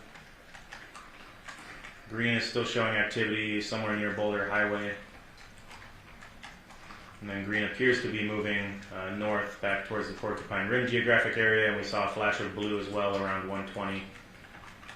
And red is still down at Paladura Drive now, coming up on 1:45 p.m. And red is now traveling at approximately 1:45 p.m. northbound towards the geographic area of Porcupine Rim Street, where they're arriving at around 2:05 p.m. in the afternoon. Green is there as well now. Okay. I think you can close out of this one. Yep. Before we need to take our recess, I want to get into the mapping of the Google stuff. What's these next ones? These are all zoomed in a little bit. So I wanted to be able to show, this is from 9:45 to 2:30 in the morning at the zoomed in on Paladura. If we wanted to have a closer look, because I know when we looked at that overview, we may have wanted to look a little closer. Why don't we go to the Google and we can return to that if we need to, Sure. just in the interest of time. Change my view so I can read my details. So I mapped the Google location, and we can also pull it up in the live. However, this is the video. So what I have here, and would you like me to explain a little bit about what it is? Yes. So from those files with step 1, step 2, step 3, where the detective requested location data from Google, they sent them back. We looked at the sheet. It shows the latitude, longitude, and the approximate radius. In the specific record that's mapped here, it's only Wi-Fi locations. So there are no GPS locations.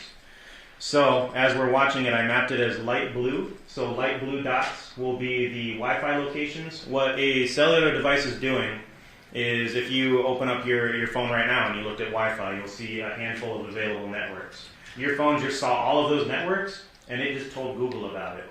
And that's what we're requesting from Google. So you don't even have to connect. It's called a probe request.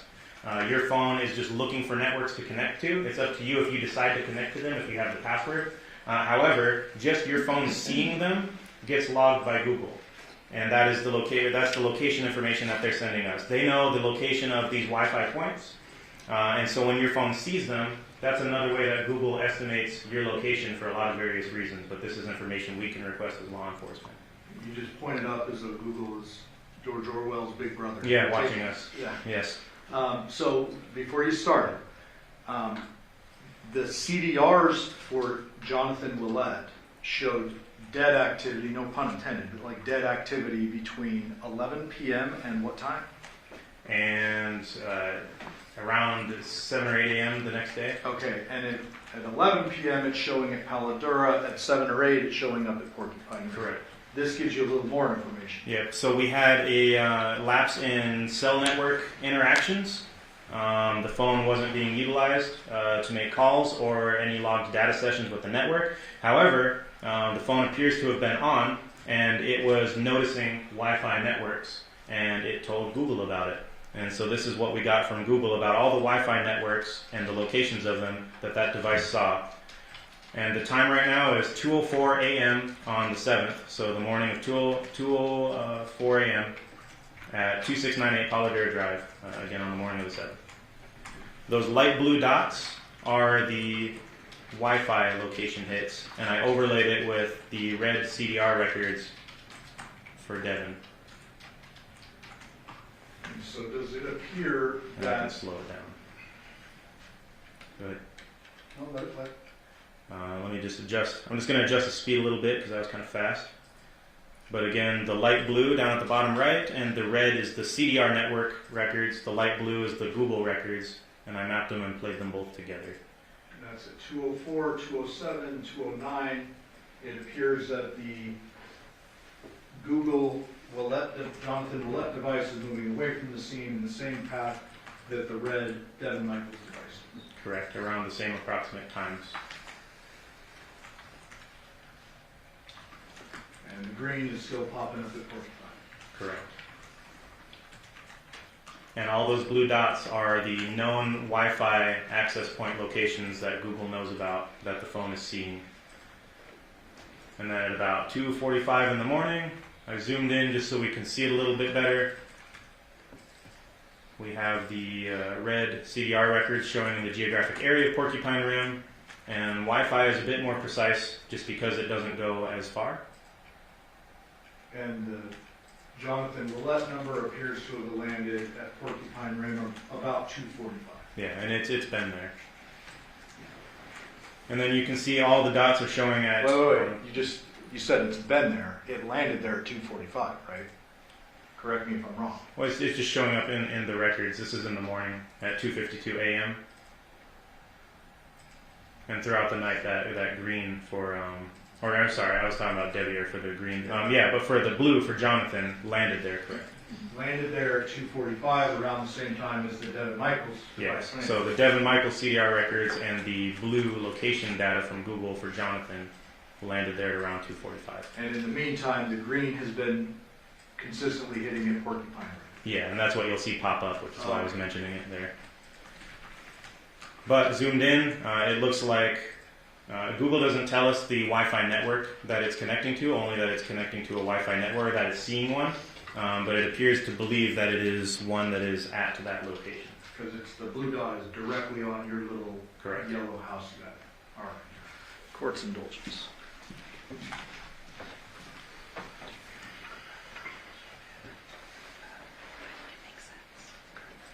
All right. Thank you, Detective. I will pass the witness, Judge. We're going to take a brief recess before we do cross-examination of the detective. Ladies and gentlemen, during this recess, you must not discuss or communicate with anyone, including fellow jurors or anyone regarding this case or its merits, either by voice, phone, email, text, internet, or other means of communication or social media. You must not read, watch, listen to news or media accounts or commentary about the case. You must not do any research, such as consulting dictionaries, using the internet, or using record certificates. You must not make any investigation, test the theory of the case, recreate an aspect of the case, or in any other way investigate or learn about the case on your own. You must not form or express anything in regard to this case unless filed submitted to you. Okay, gentlemen, at 2:50, we'll be in recess till 3:05. All rise for the jury.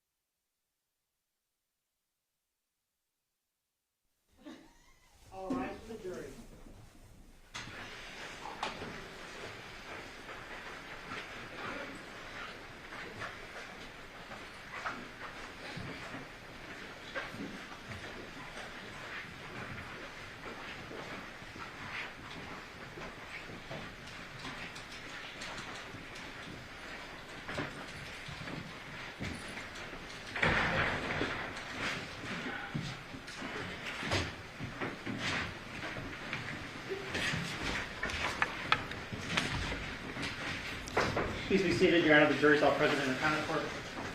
We're going to go back on the record and see 377239, State of Nevada versus Devyn Michaels. May the record reflect that Ms. Michaels is present with her attorneys, deputy district attorneys on behalf of the state, and both parties stipulated to the presence of our jury. Yes, sir. Yes, Your Honor. Okay. Defense, whenever you're ready for us. Just a few follow-up questions. When regarding to Devier's phone, you said the name came back as a Joseph Sams on that when the subpoena returned? I can pull it back up if you like. The subscriber sheet? The subscriber information. Let me pull that one back up.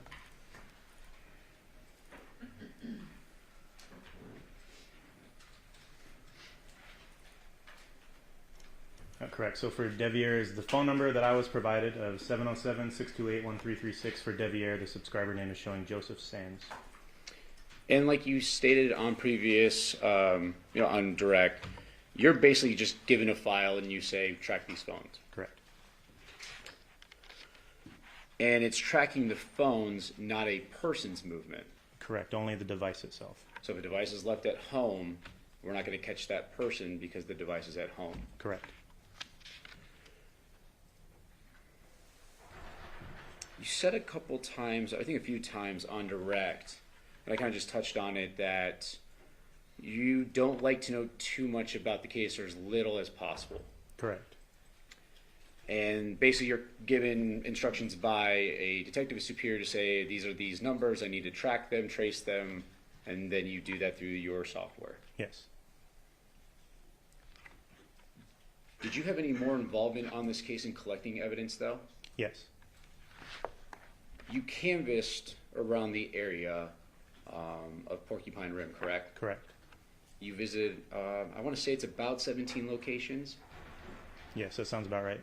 Surveillance cameras. Yeah, so I was tasked with trying to canvass for surveillance video for all the businesses on the nearby street corner. So you're not like a guy in the chair in the back office. You're actually out doing the work, and you still go back and review it when it's given to you of what they want. Well, now I am the chair in the back office. Back then, I was actually transitioning into the role that I'm in now. So I was still partially involved with the street side of it at that time. So you actually had more information about this case than just, here's a file, track this phone. Yes. You knew a decent amount because you were out in the field, you were tracking down videos and evidence at this time of this incident. Correct.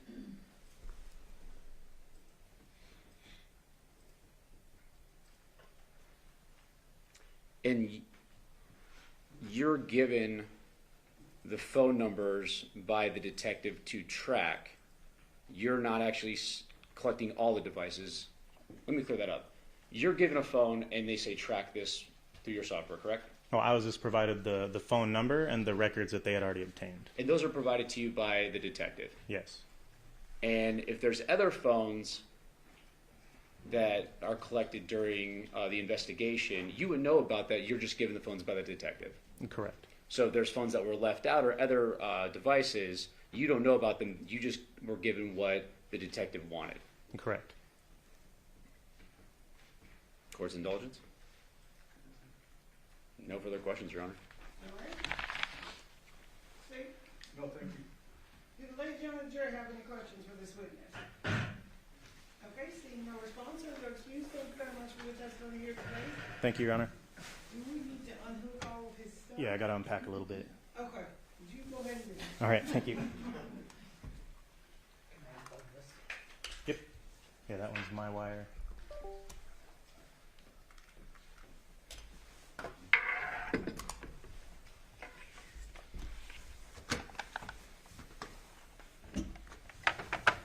Yeah, you can just roll that up. Thank you. Yep. Perfect.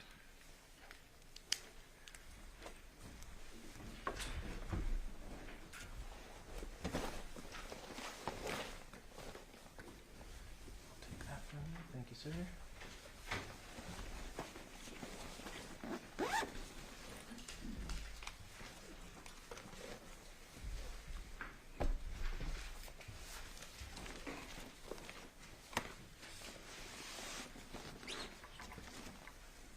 Okay, that should be it.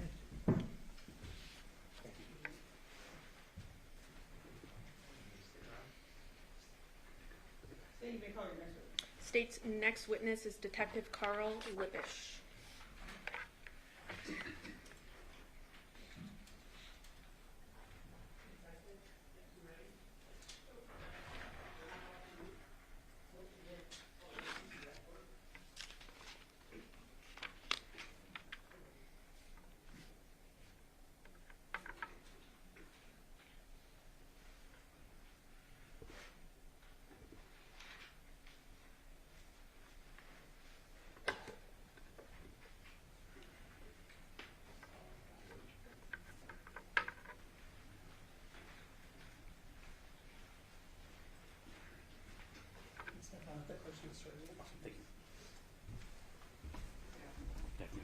solemnly swear or affirm the testimony you're about to give in this action shall be the truth, the whole truth, and nothing but the truth, so help you God? I do. May I proceed? Thank you. Detective, you please state your full name and then spell it for the record. Full name is Carl Libish.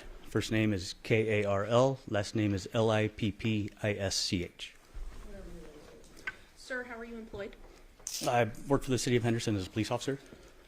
And specifically, what's your position there? I'm currently a detective with our Crimes Against Persons unit. How long have you worked in that capacity? I've been in this unit for just over 9 years. What are some of your duties in your unit? Our unit, Crimes Against Persons, responds to violent crimes, including like homicides, death investigations. We do any violent crimes such as shootings, stabbings. We respond to officer-involved shootings, as well as suspicious deaths, suicides, robberies, and a lot of cases like that. And so when you're investigating those types of cases, what are some of your duties? Are you collecting evidence, something else? Yes, depending on our role that we're assigned, depending on how many detectives are assisting with the investigation, you can either be the primary person with it, who's kind of overseeing everything. You can be doing interviews, collecting evidence, whether it be physical evidence on scene, tracking other evidence down, collecting video surveillance, writing search warrants, a wide range of job duties that are necessary for the investigation. Okay. So then turning your attention to August 7th of 2023, were you assigned to assist in a murder investigation on that date? Yes, I was. And did you respond to the actual murder scene, which was at 2698 Paladura Drive? Yes, I did. Who was there when you arrived that day?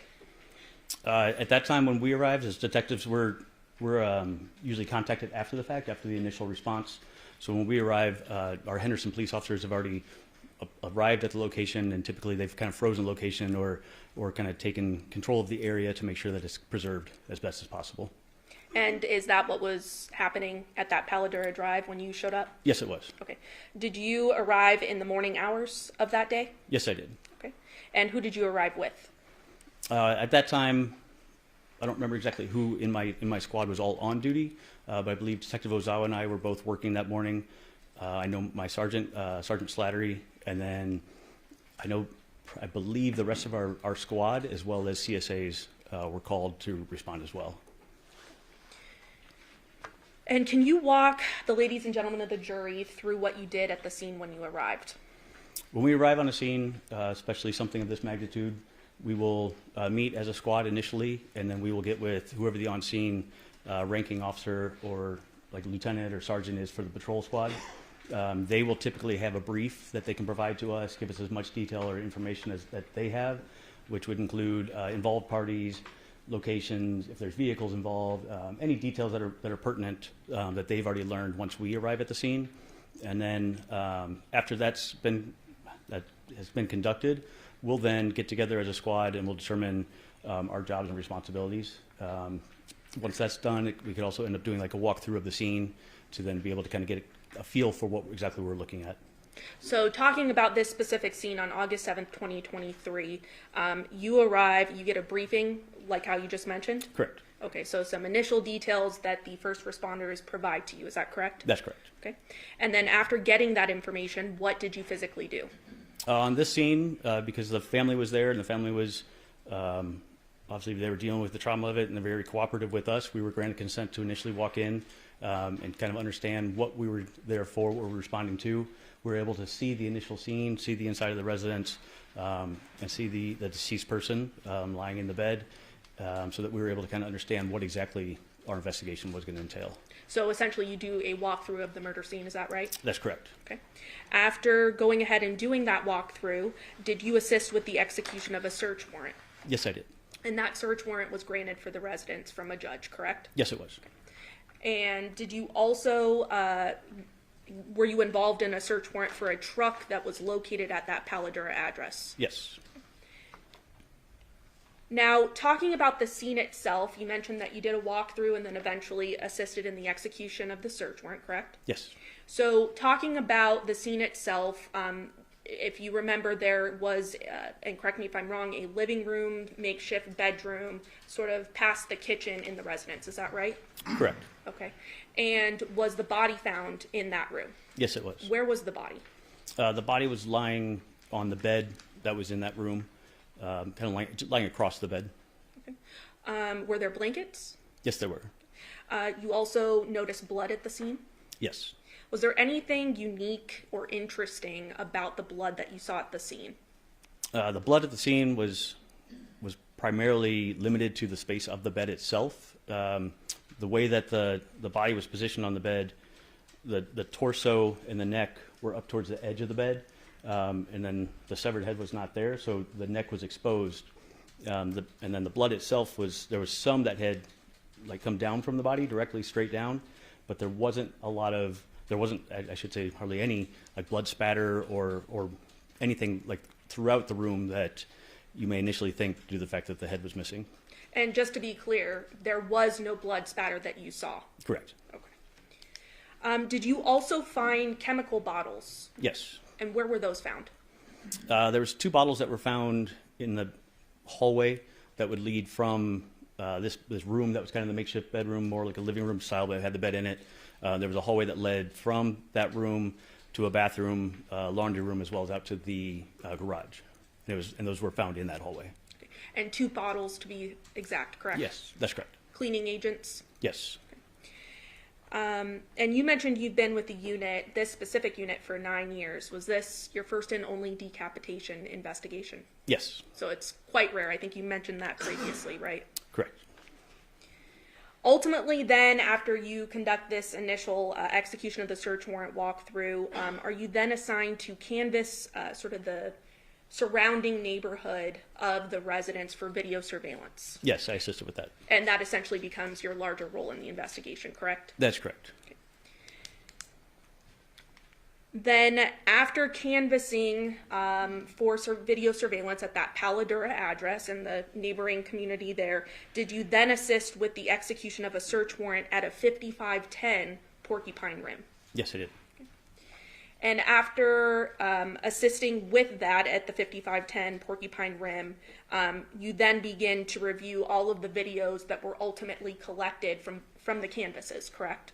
Yes, and the canvas took several days, just in terms of the amount of video that we were able to collect, as well as just the number of houses in both neighborhoods. All of that video was not obtained immediately. It took several days and going back out several times to do the best we could to get as much video as possible. And I'm showing you what's been previously admitted as states 11A. You're under permission to publish. Permission granted. And this would be the neighborhood of Paladura, correct? Yes. And all of these little, yellow thumbtacks there, are those the residences that were canvassed and the area that was canvassed for video surveillance? I believe so. Do you have a reason to dispute that that's the area? I don't, other than just the number of, or the specific addresses and stuff. I'm not sure what they are, but I believe that those, I know that we canvassed those entire area. Okay. So so you had members of the team with you canvassing as well. It wasn't just you. Correct. Is that why you're hesitating a bit? Yes. Okay. But you as the collective went ahead and canvassed this entire area with these thumbtacks here? That is correct. Okay. And then I also had mentioned permission to publish states 11. We have here another map showing the 5510 Porcupine Rim address. There was some canvassing, as we mentioned, in that location as well, correct? That is correct.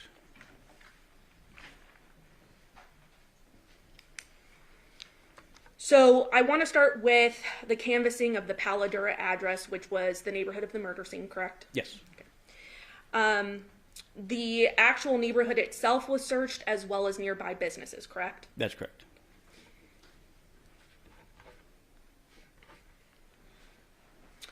During your review of the surveillance footage that was obtained, were there certain videos that ultimately became important as part of the investigation? Yes, there were. And why did they become important? Because we were able to identify specific vehicles that were involved with our associated people to this. And specifically then, the vehicle located at Paladura was a truck with a trailer attached, is that right? Correct. It was the 2020 white Chevy truck. Belonging to Johnathan Willette? That's correct. And then also a vehicle of interest was a 2017 Nissan Armada belonging to a Devyn Michaels, correct? That's correct. And then at the Porcupine Rim address, there was also a white work van as well as a blue Honda vehicle that was in the driveway, both belonging to a Devyn Willette. Correct. And so knowing those vehicles, that's why when you're reviewing the surveillance video, you have those vehicles in mind to see if there's anything of evidentiary value, correct? That's correct. So ultimately, you're able to collect from various addresses according to that map, but specifically, you obtained a video from 2696 Paladura Drive, correct? Yes. And that would be the house next door to the murder scene at 2698, correct? That's correct. Then also 2697 Paladura Drive. Correct. 2701 Paladura Drive. Yes. A Chevron at a 201 North Pecos Road. That's correct. 2699 Fampon Court. Yes. As well as 6621 Gray Juniper Road, which would be ultimately near the Porcupine Rim address, correct? That's correct.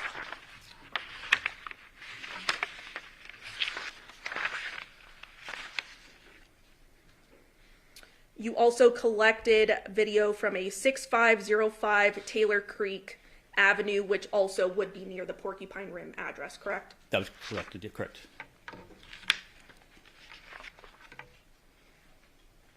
And Your Honor, at this time, I believe between the parties stipulating, the state would like to move for admission of the surveillance video marked exhibits 622 through 630. We have no objection to their admission. All right, 622 to 630 will be admitted.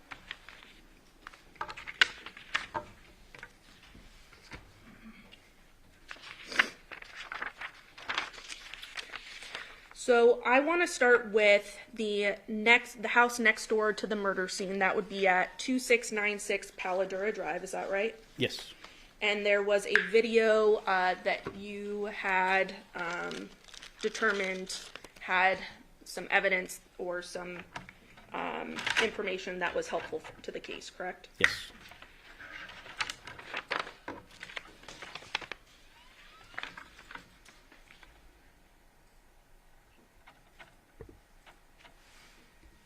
Permission to publish? Permission granted.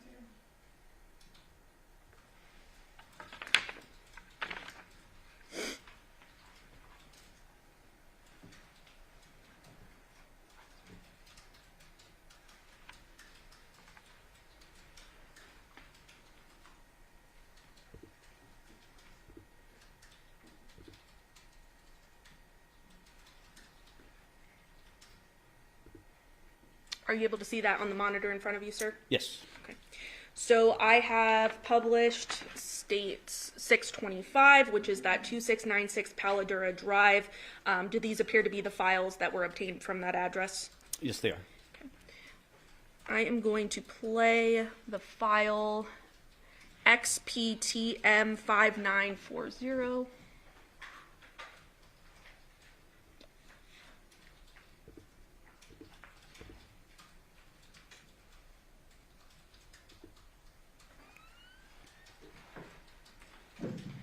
And I'm going to pause it here. Before I start playing this, I just want to talk a little bit about this video. So it looks like there is no date and time stamp on this video. Is that correct? That's correct. Okay. But you were ultimately the individual that collected this video, correct? Yes. And so when you collected the video from the homeowner or the individual that lived at the home, you were able to see on their phone what the date and time stamp was. Is that right? That's correct. So even though we don't have the date and time stamp on here, we have your testimony of what you saw on their phone, correct? Correct.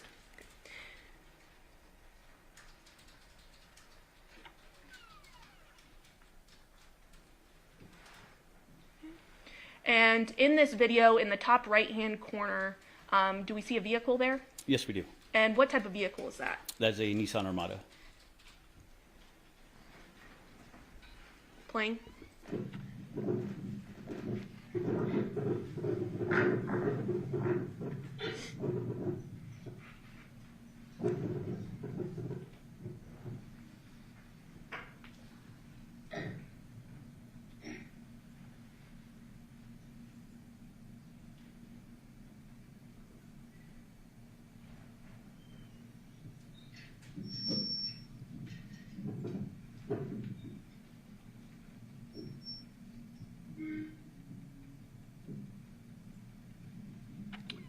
I'm going to stop it at 35 or 36 seconds.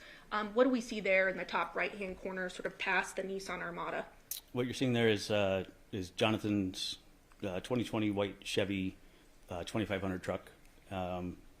It's distinctive because of the two flags that are displayed in the back, and then he has the trailer connected to the back that he's towing as well.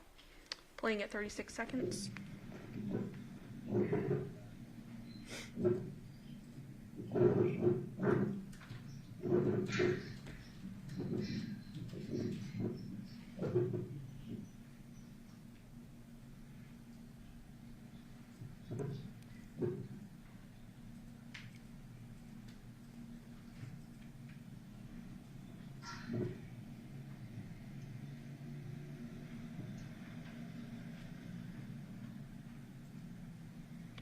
And ultimately in this video, we see that vehicle doing essentially a U-turn and now going past that 2698 Paladura Drive address, correct? That's correct. And we're able to also determine what time this occurred based off of other surveillance video, correct? That's correct. Specifically from 2697 Paladura Drive. The corresponding time would be 8:18 p.m.? Correct. 8:18, approximately 43 seconds. It passes the front of the house across the street. And we will get to that in a second, just so I don't have to switch the discs out. Okay. There is another file of note, UNDM 8045. I'm going to go ahead and play that.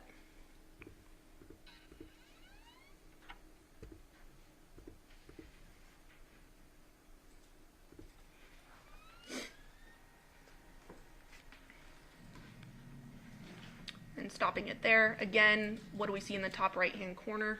We see the same Nissan Armada. Playing.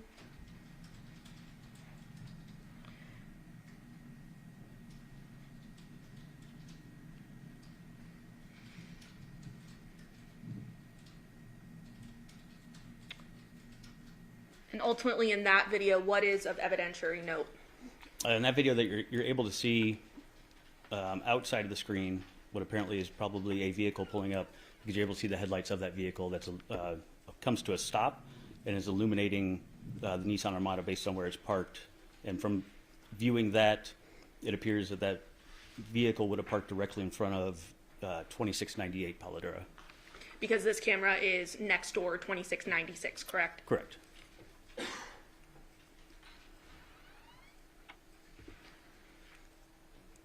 Now UCUF 1169, publishing.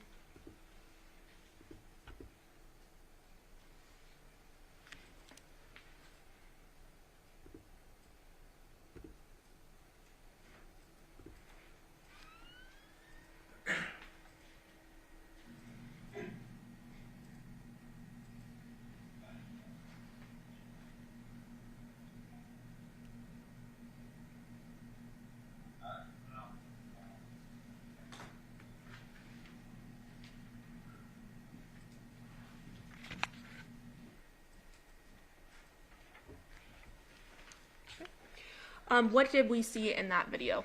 In that video, it appears to be the same headlights that are on, just because the shadows are the same as they were in the previous video that we just watched. And then you're able to see what appears to be two figures that are moving just based on the shadows. And then because there's audio with this, you're also able to hear that those people are talking.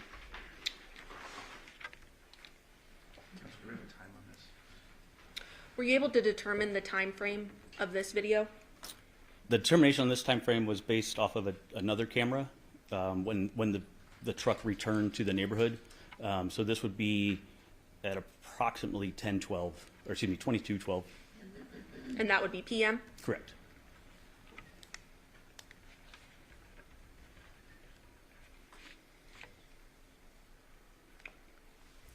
Now, just to go to the next video where you found something interesting. ALN M6052 publishing.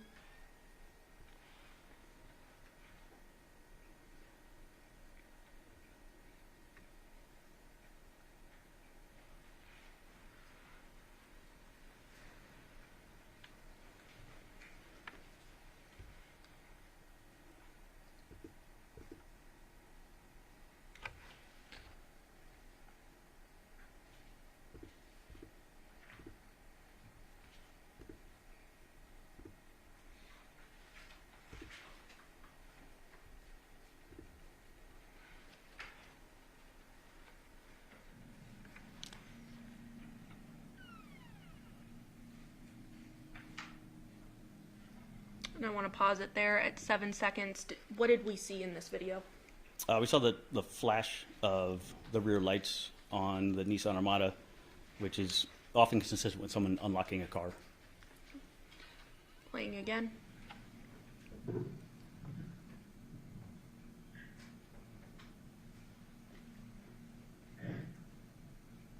And what did we see there? The driver's side door of the vehicle was opened. Playing at 18.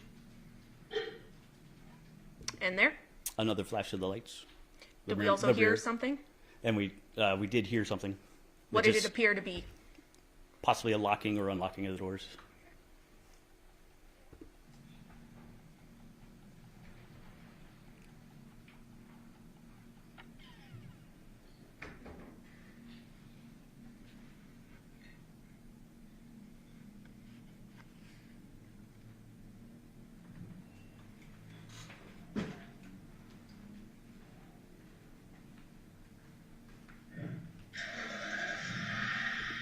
What do we hear there? But there we hear the engine of the vehicle starting. Okay. And did it appear that someone entered the vehicle prior to the start? Correct. It appeared that somebody entered into the driver's seat.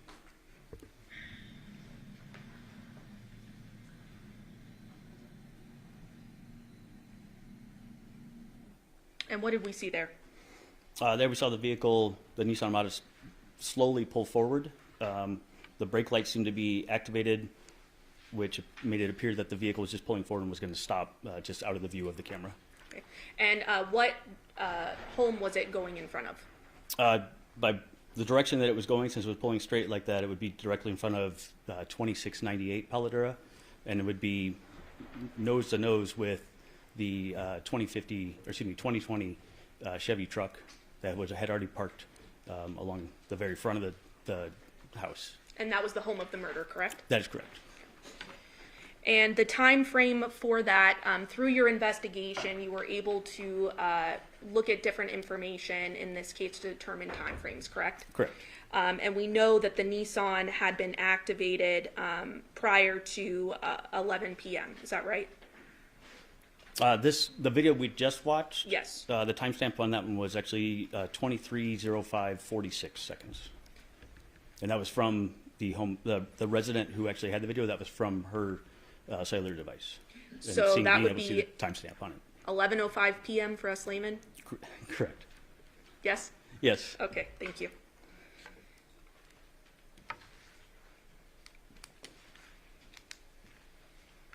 Okay, now going to FE4489FC file, publishing.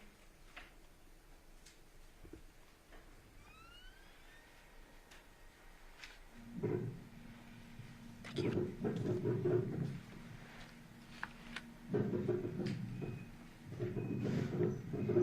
pause it there. What did we see there? There we saw lights flashing from when you're looking at the screen from the right out of the screen, but it illuminated the screen, and they're consistent with what we had seen earlier with somebody activating the car, like unlocking or locking a car. Playing.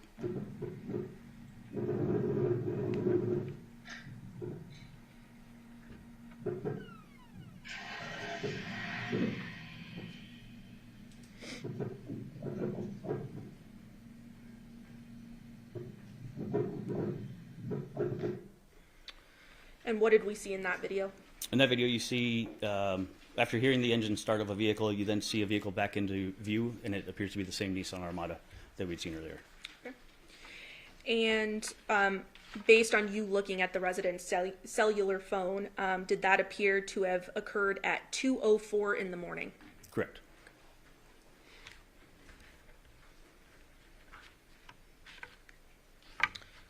And just to orient us,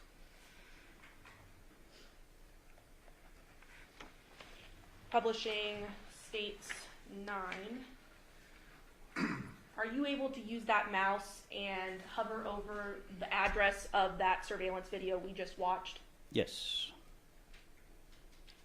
So the pointer of the mouse is over 2696, which is where that surveillance was from. Okay, so it would be right next door to the flag or the pin there, which would be the murder, the house of the murder, correct? Correct.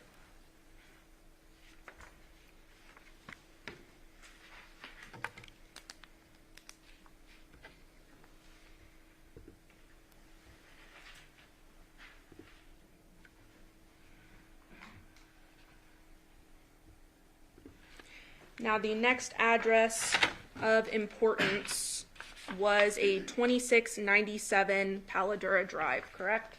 Correct.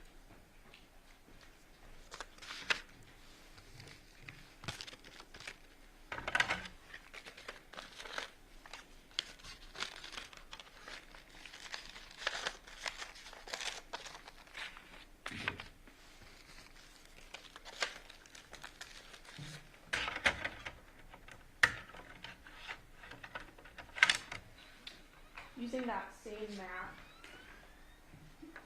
States 9 Publishing, can you orient us where this address is with the mouse? Yes. So Don't click. 2697 is going to be across the street on the corner, right here at the corner of Paladura and Caroline Laurel Street.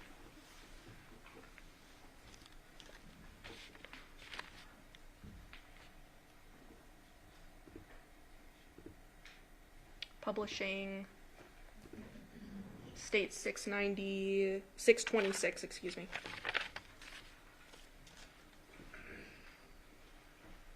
We see a video file there, correct, sir? Yes. Okay.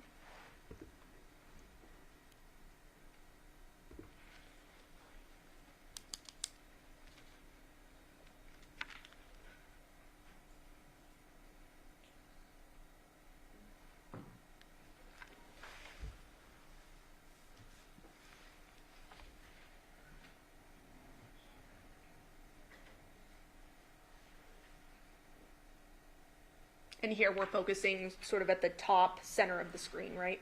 That's correct.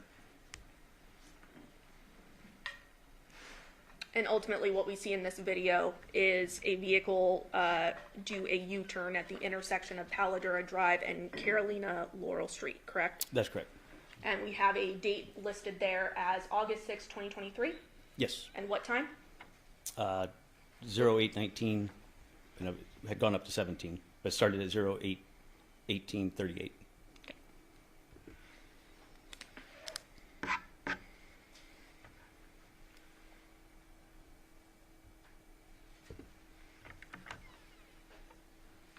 Next, turning to 2701 Paladura Drive.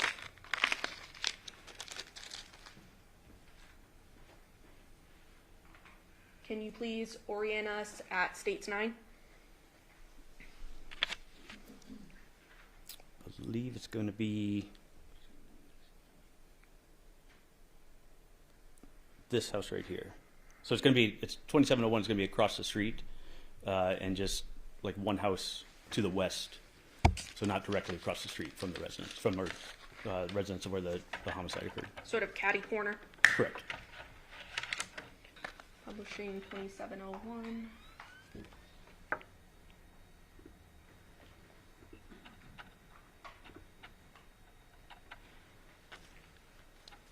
Specifically 627.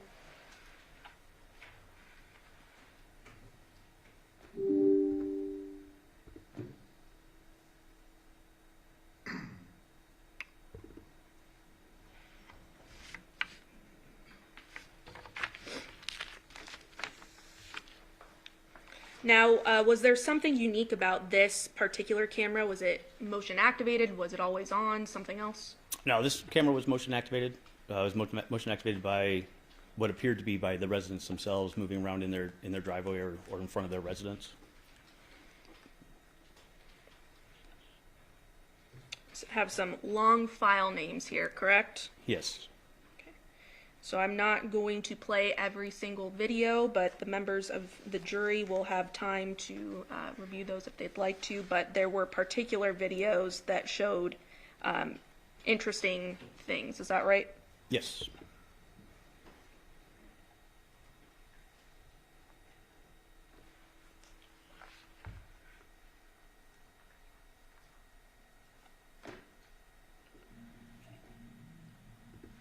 And this is specifically the file 2AA341707, BE3055, BCD0241, C3B0F77BD0.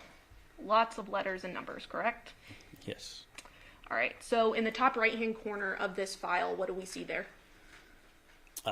Besides the timestamp, you're also able to see across the street to the residence 2698 Paladura, where the murder had occurred.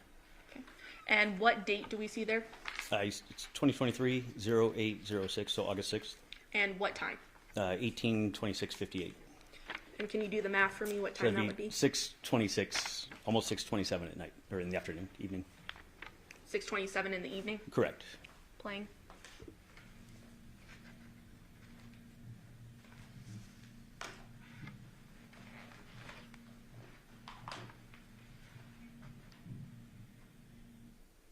And specifically with the 2698 address, what did we see the individual doing that was in the screen? It appeared that there was a male that was loading items or arranging items in the trailer that was parked in the driveway.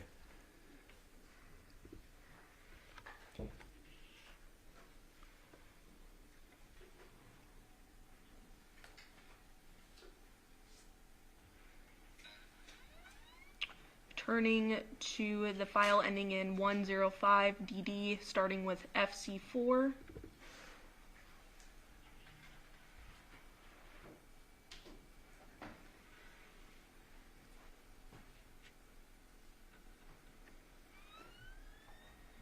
I'm going to pause it there. Do we see a date and time stamp? And can you please read it? Yes, we do. It's 2023-0806.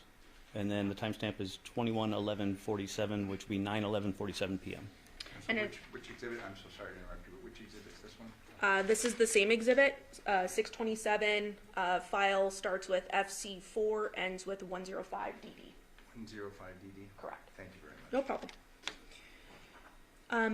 So I'm gonna go ahead and play this video. And we're specifically looking of evidentiary value at the top right-hand corner, correct? That's correct. And why is that? That's the home of where the murder took place, correct? It is the home of where the murder occurred. The garage door is closed, and the truck that had been backed up with the trailer in the driveway is no longer there. Okay. Now turning to file starting with FDD, ending in 79B5.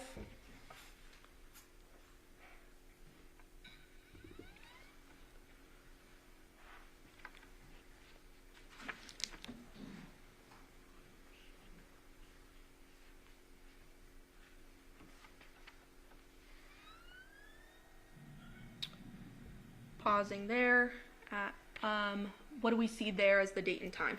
Date and time is going to be 2023-0807 for the date, and the time is going to be 09/6/2023. 080954. So 8:09 in the morning. Thank you. That one's a little bit easier. What do we see in the top right-hand corner? So we're able to see in the top right-hand corner is Jonathan's truck is now parked on the roadway in front of the residence with the trailer still attached, and it's parked facing essentially the opposite direction of traffic. You're also able to see that the garage door is partially open. But the significance that I saw from this video is the fact that the truck is parked consistent with what we had seen in the video from the residence directly next door, the 2696 house, where we had seen the headlights that had arrived during the night and then the two shadows.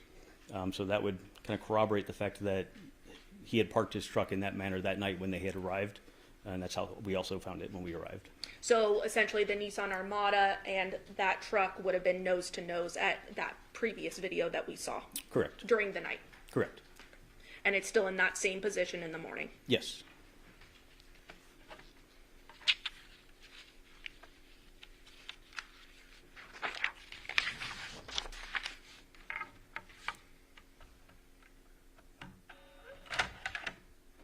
Okay. Did you also canvass for video at a Chevron? Yes. And you obtained video from that location at 201 North Pecos Road, is that right? Yes. Why was that important? It was learned that they had stopped at that Chevron after, actually I should say, as they were returning from 5510 Porcupine Rim, they had stopped at that Chevron prior to getting back to the Paladera house.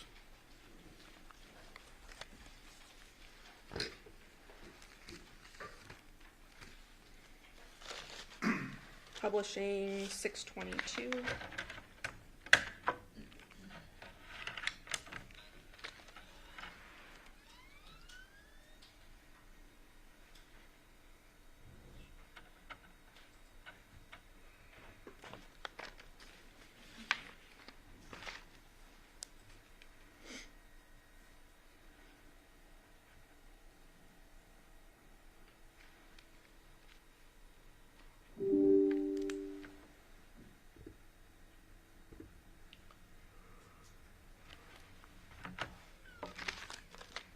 There were two gas stations that we obtained surveillance video from, correct?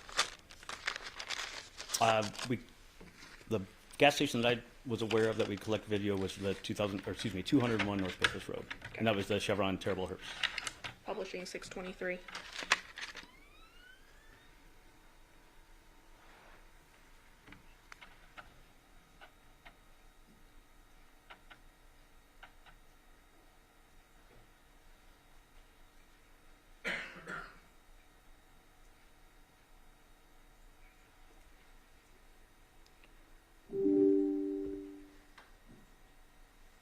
Opening the file, camera 7.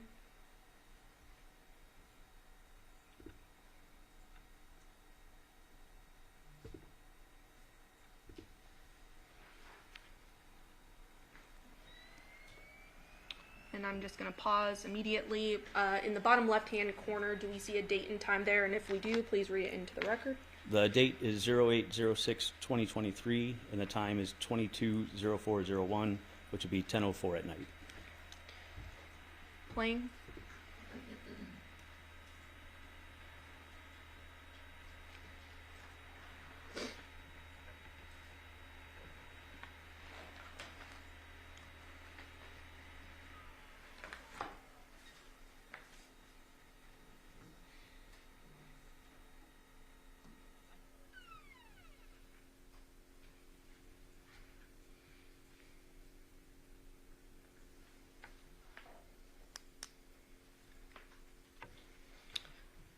And pausing it there at 22:04, what did we see come into the screen? We see the white 2020 Chevy truck towing the trailer. And that would be Johnathan Willette's truck and trailer, correct? That's correct. Playing.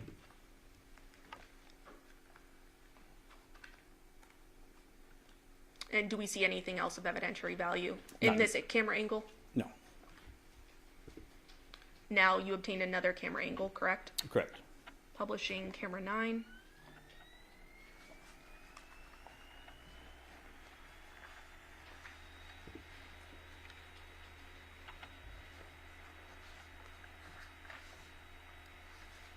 Pausing there. Can you please read the date and time stamp into the record there? Date is 08/06/2023, and the time on it is 22/04/02, 10:04 at night. And can you describe the angle of this camera? This camera is looking what would be east, so it's looking into the parking lot area and the gas pump area of the Chevron Terrible's gas station. It's on the south side of the building. Plane.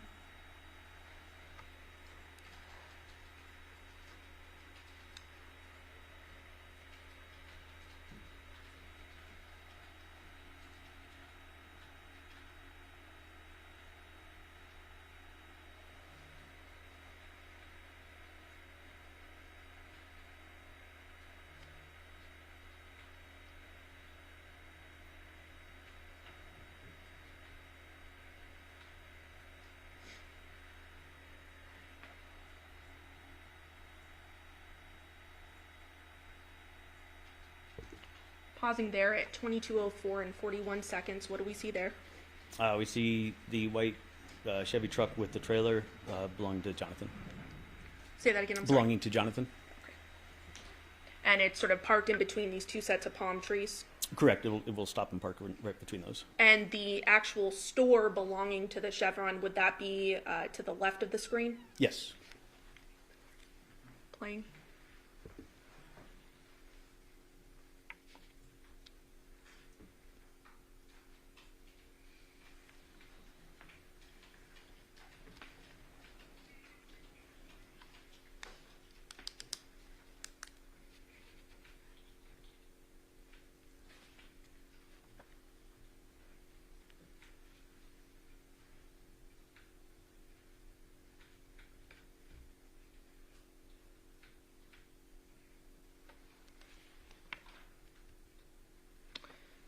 And we see someone getting out of the passenger side of the vehicle, correct? That's correct. As well as the driver's side? Yes. Passenger appears to be female? Correct. Driver appears to be male? That's correct. And now they are walking towards the actual Chevron store, is that right? Yes.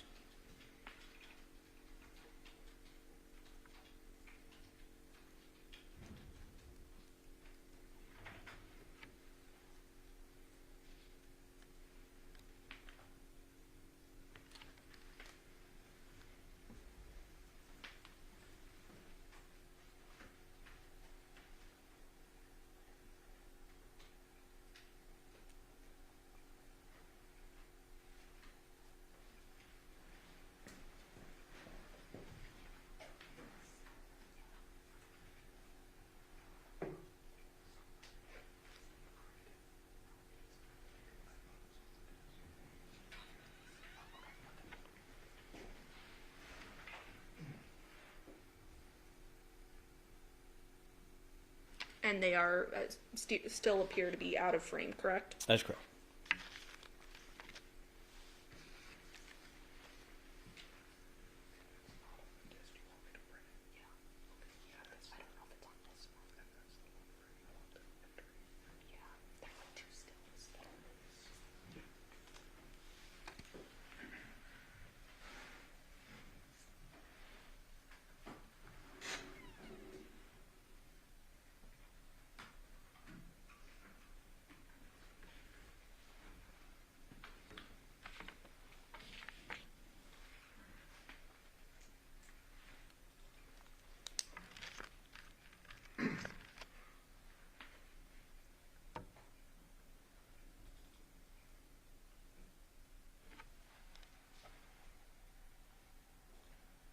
I'm going to scrub a bit into the video.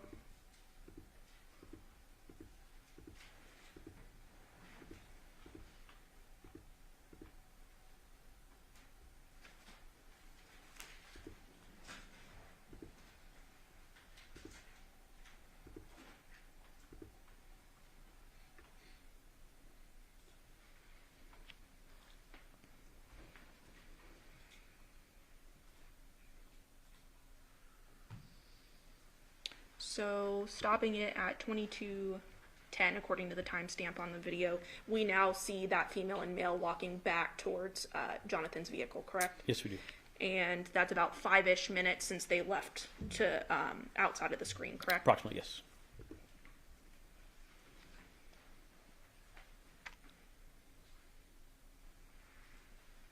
Male gets in driver's side. Yes. Female gets in passenger side. Correct.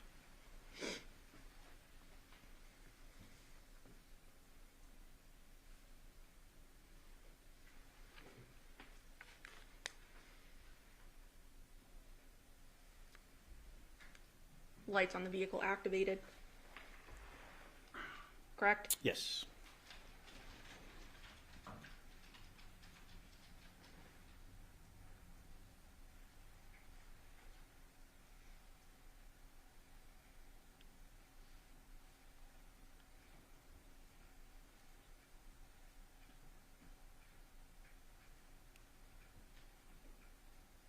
And at about 22:11:06, the vehicle with the trailer then pulls away. Is that right? That's correct. It pulls forward and it's going to proceed over to Windmill Parkway. It's going to turn right, which would be westbound on Windmill Parkway, which is going back towards the Paladura neighborhood.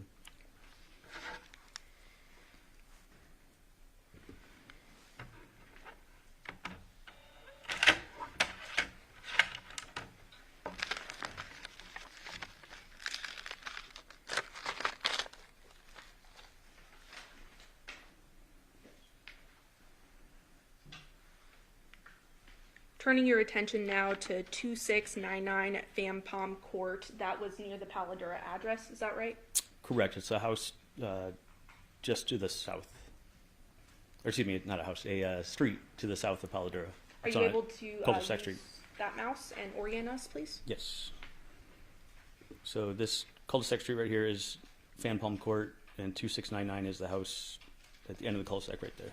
So it would essentially be the street on the parallel the street beneath the Paladura address, right? That's correct.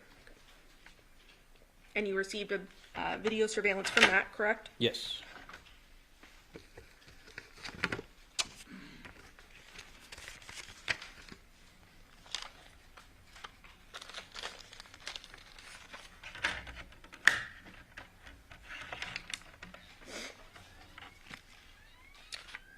Publishing 628.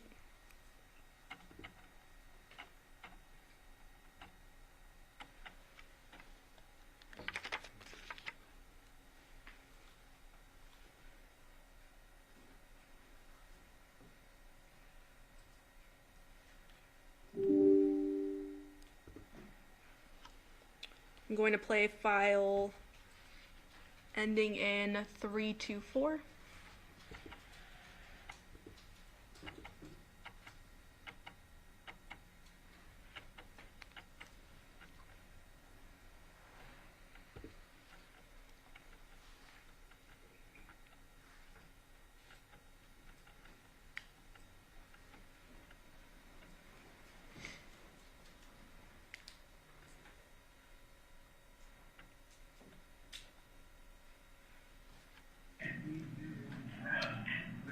Pausing the video, can you please read the date and timestamp into the record at the beginning of the video? Yes. Date is 08/06/2023, and the timestamp is 20:13:21 or 8:13 at night. And can you orient us on this video, which street is which? Yes, so directly in front of this where the cul-de-sac ends, this is actually Fan Palm Court, and it's looking out at Charter Oak Street, which is a street that leads from in and out of the neighborhood, but from Paladura over to Windmill. Playing.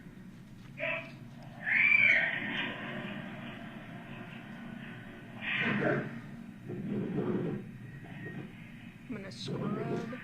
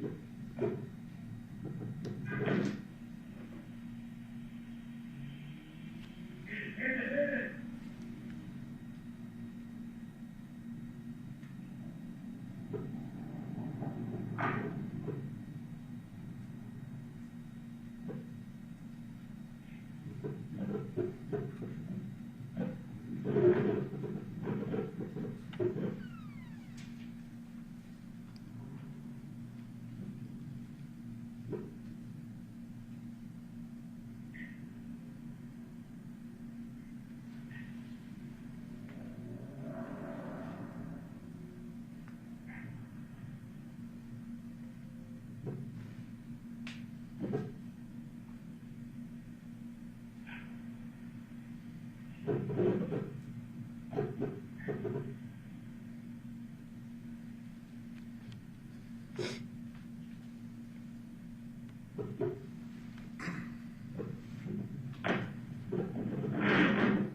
going to pause there at 20:19:45. What do we see towards the top of the screen?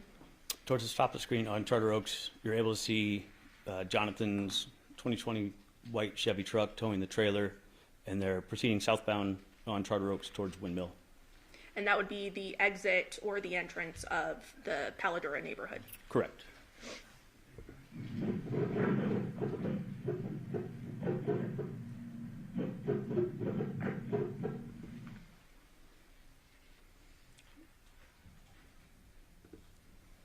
Publishing the next file ending in 441.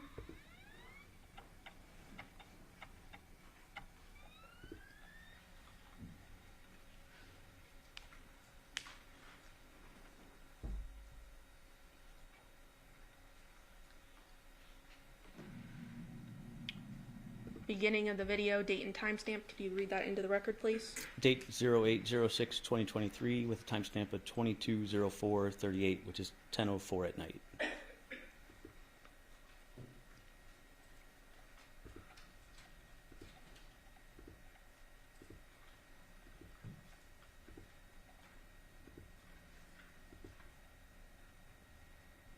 And play the video starting at 22:11 and 16 seconds.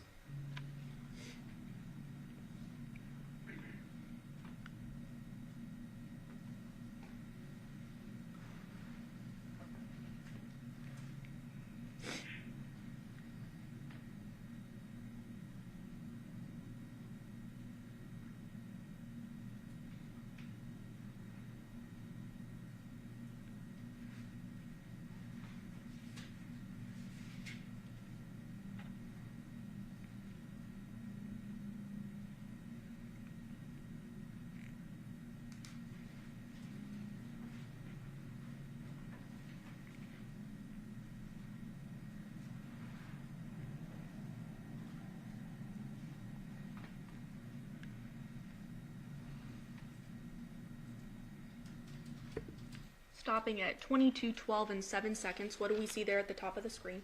We now see Jonathan's Chevy truck with the trailer. However, this time he's now driving northbound, and this coincides with coming from the Chevron, coming up Windmill, turning onto Charter Oaks, and this will be the direction going back to his house as he's going towards Paladura. So he's now entering the neighborhood, correct? Correct.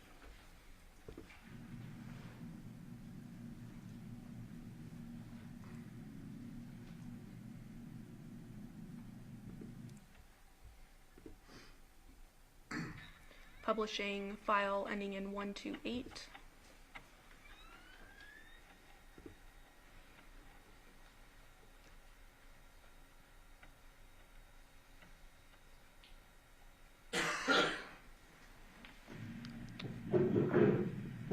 Can you please read that date and timestamp into the record? Yes. Date's going to be 08/07/2023, and the timestamp is 02/01/26, so 2:01 in the morning.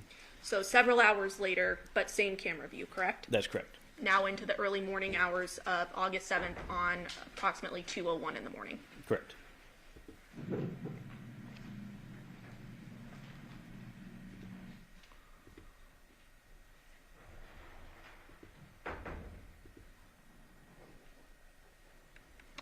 Playing at 2:04, 3 seconds.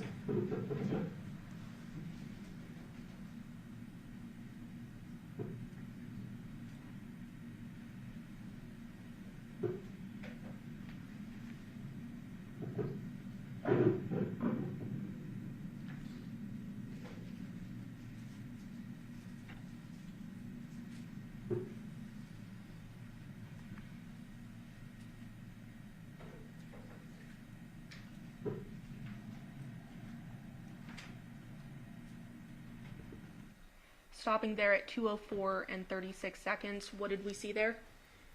You see a vehicle that's on Charter Oaks, appears to be the Nissan Armada, and it's traveling southbound, which will be coming from the Paladura street an address and going towards Windmill. Towards the exit of the community, correct? Correct. Did you say correct? Yes. Okay, thank you.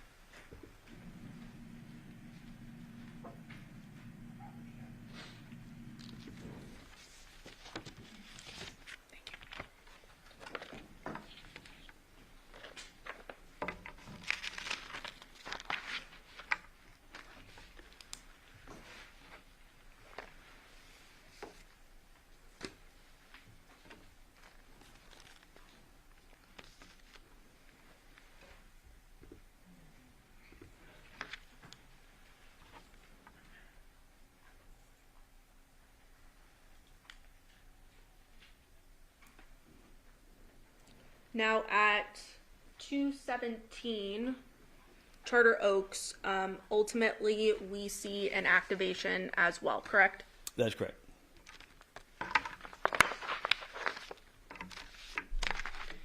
And what does that activation show us at 2:04 in the morning?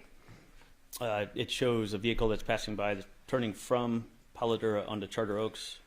The house right here is able to, it gets an activation, and it appears to be the Nissan Armada as it's leaving Paladura and turning onto Charter Oaks.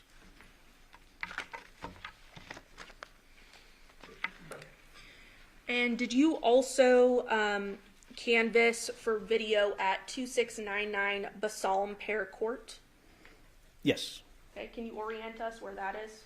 Yes. So Basalm Pear Court is the street to the north of Paladura. Here's Paladura, and it's a street right here that also ends in a cul-de-sac at the end.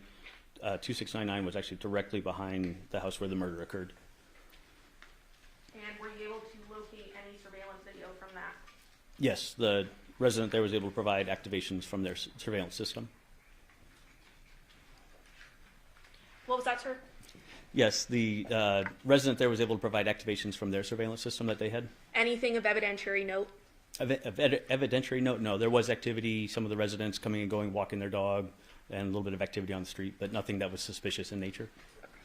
And then how about 2706 Basalm Pear, that same street? Yes. And Can you orient us, please? Yes. That would actually be up here at the very end of the cul-de-sac. So they border, their sidewall actually bordered with Charter Oaks. Anything of evidentiary value from that? No. Only thing that they did provide video, the only thing that we did see on that was actually the residents themselves just at their home. So same as the other there? Correct. Nothing suspicious, no one jumping walls, anything of that nature? That is correct. No odd vehicles coming through? No. Now, did you also canvass the African Violet Street? Yes, it was canvassed. Can you please orient us on that? Okay. So African Violet is going to be the roadway up here. Has a cul-de-sac down at the east end of it, and then when you come up to the west, it actually comes up to Charter Oak Street. Anything of evidentiary value from that? No, there was not. Video was provided, but there was nothing suspicious, just homeowners and the vehicles that belong there. Now, nothing suspicious in that surveillance either, correct? That's correct. And you knew the important vehicles of this case, the Nissan Armada, the Honda, as well as the work van, and then Johnathan's truck, right? That's correct. But also, in addition, while viewing all this video surveillance, when I say nothing suspicious was observed, looking for anybody that might possibly have been, essentially sneaking in the neighborhood or looking like they're not sure if they're supposed to be there, as well as vehicles that are driving erratically that may, like trying to be fleeing a scene or, not familiar with the neighborhood that they're in. And so after reviewing these videos related to the murder scene itself, you're able to eliminate anyone from jumping the wall or anything of that nature in the videos, correct? That's correct. Now I want to flip back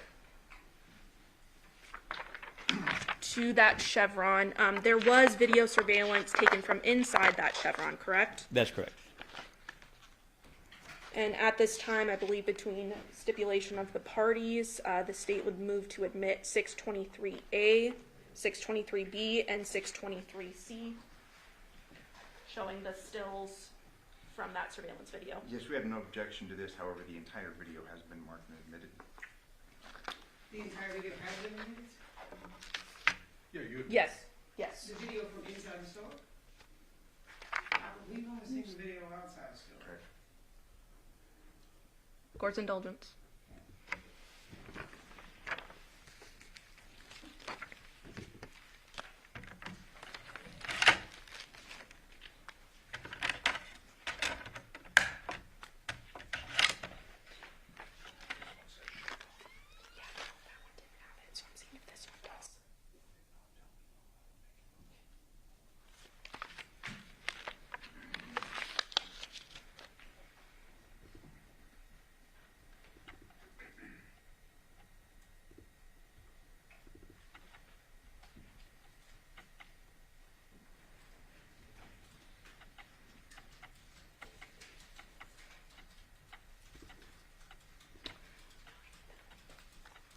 So at this time, Your Honor, we have not admitted the full video just yet. However, we will be doing so, but these are just stills from the video. Okay. So the state moves for admission. No objection. All right, so no objection to the stills, which are the names again? Specifically 623A, 623B, and 623C, Your Honor. Those are the amended Permission to publish. permission, right? Showing you 623A. Does this appear to be a still from the surveillance video obtained from the Chevron? Yes. And what do we see in this video? This video is showing the doorway, the entrance to the actual convenience store itself. And here you're able to see Devyn and Johnathan entering the store. And is there, what is Devyn wearing in this photo? In this, she has a white tank top, blue shorts, and then dark, appears to be Nike athletic shoes. And is there something on her shoulder? Yes. What is that? Like a backpack style purse bag. So then showing you 623B, is that a close-up of that backpack style purse? Yes, it is. And again, the blue shorts and white tank top, correct? That's correct. 623C, just another angle of them leaving the store, correct? Yes.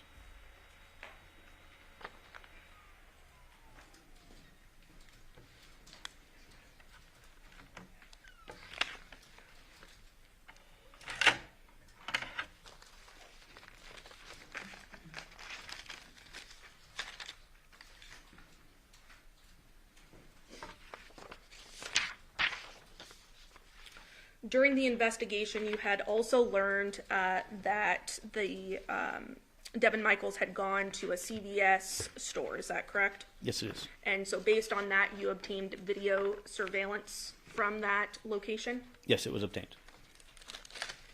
Publishing 624. Specifically 8320 Cheyenne Ave, correct? Yes.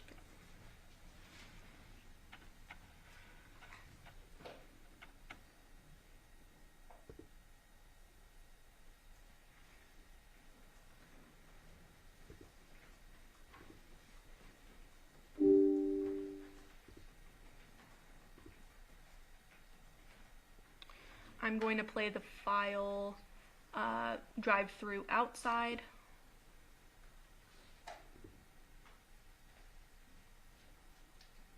And do we see a date and time stamp there? And if so, please read it into the record. The date 08/07/2023. Timestamp is 2:28:02 a.m. And that's when the vehicle is pulling into the drive-through. Is that correct? That's correct. And this is the drive-through to the pharmacy. Yes, it is. And what type of vehicle is that? This is a Nissan Armada. And this is the Nissan Armada belonging to Miss Michaels, correct? Yes, it is. Playing.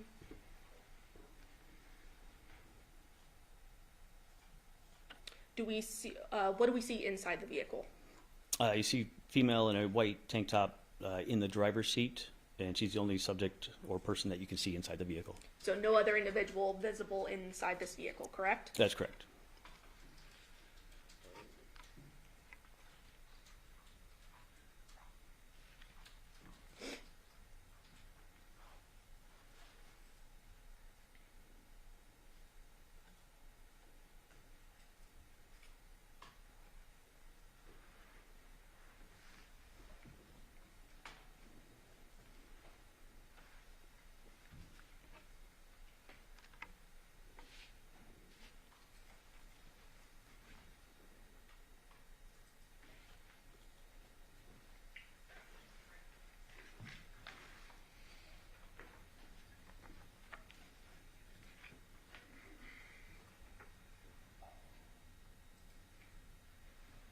Passing things back and forth, right? That's correct.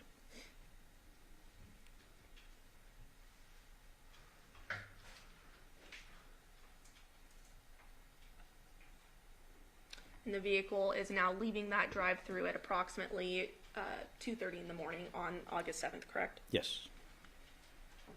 Now, you had mentioned that you also canvassed for video at and around the 5510 Porcupine Rim address, correct? Yes, it was canvassed. And that address had evidentiary value because that is the home of Miss Michaels, correct? That's correct. And what was the purpose of canvassing around that neighborhood? To see when her car would come and go, as well as any other vehicles associated to that address. so that we just see the activity that occurred and match it up also with the other video that we'd already collected and reviewed. Publishing. States 11.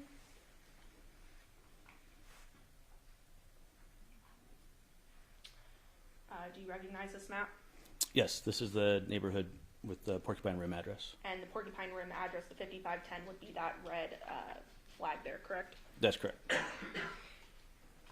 And did you collect, or I guess, did you canvass a 5530 Porcupine Rim address? Yes. Can you please orient us where that is? I believe from this map it's going to be this house right here. So it's right at the, it's where the gray juniper turn happens to turn onto Porcupine Rim.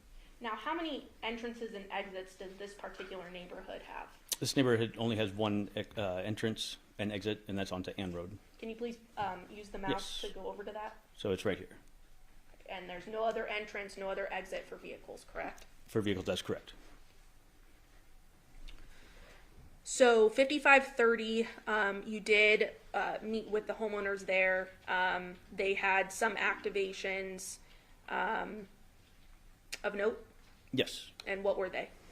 They had two specific activations of note, one of which occurred at roughly 21:01 hours or 9:01 p.m., where the Johnathan's truck and trailer arrived in the neighborhood and turned in front of that street, in front of that house to travel down the street towards the 5510 address.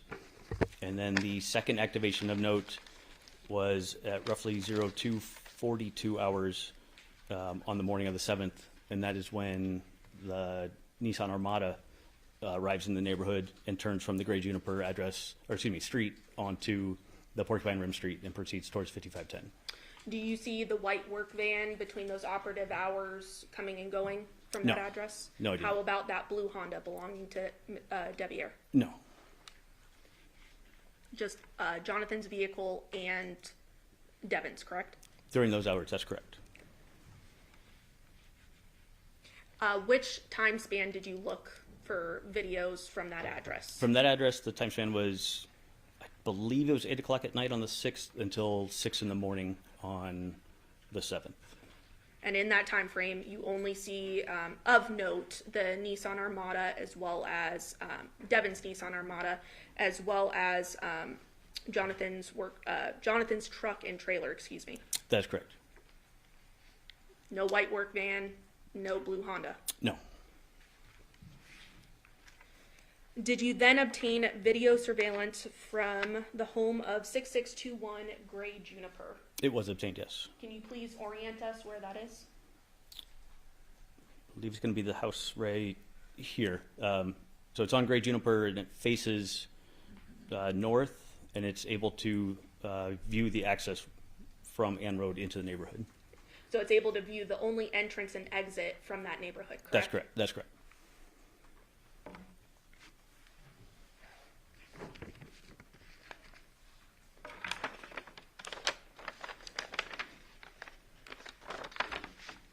And just moving back to 5530 Porcupine Rim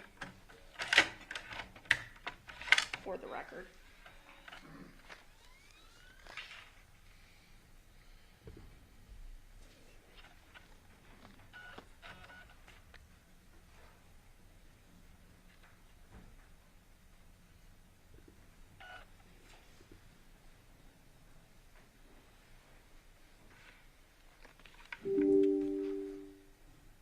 Playing file 2101.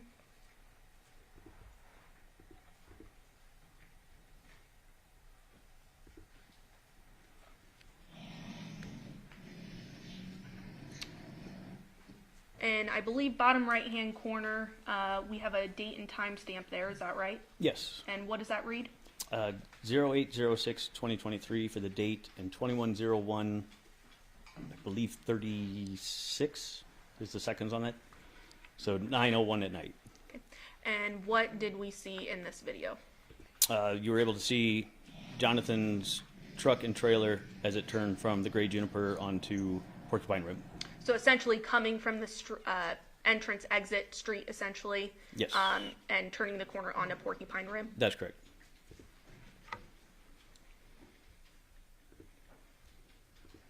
Playing 0242 file.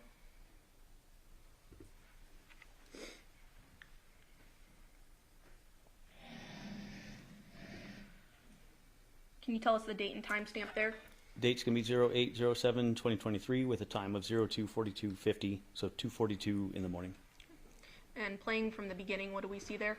And there you see the Nissan Armada is traveling from the entrance of down Great Juniper and then turning onto Porcupine Rim and going towards the 5510 address. And that would be Devyn's Nissan Armada, correct? That's correct.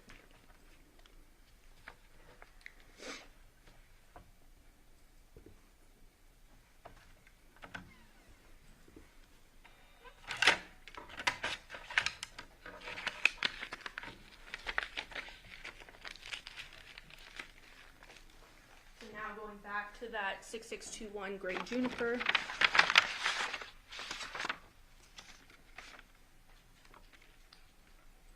Publishing for the record 629.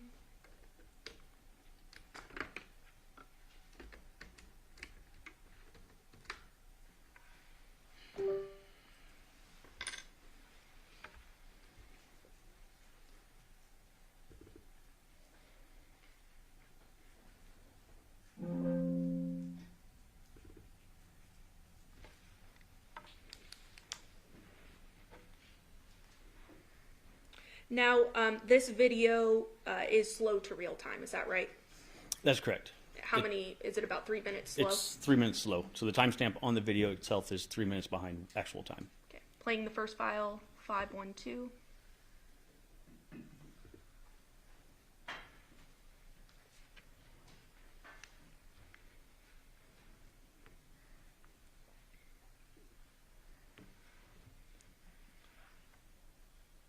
We have a date and time stamp here.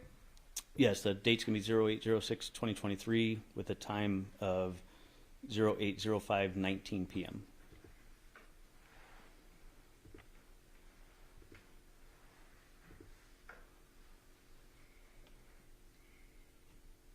Do we see Jonathan's truck enter the neighborhood here? So far on this, he entered the neighborhood at roughly 9 o'clock at night.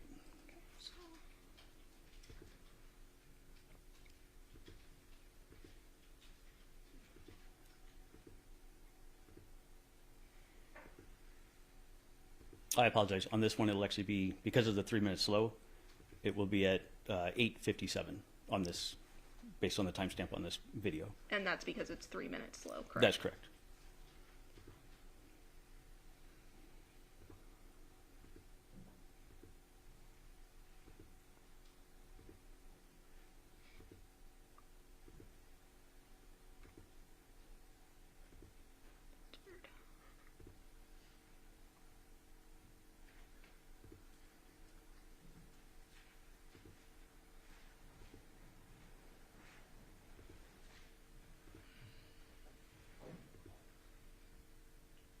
Playing at 8:56, 45 seconds.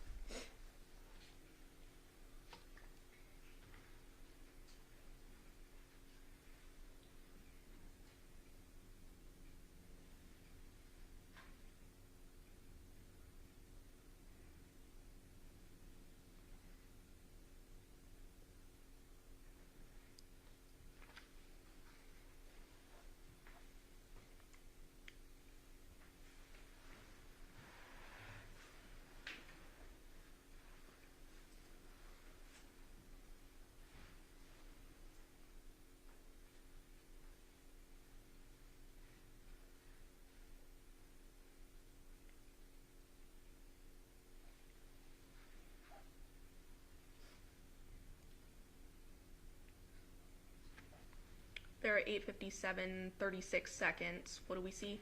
We see Jonathan's white Chevy truck with the trailer entering off of Ann Road into the neighborhood, and then it proceeds to turn down Great Juniper towards Porcupine Rim.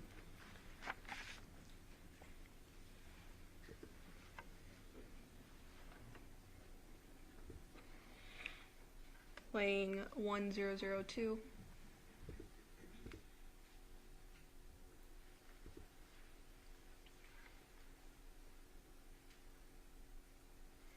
Ultimately, we see Jonathan's vehicle leaving, correct? That's correct. Do you recall about what time? On this one with the timestamp, it'll be at 09:29 on this time, because he actually exits it at 09:32. Playing at 0928.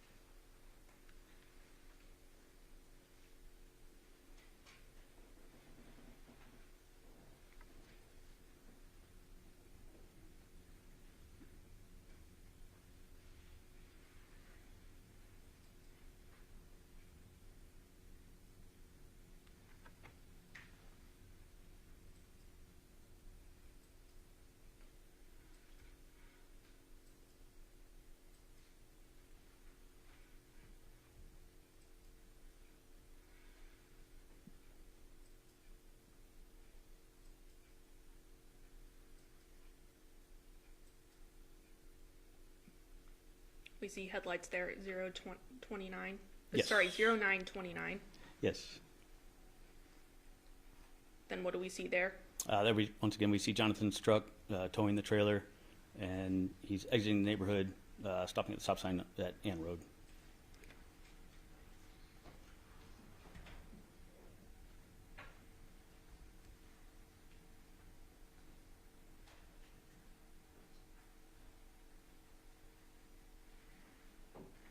And then after waiting for traffic, he does proceed turning left on N Road. And goes out of screen, correct? Correct. Playing 3413.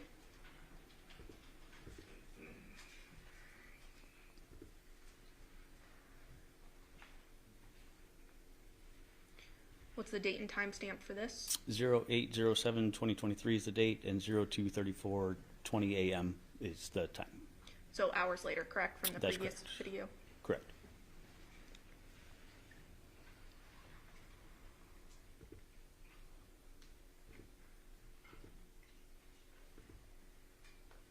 And in this video, we'll see the Nissan Armada, is that right? Yes, we will.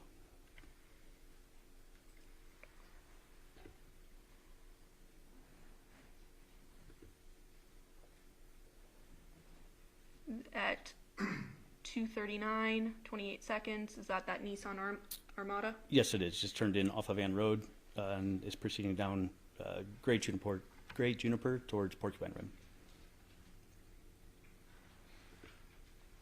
Playing 5338.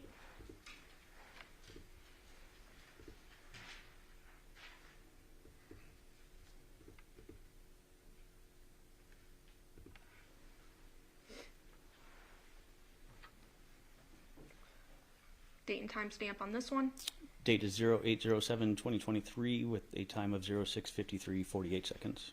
And in this video, we see Debbie Ayer's white work van leaving the neighborhood, correct? Yes, we will.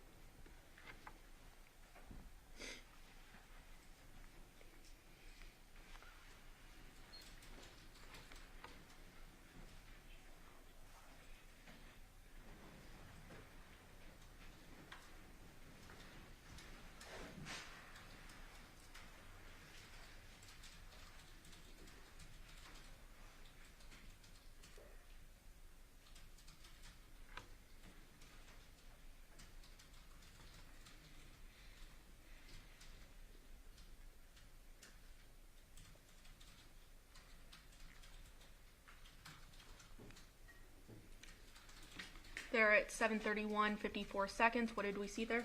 There we see the white work truck belonging to Devier. What is it doing here? It's exiting the neighborhood. It's currently at the stop sign waiting to turn onto Ann Road.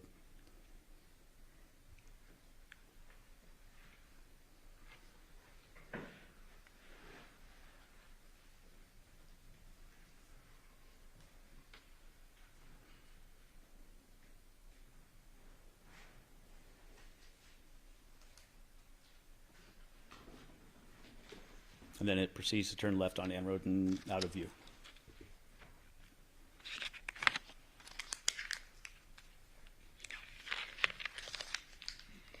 Okay.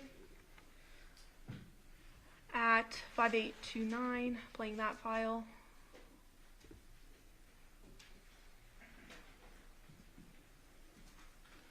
Specifically at, date and time stamp again. Date on this one, 08/07/2023, and time is 07:58:40 hours, a.m. And in this, we will see the Devyn's Nissan Armada leaving at about 8 a.m., correct? Correct. And is that there? Yes. Her vehicle pulled up to the stop sign and turned left onto Ann Road.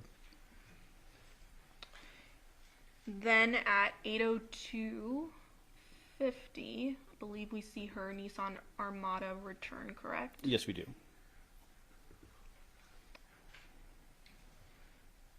So about 2 minutes later, it's coming back into the neighborhood, correct? Approximately, yes.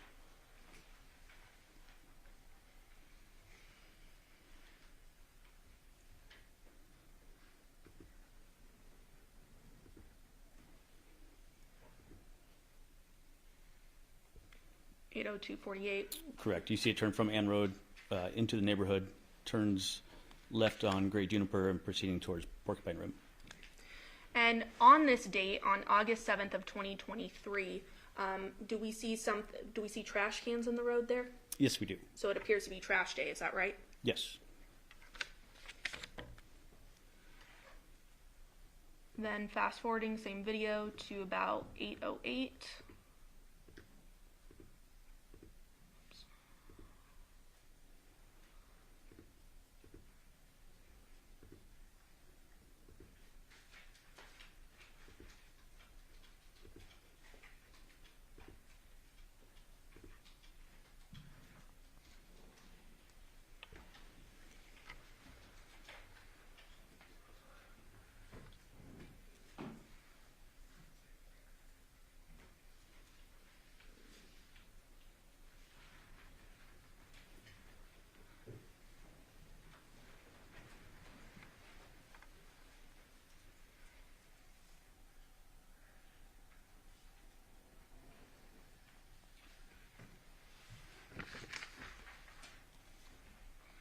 At 8:08, what do we see there?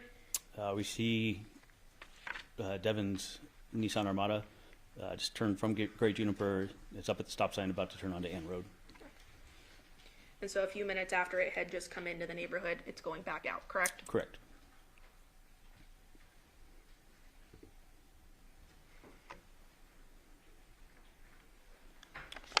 Now, did you also canvass a 6505 Taylor Creek? Yes, that was also, video was obtained from there as well. And that would be related to Porcupine Rim, right? Correct. Okay. Can you orient us on there? Yes.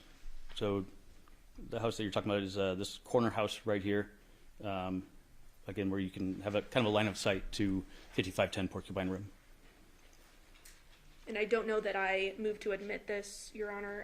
The state is now moving to admit State 660. No objection. Publishing.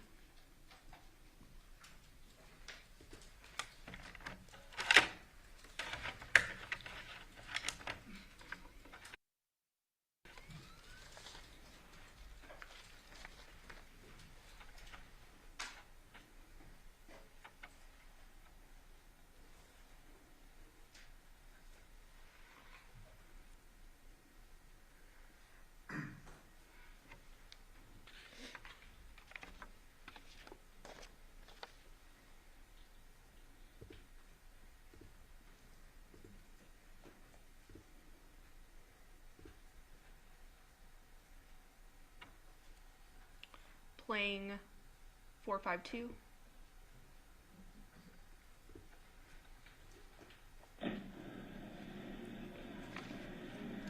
Is there something, oh, sorry, date and time stamp at the bottom right? Could you read that into the record, please? Yes, the date's going to be 08/07/2023, and the timestamp is 06/2056 in the morning. Is there something of evidentiary value that we see in this video? Yes, so from this video, you're able to see over to 5510 Porcupine Rim. Specifically, you're able to see parked in the street is Devier's work truck, and it's parked at the corner. You're able to see the stop sign and the street sign, and so it kind of gives us an orientation on where his truck is parked. And then you can also see behind his truck, you can see the Nissan Armada in the driveway. Can you please, I don't know if you're able to hover with the mouse of the work van so we know where we're looking? So the white van right here is the work van. Okay. Playing.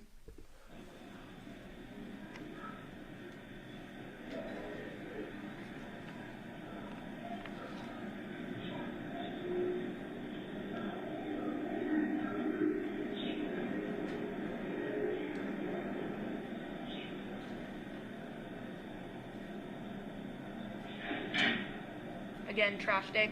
Yes.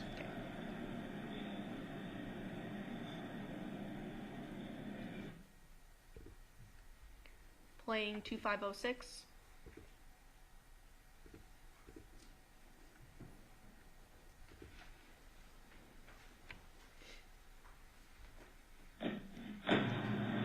Date and timestamp. Dated 08/07/2023. Timestamp is 06/21/27 in the morning. Is this the same? It's essentially immediately after. Okay. It's just a continuation of the one we watched before, essentially.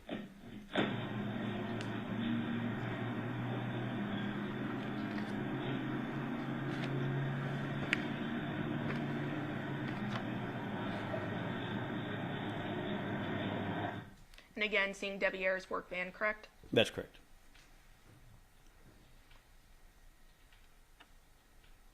.0738, is this a video as well? Yes, it is.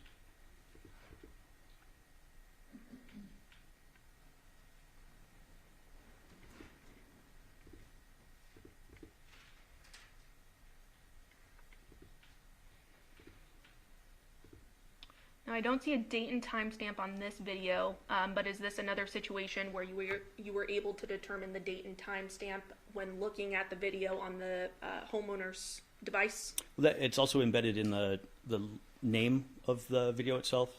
So with the name of the video being 2023-0806, that notates the date of the actual video, and then the 09/07/38 notates the time. So it'd be 09/07/38, 38 p.m. Okay, and what you're referring to is sort of in that top left-hand corner? That's correct. Okay, so 9:07 p.m. On August 6, 2023. Correct. Playing. Sort of quick there. Yes, it is. So what do we ultimately see in this video? Also, you're able to see that Jonathan's work truck has backed into, Jonathan's truck, the Chevy, has backed into the driveway 5510 with the trailer attached.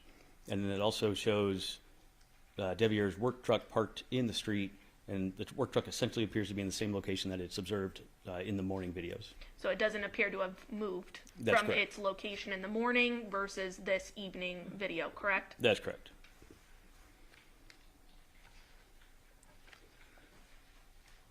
Now, as part of the overall investigation in this case, showing states 11, there's a Rebecca Road here, which would be on the back side of that 5510 Porcupine Rim residence, correct? Correct. And that street was canvassed for video, correct? Yes, it was. And no videos were obtained, nothing of evidentiary value, nothing suspicious, anything like that, correct? That's correct. I was informed that there were no cameras that were observed on those houses. Those houses are also more, essentially, if you want to call them custom lots, so they're larger lots, so there's less homes as well, so less opportunity for there to be cameras.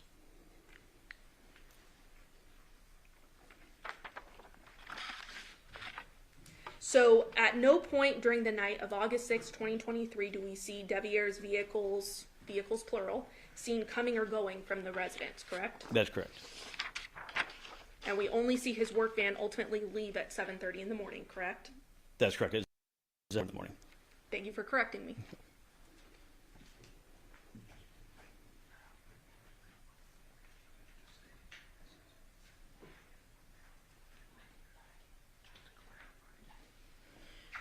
And just to states 11, hammer home, there is only one entrance and one exit, correct, to this Porcupine Rim neighborhood? Correct. So in order to enter or exit, you have to turn from Ann Road on this little connector street, which then puts you directly onto Gray Juniper. And then ultimately Porcupine Rim, correct? Correct. And then if you drive eastbound on Gray Juniper, this curve right here, the road turns into Porcupine Rim.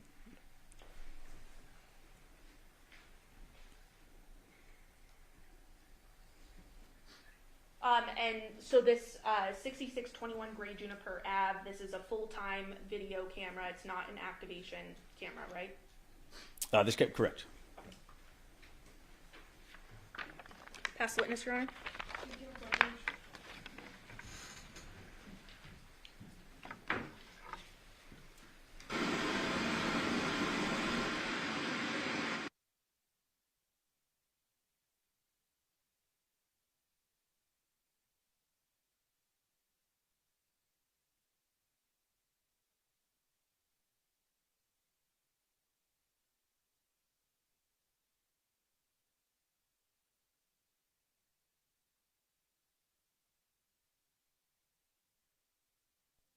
Never want to break up the ability of the attorneys to question the witness, so at this point, we are going to take our night recess and we'll do cross-examination. And everybody please remember, tomorrow is a holiday, so the court is closed tomorrow.